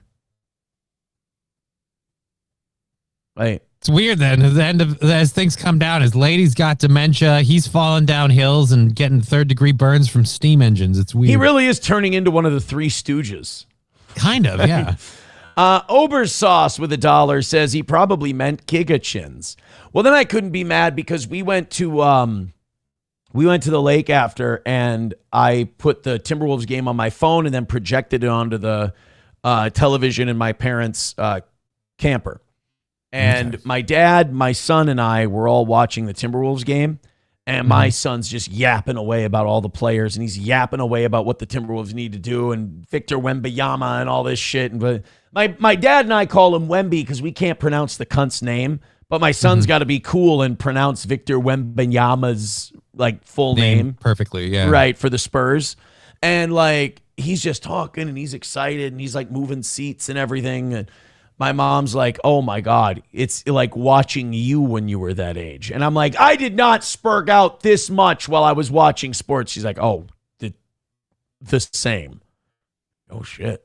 I was a jumpy little fucker. This was you too. Yeah, apparently you guys can't sit still. You're just hopping out of your chairs. I used to, like, especially during Gopher basketball games, when we fell behind, I would start sitting in different places thinking that affected how we played. So you're doing that superstitious stuff, like unless my butt's touching that cushion, we can't win. Oh, dude, I'm so bad that like I'll stop watching the game, and I'll be like, if I stop watching, they'll come back, and then I'll check solely because you're looking. Yeah, I'll check the score on Google, and they'll be close, and I'll be like, I should turn it on. I'm like, no, wait, I should keep it off. Stay out. $1 from Joey Caravello says Mavis wanders out into the street while a shoe is stuck up her ass. Oh, Jesus, I think we can leave. I mean, we can leave Mavis alone, can't we? Poor lady's been through enough. Poor Mavis Leno doesn't need that kind of treatment. All right, guys, let's get after it. Thank you very much for your contributions. It means a lot. What a great day. Oh, we've only got an hour 20 left. We are doing overtime today because of the generosity of the gifted memberships. All right. Make me laugh. Let's see the state of Minnesota with a straight face say that we're going to be the state of phone voting. Look, for American Idol, great. For our next governor, like you shouldn't even be allowed to consider this as an idea until you have absolutely zero fraud in your own like in-person voting. And that's the other thing too. Haven't you guys allowed through the fraud and stuff enough votes to sway your way? Do you really need to rig the game this hard that we have to like go to phone voting now? Maybe they are worried about that part. But right now we have a system in Minnesota that people know about called vouching. Yeah. Where someone can show up and say they live somewhere, and then you tell the election official, yeah, I'm their neighbor. I know they live there.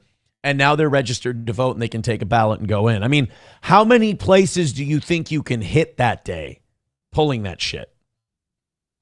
10? I was going to say you're getting at least 5. Yeah. And then how many people can you do? I mean, you see the problem with that. And then they're like, well, we catch it. And you're like, yeah, after, but the votes get counted. Like the vote counts. You can catch them after. That's fine. But the damage is already done. Because we're vacating someone from an office because they didn't win the election because we found all the fraudulent votes, I have trouble believing it matters. Well, and you don't write your name on your ballot. There's no identifying marks. It just gets put in with it. So it's not like we can pull out the fraudulent ballots. So, yeah, no, Minnesota's a dog shit state for voting already. Why make it worse? Let's hear them out. Tomorrow at the state capitol in the Rotunda, a mock election will be taking place as part of a push for voters to someday cast ballots right from our cell phones. Joining us now is Michelle. By the way, I bet you that China and Israel will never be able to fuck with our elections then. They're, in unrelated news, they're saying we shouldn't do this because it's oh so secure. Right. Feldman, the political director of mobile voting. Michelle, good to meet you. I'm going to start right off. This makes sense. This sounds like a woman's idea. Well, we're not researching who the candidates are and everything. So you might as well fill it out like some sort of weird celebrity poll on your phone. And just while you're in the middle of the day, like, yeah, sure. Who's Tim? Give him whatever. I'm fine with it. With the question you probably get all the time related to this, how would this work? No, that's a great question. Great to be here this morning with you. What she's trying to say is H to be H, I believe. Mobile voting, the reason that we're here is because voting is just too hard for too many people. What? We work really closely with military. You drive up to a place, you walk up to the thing, you give them your name, they give you a piece of paper, you fill in a bunch of circles, you put it into a machine, you fuck off and leave. If you can't do that, you're done voting.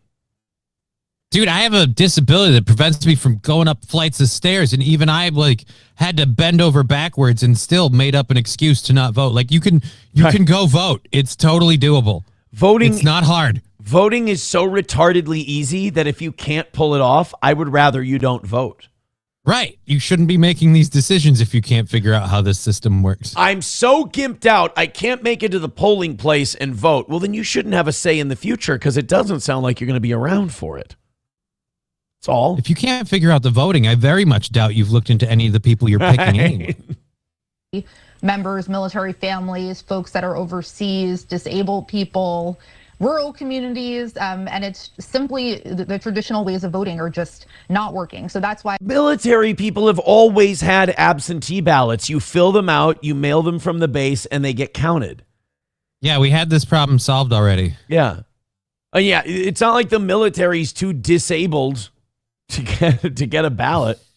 We are pushing for communities at the local level to start mobile voting. And the way that it works is you download an app, you verify that you live at the proper address, you verify you are who you say you are. There's all different kind of measures that a jurisdiction can use. It could be biometric screening, it could be multi-factor authentication. Once you download the app, it's really simple ballot. You mark, who you want to vote for, you hit submit, and then three things happen. It becomes encrypted. To me, this is like, they're like, oh, it's two-factor authentication, blah, blah. To me, when it's as high stakes as an election, when it comes to fucking with this stuff, where there's a will, there's a way. And my thing is, don't give them the way. It's not worth it. The one thing I don't like about this, if it does work, they can track who did what vote where. Because you remember how you said your name's not on a ballot? Yeah, but your phone is your phone. So we can track, if we can figure out which phone sent in this ballot, we could start holding people to account for who they voted for. Maybe. Like, oh, we don't like anybody who voted Republican. Who are those people? We better start giving them shit. Right. That's a great point. You can now start tracking who people vote for. That also becomes data that they can send to these big fucking data centers, sell it for marketing information and shit like that. Yeah, no, I'm against this on like every new level we find out about this. I'm against that one too. Voting is fine the way it is. We're good. Let's just keep doing it that way. And if you can't do it that way, we don't need you. We're fine. We're good here we got enough retards voting. We don't need to make it easier. If anything, voting needs to become harder. I did hear that Chrissy Mayer's a big fan of the phone voting because she keeps accidentally eating the ballot when they give it to her. Oh, that's yeah, Chrissy, that's fiber. Your ballot's anonymized and you get a tracking number. So you could really see throughout the process that your vote was shitting in the voting booth, la, la, la, la. hind kicking all the volunteers, la, la, la, la. Cast correctly, and that was counted correctly. And that's transparency that really doesn't exist in other forms of voting. Then it goes over the internet to your election officials. They decrypt it, they print it out, it's mixed in with all the other ballots, and it's counted just like a normal vote. Wait, hold on. This sounds it's retarded. Encrypted, it's sent to them. It's decrypted. It's then printed out like a normal ballot. How about we cut out the huge fucking middleman in this and just have them go fill out a regular fucking ballot? It seems like we have really gone as far as we can. We've circled the entire block to end up back where we started to go. Look at this amazing solution. Believe it or not, if you just filled out the piece of paper from Jump Street, there is no problem. Yeah, right. We already have a way of doing this. That seems way less complicated. And have you seen those election officials? They're all like 87. They're gonna decrypt. You're gonna trust them to. Come on, fuck that. You touch on a lot of that, but I just do want to emphasize, with so many people, there's so much attention already, the security of our elections. How do you get people to know that this can be trusted? Yeah, I mean, that is the number one concern that we have. How do you let people know that this can be trusted? Same way we've been doing it since the start of voting. We lie. We lie through our fucking teeth and tell them, yeah, it's fine. We tell them it's totally fine, and every vote is being counted, and every vote counts. Look, see, I just did it. Do we have to actually do it? Why start now? As we learned from our fraudulent department, if we just ignore the problem, it doesn't exist. Right. The money's all on paper. Technology. It's built really by leading cybersecurity experts who do all kinds of national cybersecurity infrastructure, but there's a few things that really guarantee that it is safe. So one is end-to-end encryption, which means that the voter can ensure that their ballot is private. It's a code that only the election officials can really decrypt. Good. So nobody can hack either end of that encryption? Nobody can get in and fuck with the encryption on either end? Well, she's just explaining the voting officials have the ability to decrypt it. So if anyone gets their hands on the decryption capability that the voting officials have, or if you have some sort of, I don't know, weird cockamamie activist, like voting official who decides that all of these people who supported this one candidate that they don't like are evil, and so you're going to put them all on blast, you could do it that way. This is one of those things where I was a no to begin with. And the more you've given me your sales pitch on this, the more of a no I become. I just still, it's reinventing the wheel. We already have one. Just roll with it. No, we're good. Yeah, we don't need whatever this is that you're trying to do. Do not need it. There's someone in the chat saying, I caught this one. It works for American Idol. You know what? Right? I changed my mind. It works for American Idol. Whoop my baby mama hoe ass. I love that name. We need to get some more memberships in here. Why don't they just come out and say no more voting? Your vote doesn't count, and we're just wasting money with the ballots and voting centers. I feel like that would be more honest. It's this weird window dressing thing. I get what you're saying, where it's why are we putting this much work in it? Just tell us straight up. Yeah, I get you. Sam Show says, and you trust this government to secure this? Yeah. Of all the 50 states, Minnesota is the worst state to roll this out in. Not that there's a good one. I wouldn't trust any state, but ours especially. And right now in particular, the worst time to bring this to light. Yeah, it's just somebody needs to whisper to him, not the time. Not the time. Because the story after this is going to be a black group in Minneapolis that just ripped off an anti-violence campaign for $6.5 million. And then a Somali who fled the country before his trial for fraud. It's we're just let somebody else do it first. Not Victoria says, what's the goal? We had Meme Copium on today, and we've been talking about Chrissy and quartering. You think there's a fucking goal? I don't even know how much we're over by at this point. Gonna have to spend some time figuring that out today. Right? I'm gonna have to actually do some math. I don't fucking know what the goal. I know what the goal was. I know it's over with. Thank you guys for your fantastic support. I appreciate it. So far, the clips for today, I have the meme interview, Chrissy and Brittany Venti, and Kevin Brennan. Those are my clips for today. I'm gonna I feel like that's too much Minnesota stuff, so I'm going to skip this next one. Okay. And just open up we got the 8 o'clocks and the 9 o'clocks, and we've only got an hour plenty of left. stuff with a lot of time. Yeah, you want to talk some shit about Benjamin Netanyahu? Fuck yeah, I do. I hate that guy. Let's do that. He really is a piece of shit. I like when we talk about war criminals like they're our neighbor who won't stop making noise in the middle of the night. Like, Benjamin Netanyahu, I don't like him. He really is a dick. Yeah, that son of a bitch still has my goddamn grill tools. Been using them to cook Palestinian babies. What a piece of shit. All right, let's open these up. We got we got 2 Netanyahu clips to go over. The Trump thing I'll skip. Oh, we have an update on the Beagle farm in Wisconsin. You're gonna love that. And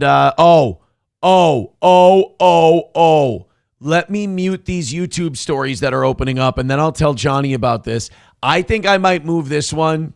I said we were doing too much Minnesota stuff. I was wrong. I might move this to right after the Benjamin Netanyahu stuff. So on KSTP News last night, they ran a story, Johnny, that you know who you really need to feel bad for in all of this daycare fraud and all that? Who? The reputation of the poor Somalis here in Minnesota. Oh, fuck off. He did. Frank Vassalero ran a story yesterday where he goes, the rising anti-Somali rhetoric in Minnesota, is it something that we need to tone down? No, it's something we need to amp up because they're fucking horrible. It was really... We'll play that one after the Netanyahu stuff. Veldrain with $1 says, can you believe that guy won with a 100 billion vote lead? Yeah, that's crazy. That online voting thing is... It's going to work fine. All right, we have Benjamin Netanyahu was on 60 Minutes last night, and I can't help it. Every time I see Benjamin Netanyahu, I see the snake that hypnotized King John in the Fox Robin Hood cartoon we all watched growing up. Yeah. That's Benjamin Netanyahu, and King John is the president of the United States. He's Trump. So this is Benjamin Netanyahu, who's looking old and hopefully dying soon, saying that our war with Iran is not over. Now, that's funny because I thought that was our decision to make. Well, if it's our war, you would think we would decide when it starts and stops. Yeah. Let's go ahead and hear. One thing I can appreciate about Netanyahu is he's not afraid to say the quiet part out loud. He is a man who fears nothing, which I hope gets him in the end. Let's take a look. Is the war with Iran over? And if it isn't, who will decide when it is? I think it accomplished a great deal, but it's not over because there's still nuclear material, enriched uranium that has to be taken out of Iran. There's still enrichment sites that have to be dismantled. There's still proxies that Iran supports. There are ballistic missiles that they still want to produce. Okay, I'm a country that's just been attacked by the most powerful army in the region and the most powerful army in the world unprovoked. And now you're telling me I can't have missiles to defend myself. Yeah, that's a non-starter. Also, they have proxies. He's talking about Hezbollah. This cocksucker wants Lebanon. That's why he's saying... he's going to keep doing shit till he gets it. Right. He's saying, the war's not over because they have proxies. Oh, where are those proxies? Well, they happen to be in land that we really want and we've occupied and invaded and fucked over a lot. That's funny, Benjamin, because that usually breeds proxy resistance groups. Yeah, right. We need to get rid of those. Yeah, but every time you go in to get rid of those, you create more proxy resistance. You don't ever want to end this war, do you, Ben? You just want to create a forever war that allows Israel to keep expanding. It's like he's playing Medieval 2 Total War, and he's he never accepts the other country's diplomat offering a ceasefire. He just keeps keeping the war up. Well, yeah, we're just going to keep going, my favorite country to be in that game is Spain, and I'm going to cross the Pyrenees and take Toulouse, and I'm going to get up to Angers and Rennes and all these places. And we just won't accept a ceasefire ever. We'll just keep taking it. Just keep taking your stuff. Unfortunately, unlike in Total War, the Pope can't excommunicate this guy. In fact, he already did that when his people killed Jesus Christ. They already excommunicated themselves. Now, we've degraded a lot of it, but all of that is still there, and there's work to be done. How do you envision the highly enriched uranium will be removed from Iran? You go in and you take it out. With your... We should do that with every country in the Middle East that has nukes. Go in and take them out. Hey, guys, guess what's right next to Iran that has nukes? I've been posting what I call boomer trolling on Facebook. Yeah, I noticed. And on Friday, I think I posted one that said, I believe any nation that secretly has nuclear weapons and has attacked 8 of its neighbors should absolutely have their nukes taken away from them forcibly. Like my dad's a boomer, and I was asking him about the Iran war, and I was just asking him questions. I wasn't even like preaching or anything. And he's like, well, we got to go to war with Iran. And he was kind of he was playing dumb, like he was doing the talking point thing. And I was like, when has Iran ever attacked us? And he goes, just tell me the date and time and the place. Tell me when they've attacked us before we bombed them this last time. And he goes, well, they killed their own people. I'm like, oh, the 35,000 people that they allegedly killed? Cool. Did you know that we killed like 40,000 people in Dresden? And that was carpet bombing over weeks. And you're saying that the Iranians, without any body bags, without any evidence, without anything, just murdered 40,000 people in a week, buried all their bodies, got rid of them, and nobody knows anything about it. Yep. That's because they're so evil that just, you never even notice. 100% totally happened.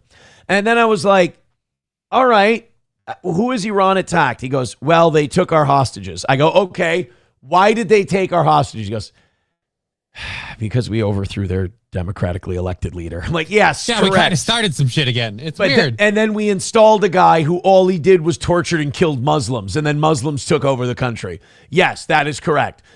When Iraq fought them and they invaded, who fired the first shot? He goes, Iraq. Who did we side with in that war? He's like, we sided with Iraq. Like, yes. Do you see why they might hate our fucking guts? And they might want some weapons and some nukes to protect themselves. And it's like, now tell me how many countries Israel has attacked just in the last 2 years. Literally anyone they can touch. All of them. All of them. So this guy, and what I hate about him is he's like, we have to go in there and get it. It's like, oh, so like IDF troops are going to go in there and get it? No, of course not. The same amount of IDF troops that went into Iraq to overthrow Saddam Hussein are going over into Iran to overthrow the Ayatollahs. And that's fucking zero. With what? Special forces? Because Netanyahu is in tight with the Rothschild banking organization and the SWIFT program, and the global banking cartels now have acquired themselves a private mercenary army called the United States of America. Congratulations. From Israel, special forces of the United States. Well, I'm not going to talk about military means, but what President Trump has said to me, I want to go in there. And I think it can be done physically. I'm not going to talk about my military plans, but you know what I'll do? Rat out his. I'll say, because I'm such a good guy. Right. Here's what I won't say anything about what my plans are, but here's the secret conversations that Trump and I have been having and what he's said in those conversations. Chatham House rules for thee, but not Chatham House rules for me. Also, I'm not saying that we should put boots on the ground, but that's what your president is saying, and I just fully endorse it. He says we should put your boots on the ground, and I agree. We should put your boots on the ground. This guy sucks, but he honestly sucks. Like, this guy does not pretend he's not a viper. He knows he's his. Yeah. If you have an agreement. Alger hiss. You go in and you take it out. Why not? That's the best way. Because a shitload of Americans would die. And Iran. Notice he still maintains that half smile when you tell him that. He gets boners talking about invading countries, and like, he's pure evil. Like, there's not a redeeming quality. You know, like villains in movies where you're like, wow, he's an irredeemable piece of shit. He's just evil and he loves it. He's Palpatine, dude. Except he's not hiding it. Yeah, right. You got an energy shaft nearby by chance? What if there isn't an agreement? Can it be taken out by force? Well, you're going to ask me these questions. I'm going to dodge them because I'm not going to. You're going to ask me these questions. I'm going to come. possibilities, plans, or anything of the kind. And I'm just trying to get at how long is it going to take to achieve that aim? I'm not going to give a timetable to it, but I'm going to say that's a terrifically important mission. All right. Well, so we got to go get the nuclear stuff, but we got to send in our troops. And meanwhile, while that's going on over here, they're just going to decimate the fuck out of Lebanon and take it. All right. Now, I play that clip first to play this clip second to give us some hope. And that hope is, now, let me be very clear. This asshole's lying. Mm-hmm. But please, God, for once in his life, let Benjamin Netanyahu be telling the truth. This is Netanyahu talking about receiving aid from the American taxpayer. Do you believe it's time for the state of Israel to re-examine its provides to Israel on an annual basis? Absolutely. I'm going to say yay, but I don't believe you. More importantly, I would like a follow-up question. Why the fuck have we ever been providing Israel with financial aid for the last fucking 2 decades? And you've seen the pictures of Gaza, right? Yeah. It's flattened. You mean pretty much a parking lot, except there's a whole shitload of rubble? Have you seen any of the pictures recently of southern Lebanon? It's getting there. They've done the same. Yeah, they're doing the same thing to southern Lebanon. If you give money to the country doing that, you're just as responsible for that happening. So, like, there's this genocide and ethnic cleansing in Gaza. We financially co-signed that. Like, that should be deeply troubling for a lot of people and make you, like, really angry that we financially co-signed an ethnic cleansing and a genocide in Gaza and are continuing to fund it and be part of it now. But it's just... and we're also supporting the expansion into Lebanon. Right. We quote Carlin, everybody has a cell phone that makes pancakes, so nobody rocks the boat. But, like, I want to see the day where we stop giving Netanyahu money and they have to do this on their own, and then they can say this. Well, why you do it then, baby Billy? Well, because I'm selfless. That's why we commit genocide. And I've said this to President Trump. I've said it to our own people. Their jaws dropped. But I said, look. What do you mean? What are you saying? I want to draw down to zero the American financial support. I can do you one better. We don't even have to draw it down. Let's just stop. Let's just go to zero. Hey, buddy, I'll do you one better. We don't need to draw it down at all. You're so excited about getting down to zero. Let's get her down to zero. You got it, Ben. Real shame you just can't stop yourself from cashing them checks there, buddy. Yeah, I feel bad for you. We just... What do they call it? Keep sending you this money you don't want. Like, guys, come on. What am I going to do with another $1 trillion? Jesus. Financial component of the military cooperation that we have, because we receive $3.8 billion a year, and I think that it's time that we weaned ourselves from the remaining military support. Because every time we take your money, you hold on to it an extra second and go, you're not going to commit genocide against Arabs with this money, are you?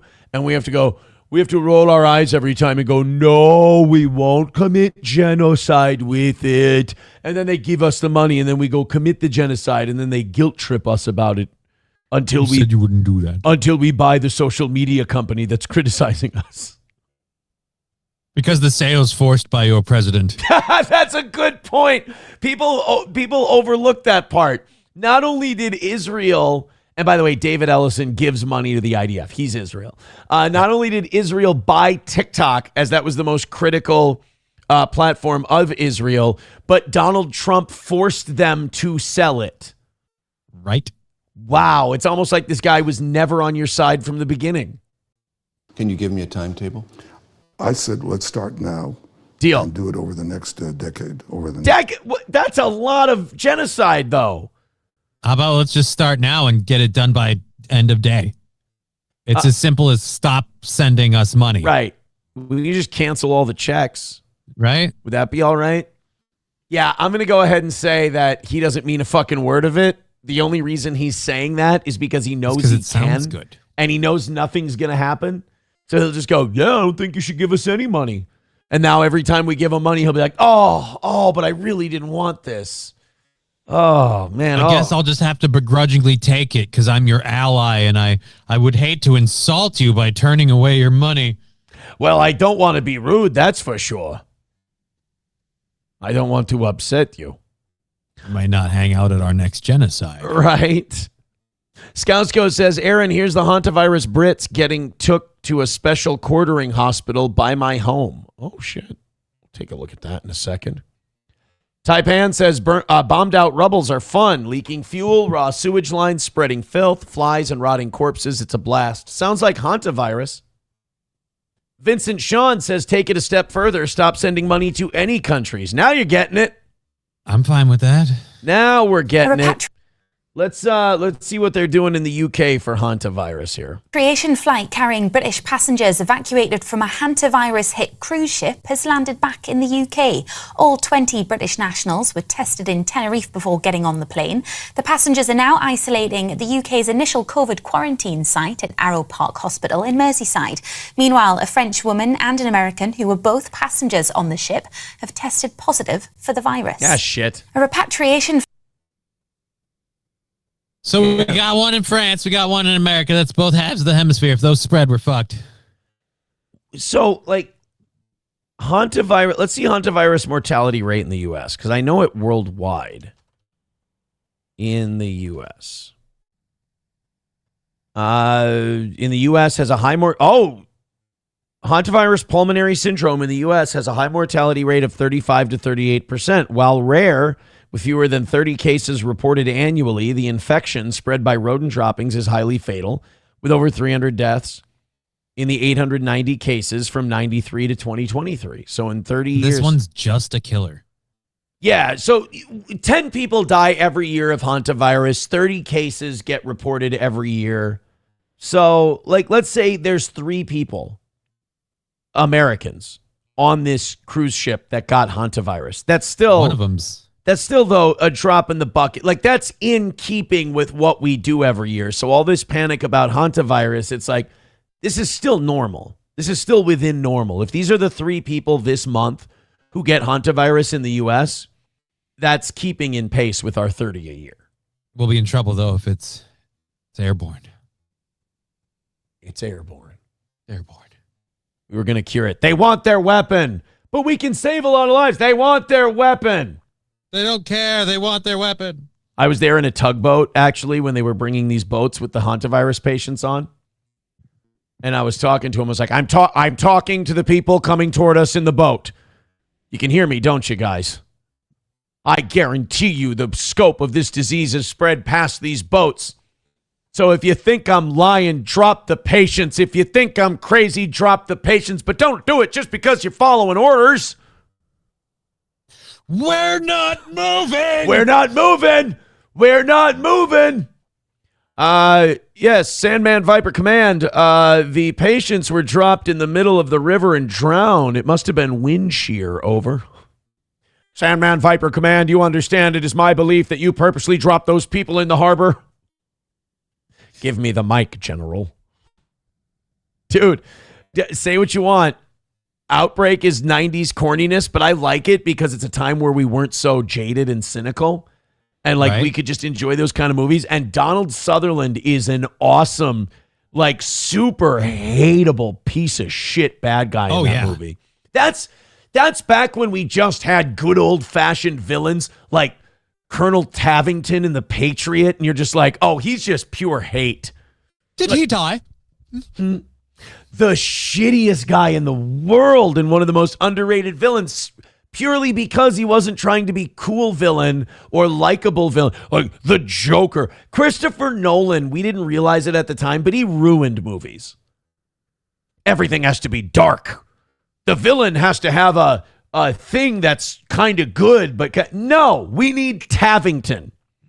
We need irredeemable pieces of shit. I just need a guy who's like, so you're the ghost, are you? Of that farm and that stupid little boy?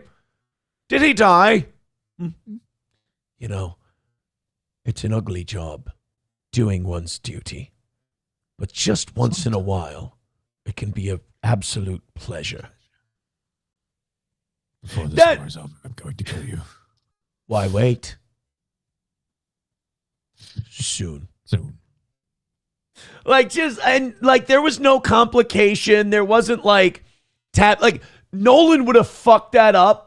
And he would have been like, remember he says, my late father squandered any esteem my family had along with my inheritance. They would have made it a thing like Tavington's tortured by his father and he just wants glory for his family and then we're like, I kind of feel bad from the villain. Nope. I'm going to murder a kid and I'm going to burn down a bunch of houses and I'm going to lock a bunch of people in a church, women and children. I'm going to set it on fire and fuck these assholes. And this is what they get. Tavington in The Dark Knight, though, makes a very different movie. Would you like to know how I got these scars? So you're the Batman, are you? You and that theater and that stupid dad. Did he die? Before this movie's over, I'm going to kill you. But you can't. It's against your rules. Shit, you're right. Fuck. This guy's really fucking evil. So you're Bane, are you? And that prison and that stupid little girl. Did she die? I just like putting Tavington in other movies. Tell me about Gotham. Oh, shit. You know what the greatest lie ever told, Senator? Is that devils come from below us, when in truth they come from up on high from the sky. Main Vein with $1 says COVID deja vu. We're going to be fine. We're going to be fine. Oh, that's part of the deja. Fuck. What my baby mama hoe ass with $1 says in Hebrew slang, hanta means nonsense, a lie, a scam, or full of crap. It is commonly used to dismiss a story, excuse, or situation as fake, fraudulent, or total rubbish. Hulkamasha Baby with $1 says Tavington was actually based off a real British soldier named Bannister Charlton. They copy-pasted his life to the screen. No, Bannister Tarleton. But close enough. I'm being a history dick now. And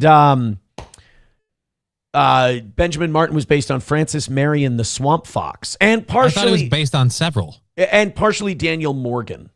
Okay. Francis Marion. At least two. Francis Marion was the Swamp Fox. He was the guy who led the militia and taught them guerrilla tactics and everything. Daniel Morgan was another guy that he was kind of loosely based off of. And he did not die. Bannister Tarleton, who wasn't as big of a piece of shit as Tavington was, but he was a pretty big piece of shit. Pretty close. Yeah. Just Tavington as Shredder. You! Oh, dear Lord. So you're the Turtles, are you? And that sewer and that stupid little rat. Did he die? Did he die? Chevy fan says, I'm dying from hantavirus is a good way to avoid high gas prices. It's a fair point. Well, I mean, but it doesn't have to be hantavirus. You could pick a better way to go. Yeah, you can die from AIDS if you want to. Go ahead and go to the bathhouses, do some bug chasing, have a weekend, then rot away slowly and die. All right, let's... I need you guys to know. Now, this is what happens. We hit the goal early. We owe you another extra half hour today. We got a fun evening show coming for you. A lot of people are like, oh, what are you just kind of, fucking running out the clock and coasting? Yeah. Trying not to. What we're doing instead is we're doing what's called a Steel Toe Classic. In that once we're good and we've had a big audience, we have today, we've knocked out the goal, we can do some of our more niche shit that we like doing. Yeah. Rather just than fuck around on fun stuff. We got to go to this WCCO story where they're letting us know that, guys, and I want the chat to understand this on both YouTube and Rumble and Twitter and Facebook and everywhere. I want you guys to know you're apparently being really shitty to Somalis lately.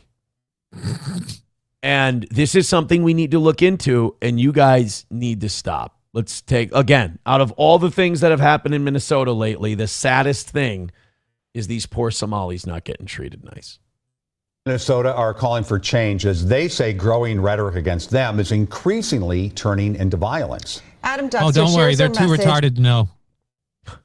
And the latest incident that they say went way too far. Images of a charred-out school bus on display Friday at Carmel Mall, the latest in what Muslim and Somali leaders say is an increase in attacks. I really want to say hoax. Yeah, I'm calling hoax on that. Who firebombs a bus? No offense, I don't mean to nitpick here. There's going to be more than just Somalians on there and their kids. Like, who goes after kids? The IDF. Oh. Uh-oh. Benjamin was here. That's why he did 60 Minutes. Actually, this is a hoax. This is actually a bus in southern Lebanon. Believe it or not.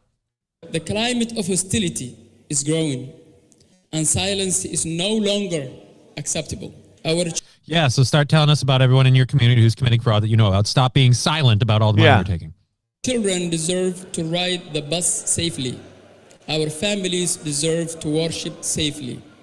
Our business. The racist white man who bombed the bus shouted Allahu Akbar before he threw a Molotov cocktail.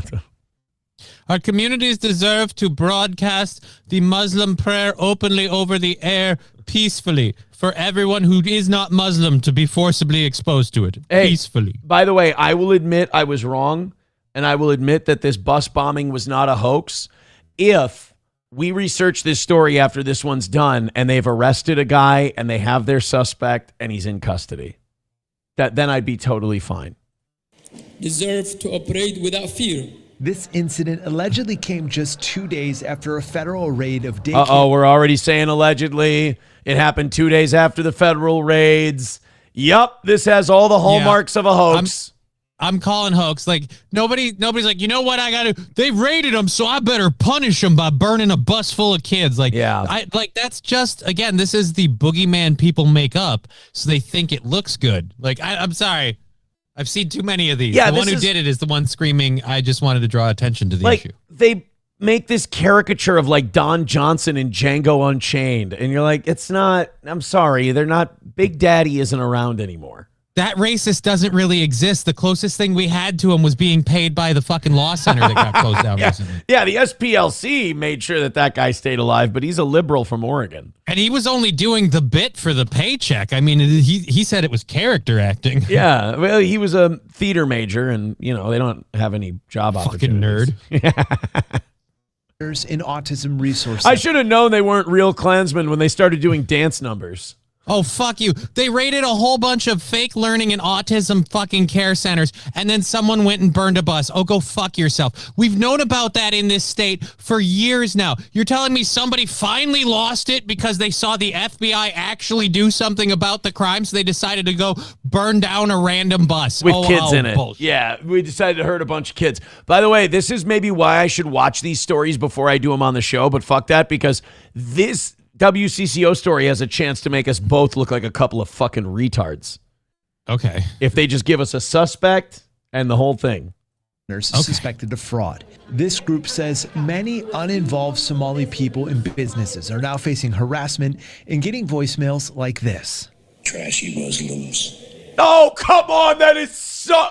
You've got to be fucking kidding me. That is not real.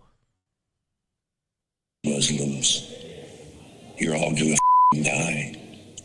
So, prepare. It's a fair warning. More than you gave us. You're all dead. Dead. Mothers are afraid. This message brought to you by the Southern Poverty Law Center. Because you know what a boomer can do. He can make a phone call without it ever being traced. So I'll just issue a death threat, which is something you could be held accountable for. Your voice isn't even modulated. Oh, fuck off. And also, let's be clear. The only reason we're making these accusations is because this happens a lot. They do this. The guy who, remember the white supremacist broke into his daycare office and stole all this stuff and banged a hole in the wall from the inside, by the way.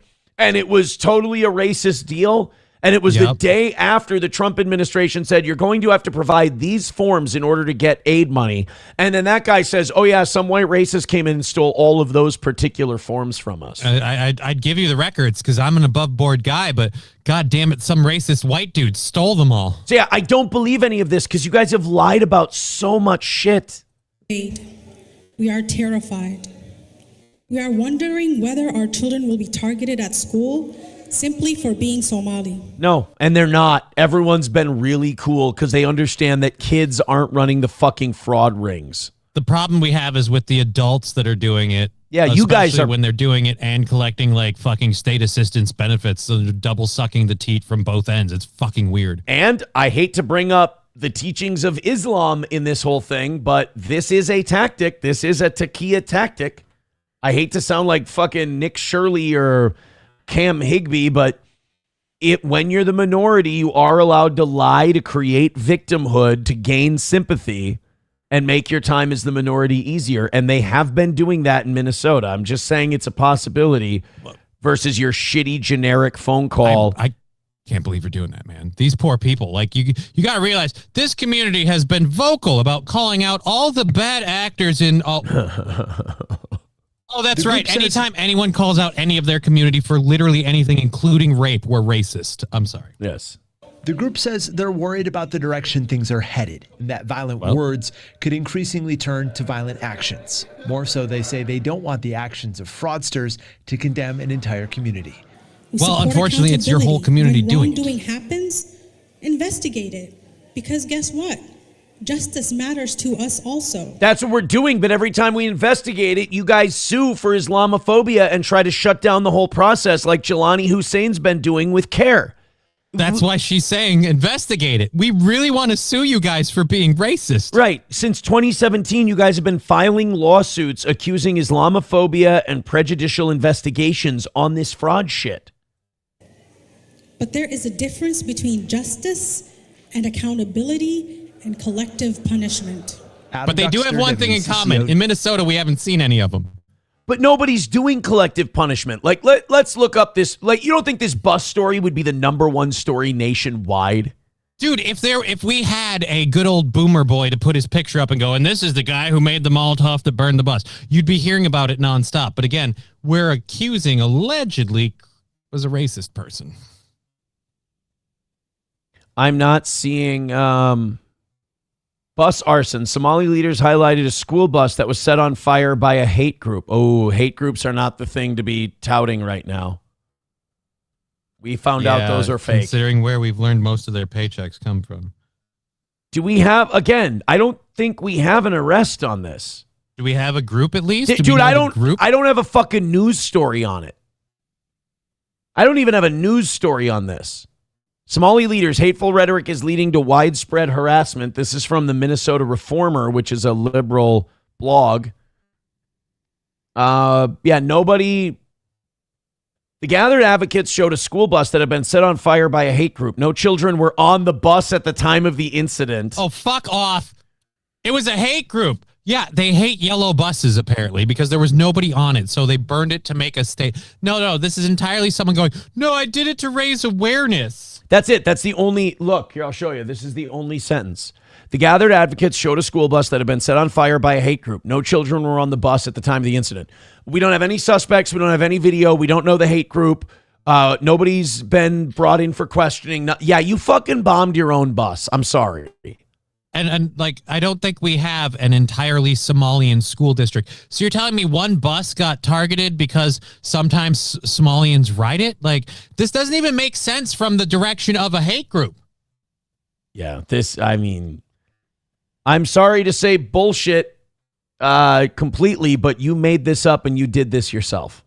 And if you have a problem with my opinion on that, I direct you to the African-American community that has been committing violent hate crimes as a form of raising awareness for the last 5 years, at least. Silver Wolf with $1 says, and a Hantu is a ghost in the game Phasmophobia that thrives in cold environments, moving significantly faster in low temperatures and slower in warm areas. Well, how about that? Hulkamasha Baby says, Colonel Tavington in Armageddon.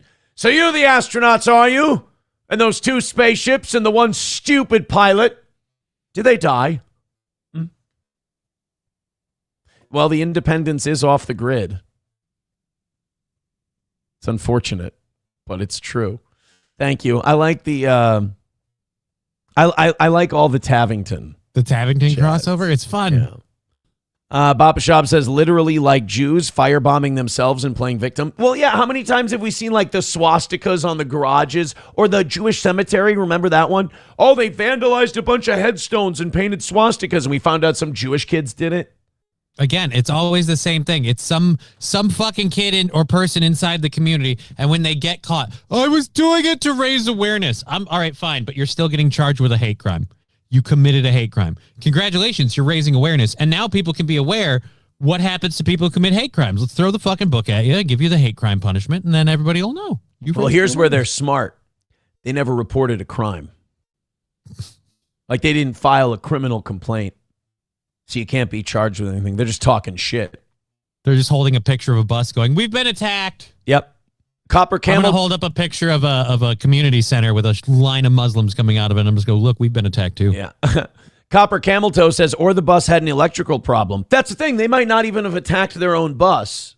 It could have been a freaking lithium ion battery or whatever that fucking sparked and burned the whole thing down, but nope. Yeah, like literally, this is what's really shitty about this is like, you guys have been fucking us over and stealing from us, and we've literally done nothing in retribution. If anything, we've run news stories talking about, oh, we're sorry how mean people are to you. Like the one we just ran. Yeah. Yeah, and then on top of that, like after you get hit by the feds, that, like I said, that's going to be the straw that breaks. God damn it, now they're actually investigating these crimes? Fuck, I better do something. Like, what?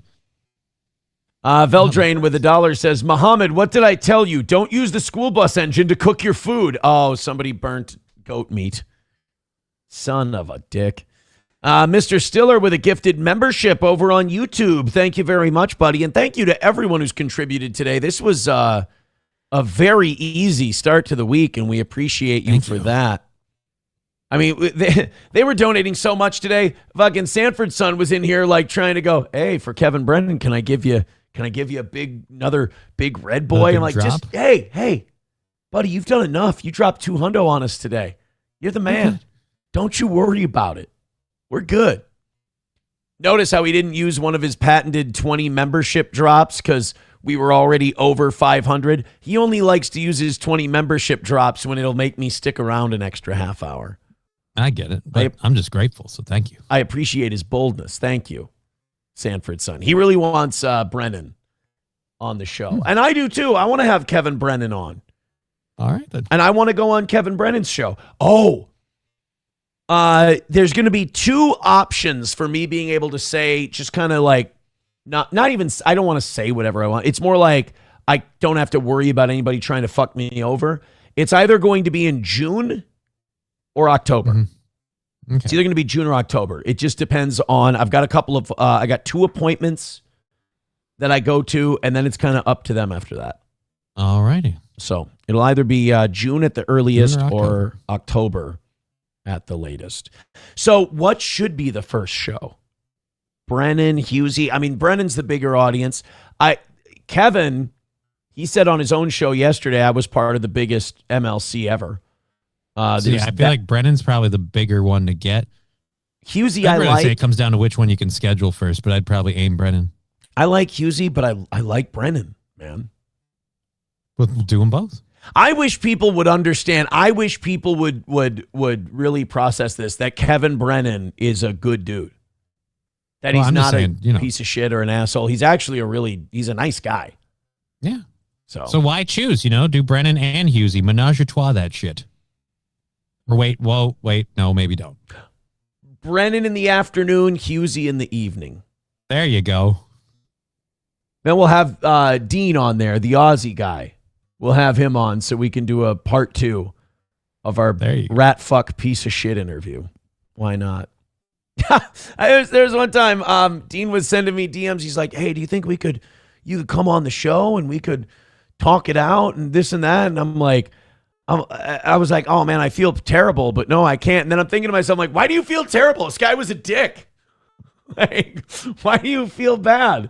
And I'm just like, I think because I know he was just trying to make a name for himself and he was using a bigger name to do it. And I get that. That's how this game works. But yeah, I was like, fuck, I feel like I'm being a dick to this guy. It's like, yeah, it's allowed. It's okay. That's happening. Historically White says, maybe you can get the Quadfather on and ask him how he got in the chair. But nobody watches the Quad. When you're a bigger channel, and I'm a bigger channel to small channels. I'm not a big channel. I'm still a nobody. But like when you're a bigger channel, you try to go on bigger channels. Bigger channels. Yeah. Equal or bigger is what you want. These people, when I see these people with bigger channels going on smaller shows, I'm like, oh, you're just desperate for attention. Right. You just need the attention really bad. That's all. Yeah, but if you're a show and then you go on a bigger show, that's the game. That's respect right there. Go for it. Let's continue on. Oh, there was something in the chat I wanted to talk about. It would have been so much fun. Oh, somebody said, what about not Quadfather? What about quartering? I read Quadfather and quartering close to each other. I don't think quartering is going to come on this channel at all. Number two, if I did get him on, it would probably cost me money. And if the internet found out I gave Jeremy any money, they would turn on me immediately. So I would never do that. Absolutely not. I would have Chrissy on, but I don't think Chrissy's going to be going on anybody's show. And then Brittany Venti, I'd love to have on. I DM'd Brittany Venti. I said I'd love to have you on the show, but I think she's so in demand right now that I don't think Steel Toe. Offers after offers. She's not going to pick you up. She's not going to go on Steel Toe. That's and I don't think it would be malicious. I just think it would we wouldn't be a priority. Right. Balls Deep says, send Husey to link either show. The super chatters are going to push your boundaries. Oh, I love the way the MLC audience roasts you in the super chats. I think it's fun. That's why I'm going to wait until after everything's cool. You know? Rusty Grammer says, I would aim for Alex Jones live if you really want to get views. I sent Alex a DM after he retweeted me. I have not sent him a DM since he played our clip on his show. Maybe I should. Yeah, just kind of hit him up, see what happens. Do I want to go on Alex or do I want to have Alex on here? If I could only pick one. I would say you want to go on Alex. Because, like, not to be a dick, but you going on Alex is a bigger broadcasting, like, covering than Alex coming on here. Hey, Alex, thank you for playing our clip yesterday on your show. If join us on our program sometime or me on yours, we have done a lot of coverage of Minnesota protests and fraud and can be a valuable asset for you. Thank you for your consideration. This is me just being a complete ass kisser, by the way. Yep. Which you should. You should suck Alex Jones's ass and lick his balls. If you're if you're expecting a favor. Yeah, if you're a show my size, you should absolutely suck Alex Jones's asshole. In a way that he likes. It should be the way he likes his asshole sucked. Tight Band says, go on Alex. I would love to. I would love to. Abel Graham says, holy shit, I missed Jersh calling in. Yeah, Josh from Meme Copium was on the show. Did you catch any of that or did you take advantage of the extra sleep? No, I caught the back end of it, but yeah, I was here. I like him. He's a fun guy. I've heard a lot of lovely things about Josh from Meme Copium. I apparently have become friends with a lot of people. They're friends in his circle. So I've talked to a couple of people that are in Japan that know him and stuff like that, but I've never. What kind of dirt do they have on him? Nothing. I'm just kidding. Know a guy named Max, and we talk a lot. Oh, Max sent in a couple of bucks to this little program today. Hey, real quick, let's get this one in there. We got about a half hour left today. Thank you guys for getting us up over 500 memberships. They did something very nice at the Minnesota Lynx game. What did they do at the Lynx game? Did something that's going to piss off our entire audience. Should we play it? Yeah. Here we go. And Alex Brennan. We continue to extend our love, support, and heartfelt sympathies to Renee and Alex's families, friends, and our community. Please join us in honoring Renee Nicole Good and Alex Brennan with a moment of silence.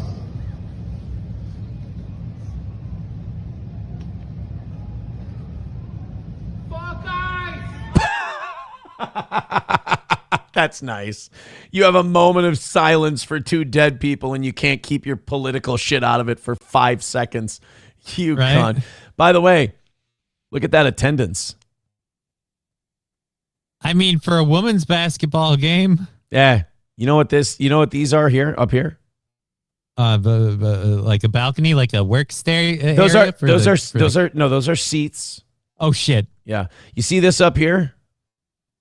Well, that's the ceiling, Mr. Imholt. That's got to be the ceiling, right? Those are seats. Fuck. Yeah. Yeah, but whoever sells those out, like ever. The Timberwolves, even when they're really shitty. Or in other words, just the Timberwolves. Yeah. And like Monday Night Raw, SmackDown when it comes to town. Morgan Wallen. Monster Truck Place had this thing overfilling. Like just the rodeo, the state high school hockey championships.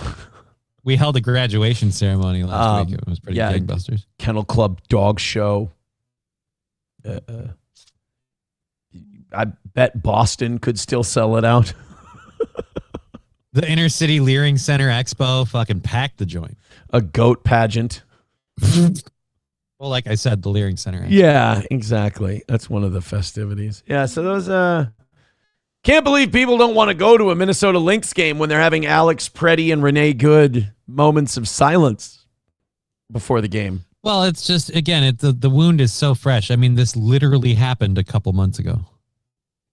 Yeah, I mean, I'm excited to watch a basketball game now. Historically White says, so there's like 300 people there. And you know what's funny is the Lynx actually draw pretty well.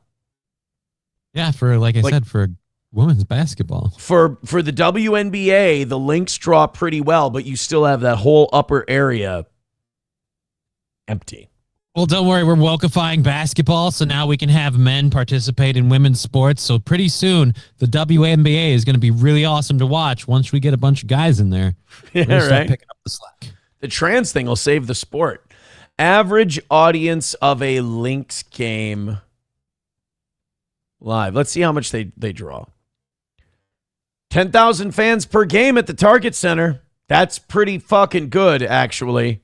For a WNBA team, yeah. I wonder what the deal is about why the attendance was so bad at that one.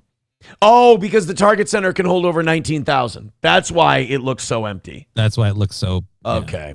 Because it's half full. It's on an average game. It's half full. So that makes sense. Let's say that was a shitty day. 5,000 people, 7,000 people. That wouldn't look like much. Yeah, especially when you got the top tier completely empty. It's going to look more big and vacant. Well, that's the thing. If you don't sell a lot of tickets on the main level, they'll have ushers, especially if your game's on TV. They'll have ushers Just come move up you and down. They'll move you down. WWE does that a lot, and AEW does that a lot. When they're wrestling shows, if they don't sell well somewhere, they'll just move people into what they call the hard camera areas. Right. The Timberwolves won yesterday. They evened the playoff series with San Antonio at 2-2. Victor Wembanyama. My dad and I say We're Wemby. gonna get it eventually. Our son can say the whole name. He got kicked out in the second quarter, and we still barely won, which worries me for Game 5. Byron Granger says maybe more people would come if they didn't honor the retarded liberals that got themselves unalived by interfering with federal operations. Yeah, that's kind of the point we were making, I believe. You know about we've talked about it a couple of times on the show, the Wisconsin puppy mill, the Beagle Mill. Yeah.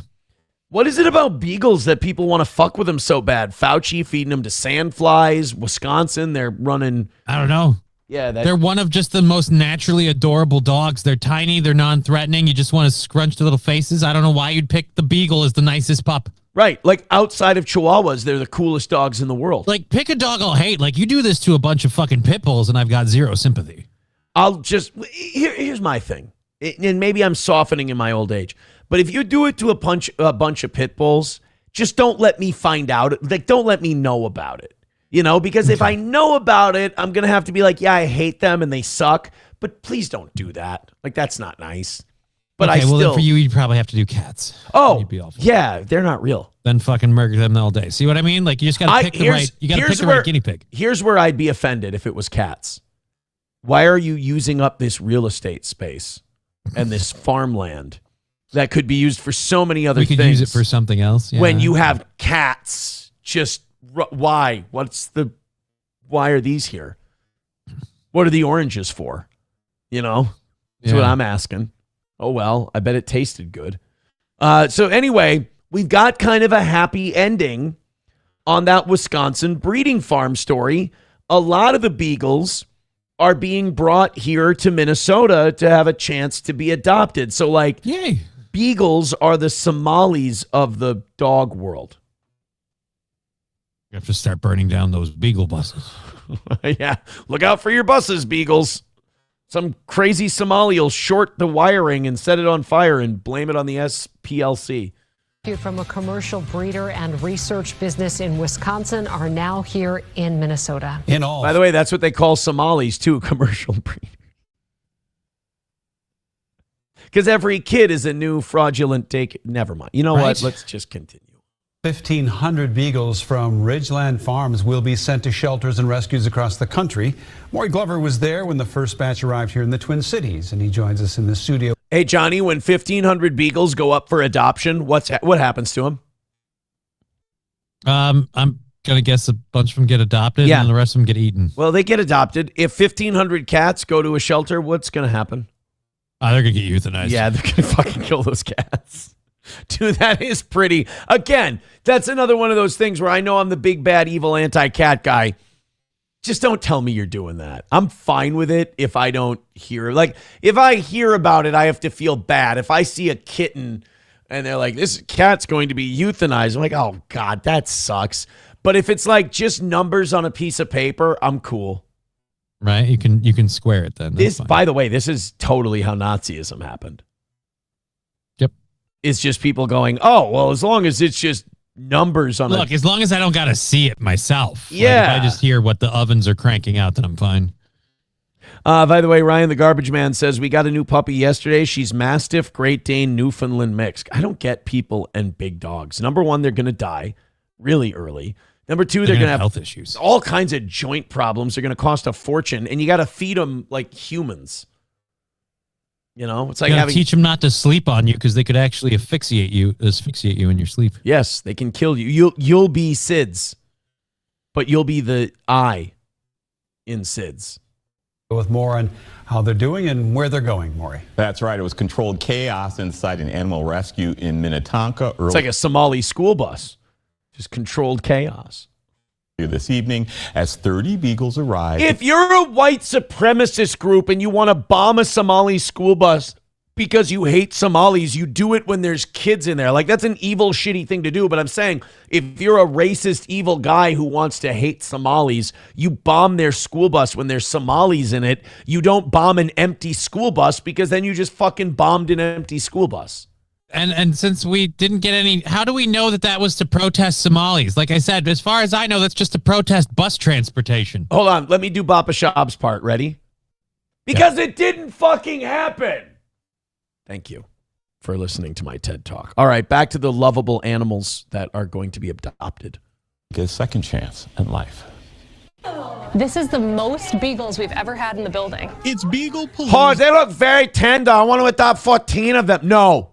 No. Chow, get the fuck out of here. You're not adopting these dogs. Not yet. We'll call you in like 2 weeks. If nobody speaks for them, because we don't want you to tell us what you're going to do, but we have an idea and we just don't want to be a party to it. That's all. Take 15. I have wedding party next week. Oh, we have wedding coming in next week. 1 week, no good. We have wedding party. You give us 14 beagle. We haggle, maybe 12. No, Chow. Why are you starting to sound like Tommy Wiseau? I did not eat the dog. I did not. Oh, hi, Fluffy. On between as crate after crate is unloaded from a van so their occupants can experience life uncaged. Aw, these That cutie kind little of combination beagles. of hope and excitement, but also like a little bit of hard to watch them go through such dramatic changes and be a little confused. The 30 dogs are just... Is there like at least one beagle, like with human beings? Like there'd be one beagle who's a total prick about it, even though he got saved. Like, hey, am I getting the fuck out of here? Come on. Fuck off. Let me out. Come on. Let's go. Let's move it. I see. Hey, You over there, you're literally not doing anything. Open the fucking doors. This is bullshit. Some of the 1,500. And you're like, hey, you beagles are acting a little Somali right now. Let's knock it off.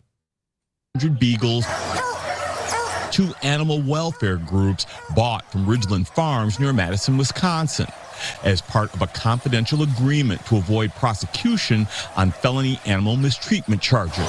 Oh, so they had a puppy mill, and so that they wouldn't go to jail and wouldn't get punished, they sold a shitload of them to... They forcibly sold them. Wait! Probably way undervalued to these donation centers. So not only does this place not get charged with anything, but they got paid. Yeah, just probably not as much money as they would have made if they sold the animals out as lab rats. Oh, for ass. Right? By the way, one of the beagles that they they bought from this place actually turned out to be a savant. It actually passed the bar exam. It's a lawyer now. Nice. Yeah, they call it their legal beagle. I hate you. One of the dogs, when it was out in the field, when they did let it run around, was raped by an avian species, and it had a baby that was a cross between the two species.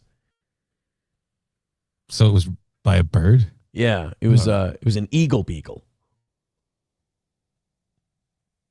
There was one of the beagles in the thing that was that thought it would be a good idea to allow banks to use customer deposits in stock market investments.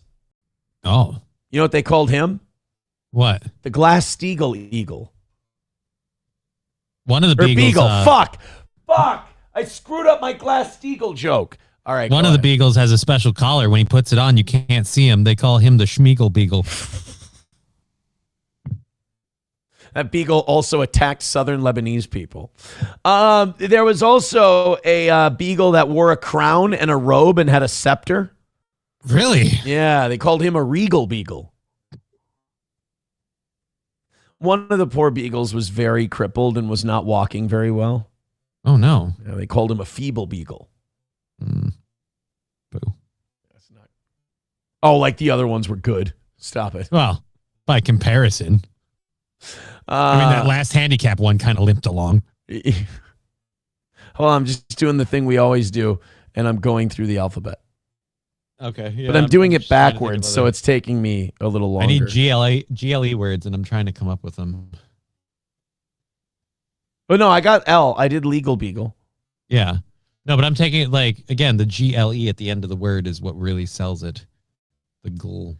There was a beagle that kept that wouldn't stop playing dice over on the way over. Oh, really? Yeah, he was a Neagle beagle. That was just the N. An N was in there. That was shitty. I think this shows that it's over. Yep.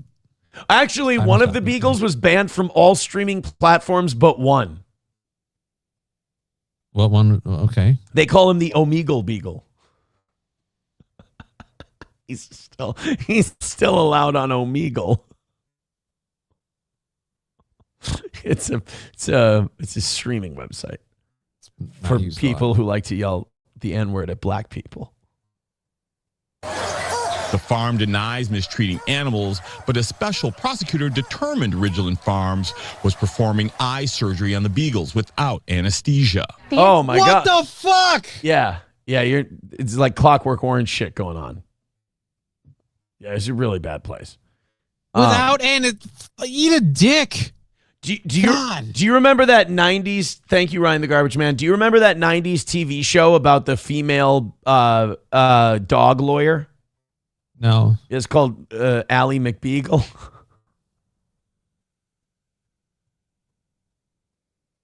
I hate you. It's okay. The animals needed to be rescued because they have been, actually Ridgeland Farms ended their breeding, they are getting rid of their breeding license. So they had to downsize all of their breeding animals. Yeah, didn't help. I guess this one works too. Well, why you do it then, baby Billy? Well, because I'm selfless. Ridgeland Farms, which breeds beagles to sell to laboratories where they're used to test things like the maximum lethal dosage of a new drug. So you're killing the dogs, like just with different drugs, just to see how much it takes to kill them. Why is it that if a drone strikes these people's house, it's a crime. But if a Tomahawk cruise missile hits an Iranian girls' school, it's acceptable casualties in war. I have no idea. Like, these people are way more of an enemy to me than those girls at that Iranian school.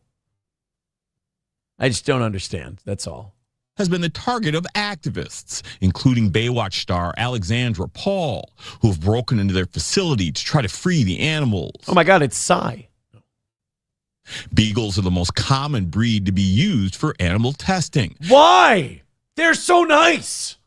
They're the sweetest dogs. They're the best. They're literally the best dog. If I didn't have a Chihuahua, the last 2 dogs I had, because I love them, are so little, Gordy's such a good boy, I would have a Beagle. It's just a good little lap dog. It's like a terrier without all the energy. Like, what the fuck is the problem? One of the dogs I wanted for a long time was a Jack Russell until I learned they're literally crackheads.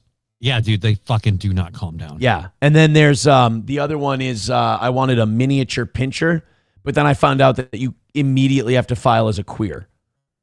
I don't know, man. Min pins are pretty cool. They're awesome. They're amazing. But everyone called me gay. So I went and got a Chihuahua and really proved them wrong.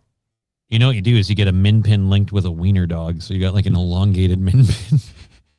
Because of their smaller size and gentle temperament. They've probably never been in a car before. A lot of them had never been in the grass before. So this is a whole new experience for them. Good boy. These beagles will have their glamour shots taken. Oh, so flash fucking photography right in their face the minute you let them out of the thing. Look, they haven't had a lot of experiences, so we're going to overwhelm them with a lot of shit right away that they have no fucking clue what's going on. I want to go get one of those fucking beagles. Gordy can play with a little beagle. I want one. Where are they? Where the fuck are these? Where are these cocksucking beagles? And get checked by a vet before they're picked up by their foster families in the hopes they'll be in their forever homes before long. I want a beagle. Deserve to live out their years in grass and beds and all that good stuff. So we're hoping that they're wreaking havoc upon many families' lives in about 3 months here. Until I pull out a Tylenol bottle and they lose their shit and start pissing and shitting all over the house. I fucking, my kids have a cold and I take a little Tylenol cold and sinus and pour it in the cup and they're like, arr, arr, arr, arr, arr, and they start biting my leg viciously. And I'm like, oh shit, that's right. I forgot. So wait, what was that place called? Do we have the name? The name of the adoption center? I'm calling them, yeah. Most beagles we've ever had in the building. It's Beagle Palooza at the Bond Between. The Bond Between. As crate after. Okay, the Bond Between. Are you legit getting a beagle? I might get a beagle, dude. I hope SP isn't listening right now because she would send me a text. She'd be like, don't get a fucking beagle while I'm at work today. This is the thing about this being my job and we have a really good day and I'm flying. I don't know what to do with myself. I got some clips to make. I should just go to the Y, fucking do some rowing today or running. I've been rowing and biking a lot, not a lot of running. Okay. But I might want a fucking beagle. Just run down to the cities and pick up a beagle. Right? I got my parents pick up the beagle for me. They're closer. There you go. Crate is unloaded. It's just a good boy. So I'm sorry. We already played this. Now, this is a beagle's a good boy. Gordy would love to hang out with a beagle. Are you fucking kidding? Just have a bud, then 2 dogs. Keep each other entertained. Right. That's the whole point. It's all harmless. Let's go to the super chats and the Rumble rants here. I'm way behind in the chat. Trucker 18-wheeler with $1 says, I heard there were some of these dogs playing on the beach with some birds. They called it the Seagull Beagle. Oh. I don't hate that one. I don't hate the Seagull Beagle. Trucker 18-wheeler with $1 says, use pit bulls for testing. Bingo. Your lips to God's ears. Main Vein says, can you raid Alex Jones live at the end of the show today? Fuck yeah. You want to do that now? Instead of starting a new story for 7 minutes? Right. Let's see if we can figure out. Oh no, let's play this real quick. We can actually play this one, then we can raid Alex Jones. I don't know how many of you have seen this, what happened to this woman's car, but I want you to tell me what you think the end result of this crash was.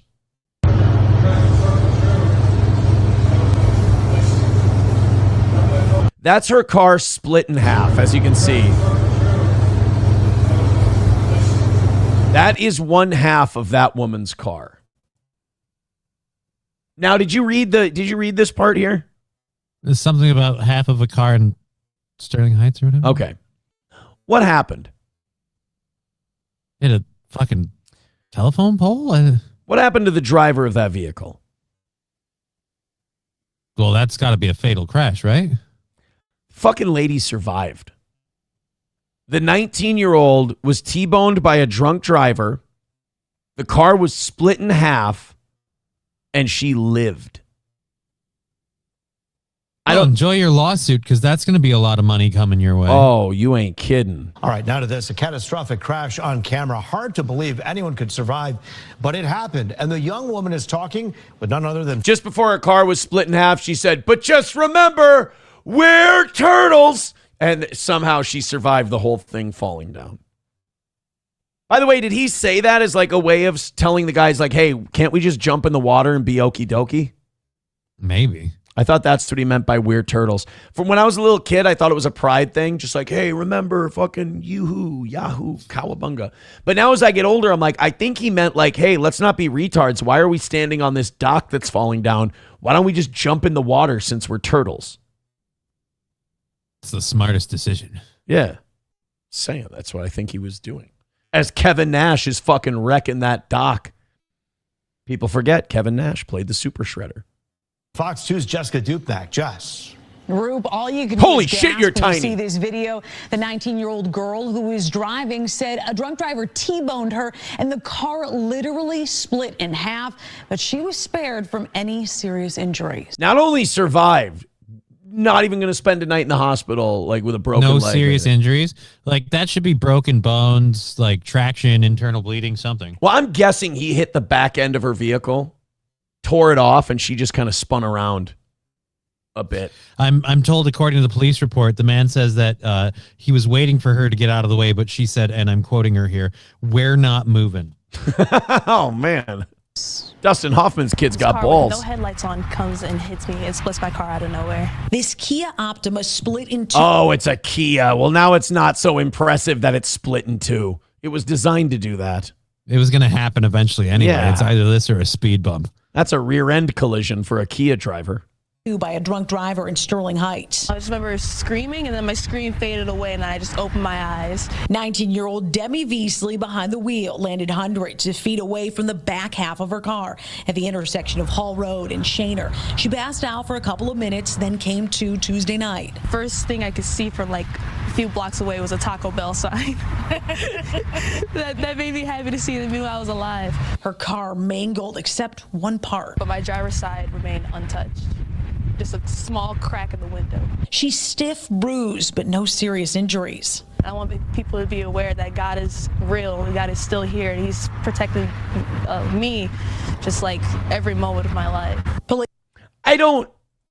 That's fine, I guess, but like, I don't like it when people are like, yeah, I survived that car accident. God's looking out for me. It's like, okay, but God's looking out. though? God's looking out the same for the guy who died in a car accident.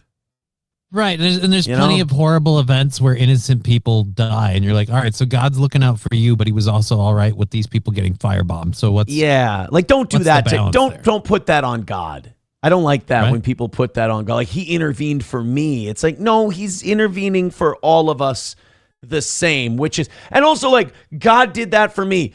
God came down in human form, got the living dog shit beat out of him and crucified. And you're like, oh no, but he's doing more. He's like, no, he's done. He's done doing shit for you now. You do shit for him. You live a good life. You earn your keep. You honor that sacrifice. You ask for forgiveness of your sins. This idea that like God's like, oh, you know what? I feel terrible. I haven't done enough to intercede on behalf of humans yet. It's like, I don't know. I've saved them from all their sins, but this lady's about to get T-boned to death. I better step in. Yeah, like what I'm saying is I think that it puts Christians in an indefensible position because you're like, oh, well, what about a little kid who got T-boned and killed in a car accident? Was God not watching? I don't think that's how it's supposed to work. Main Vein with $1 says Gordy is going to fucking freak out and not in a good way. We'll see. Yeah, no, if you bring in a new dog, he will be a little pissed. Nomo says, LOL, Aaron pissed God helping people. That's not what I'm saying. That's not what I'm saying. Do you understand what I'm trying to say? I think what you're trying to say is that it's a little hubris to claim that after everything that's been done, he intervened on you or on your behalf to save you. Although Reformed Rapscallion gets it. He says, so Catholic. That's true. That is a very Catholic take. All right, should we go raid Alex Jones? Yeah, let's raid Alex Jones. All right, let's go raid Alex Jones and beg for his attention. I fucking retweeted you and put you on my show. Can't you stop being a fucking needy cunt for 5 seconds, you motherfucker? Sorry, Alex. I'm trying to be better. We'll go find this guy. LFA TV, Rubin Report. Stop watching Dave Rubin. All right, here we go. Alex Jones Network. Perfect. Live right now telling people that they're going to fucking die Live.com is tomorrow's news today. All right, guys, go enjoy Alex Jones. It's going to be a good time. You're all going to enjoy yourselves, and we had a great show today. Thank you very much. Yes, thank you. Let's head over to Alex. Tonight I'll be back at 6 p.m. Johnny will be back at 1 p.m. on Just Kidding LLC on Rumble, Twitch, and YouTube. And I'll be back at 6 p.m. tonight. Have a great night, guys. Or great day.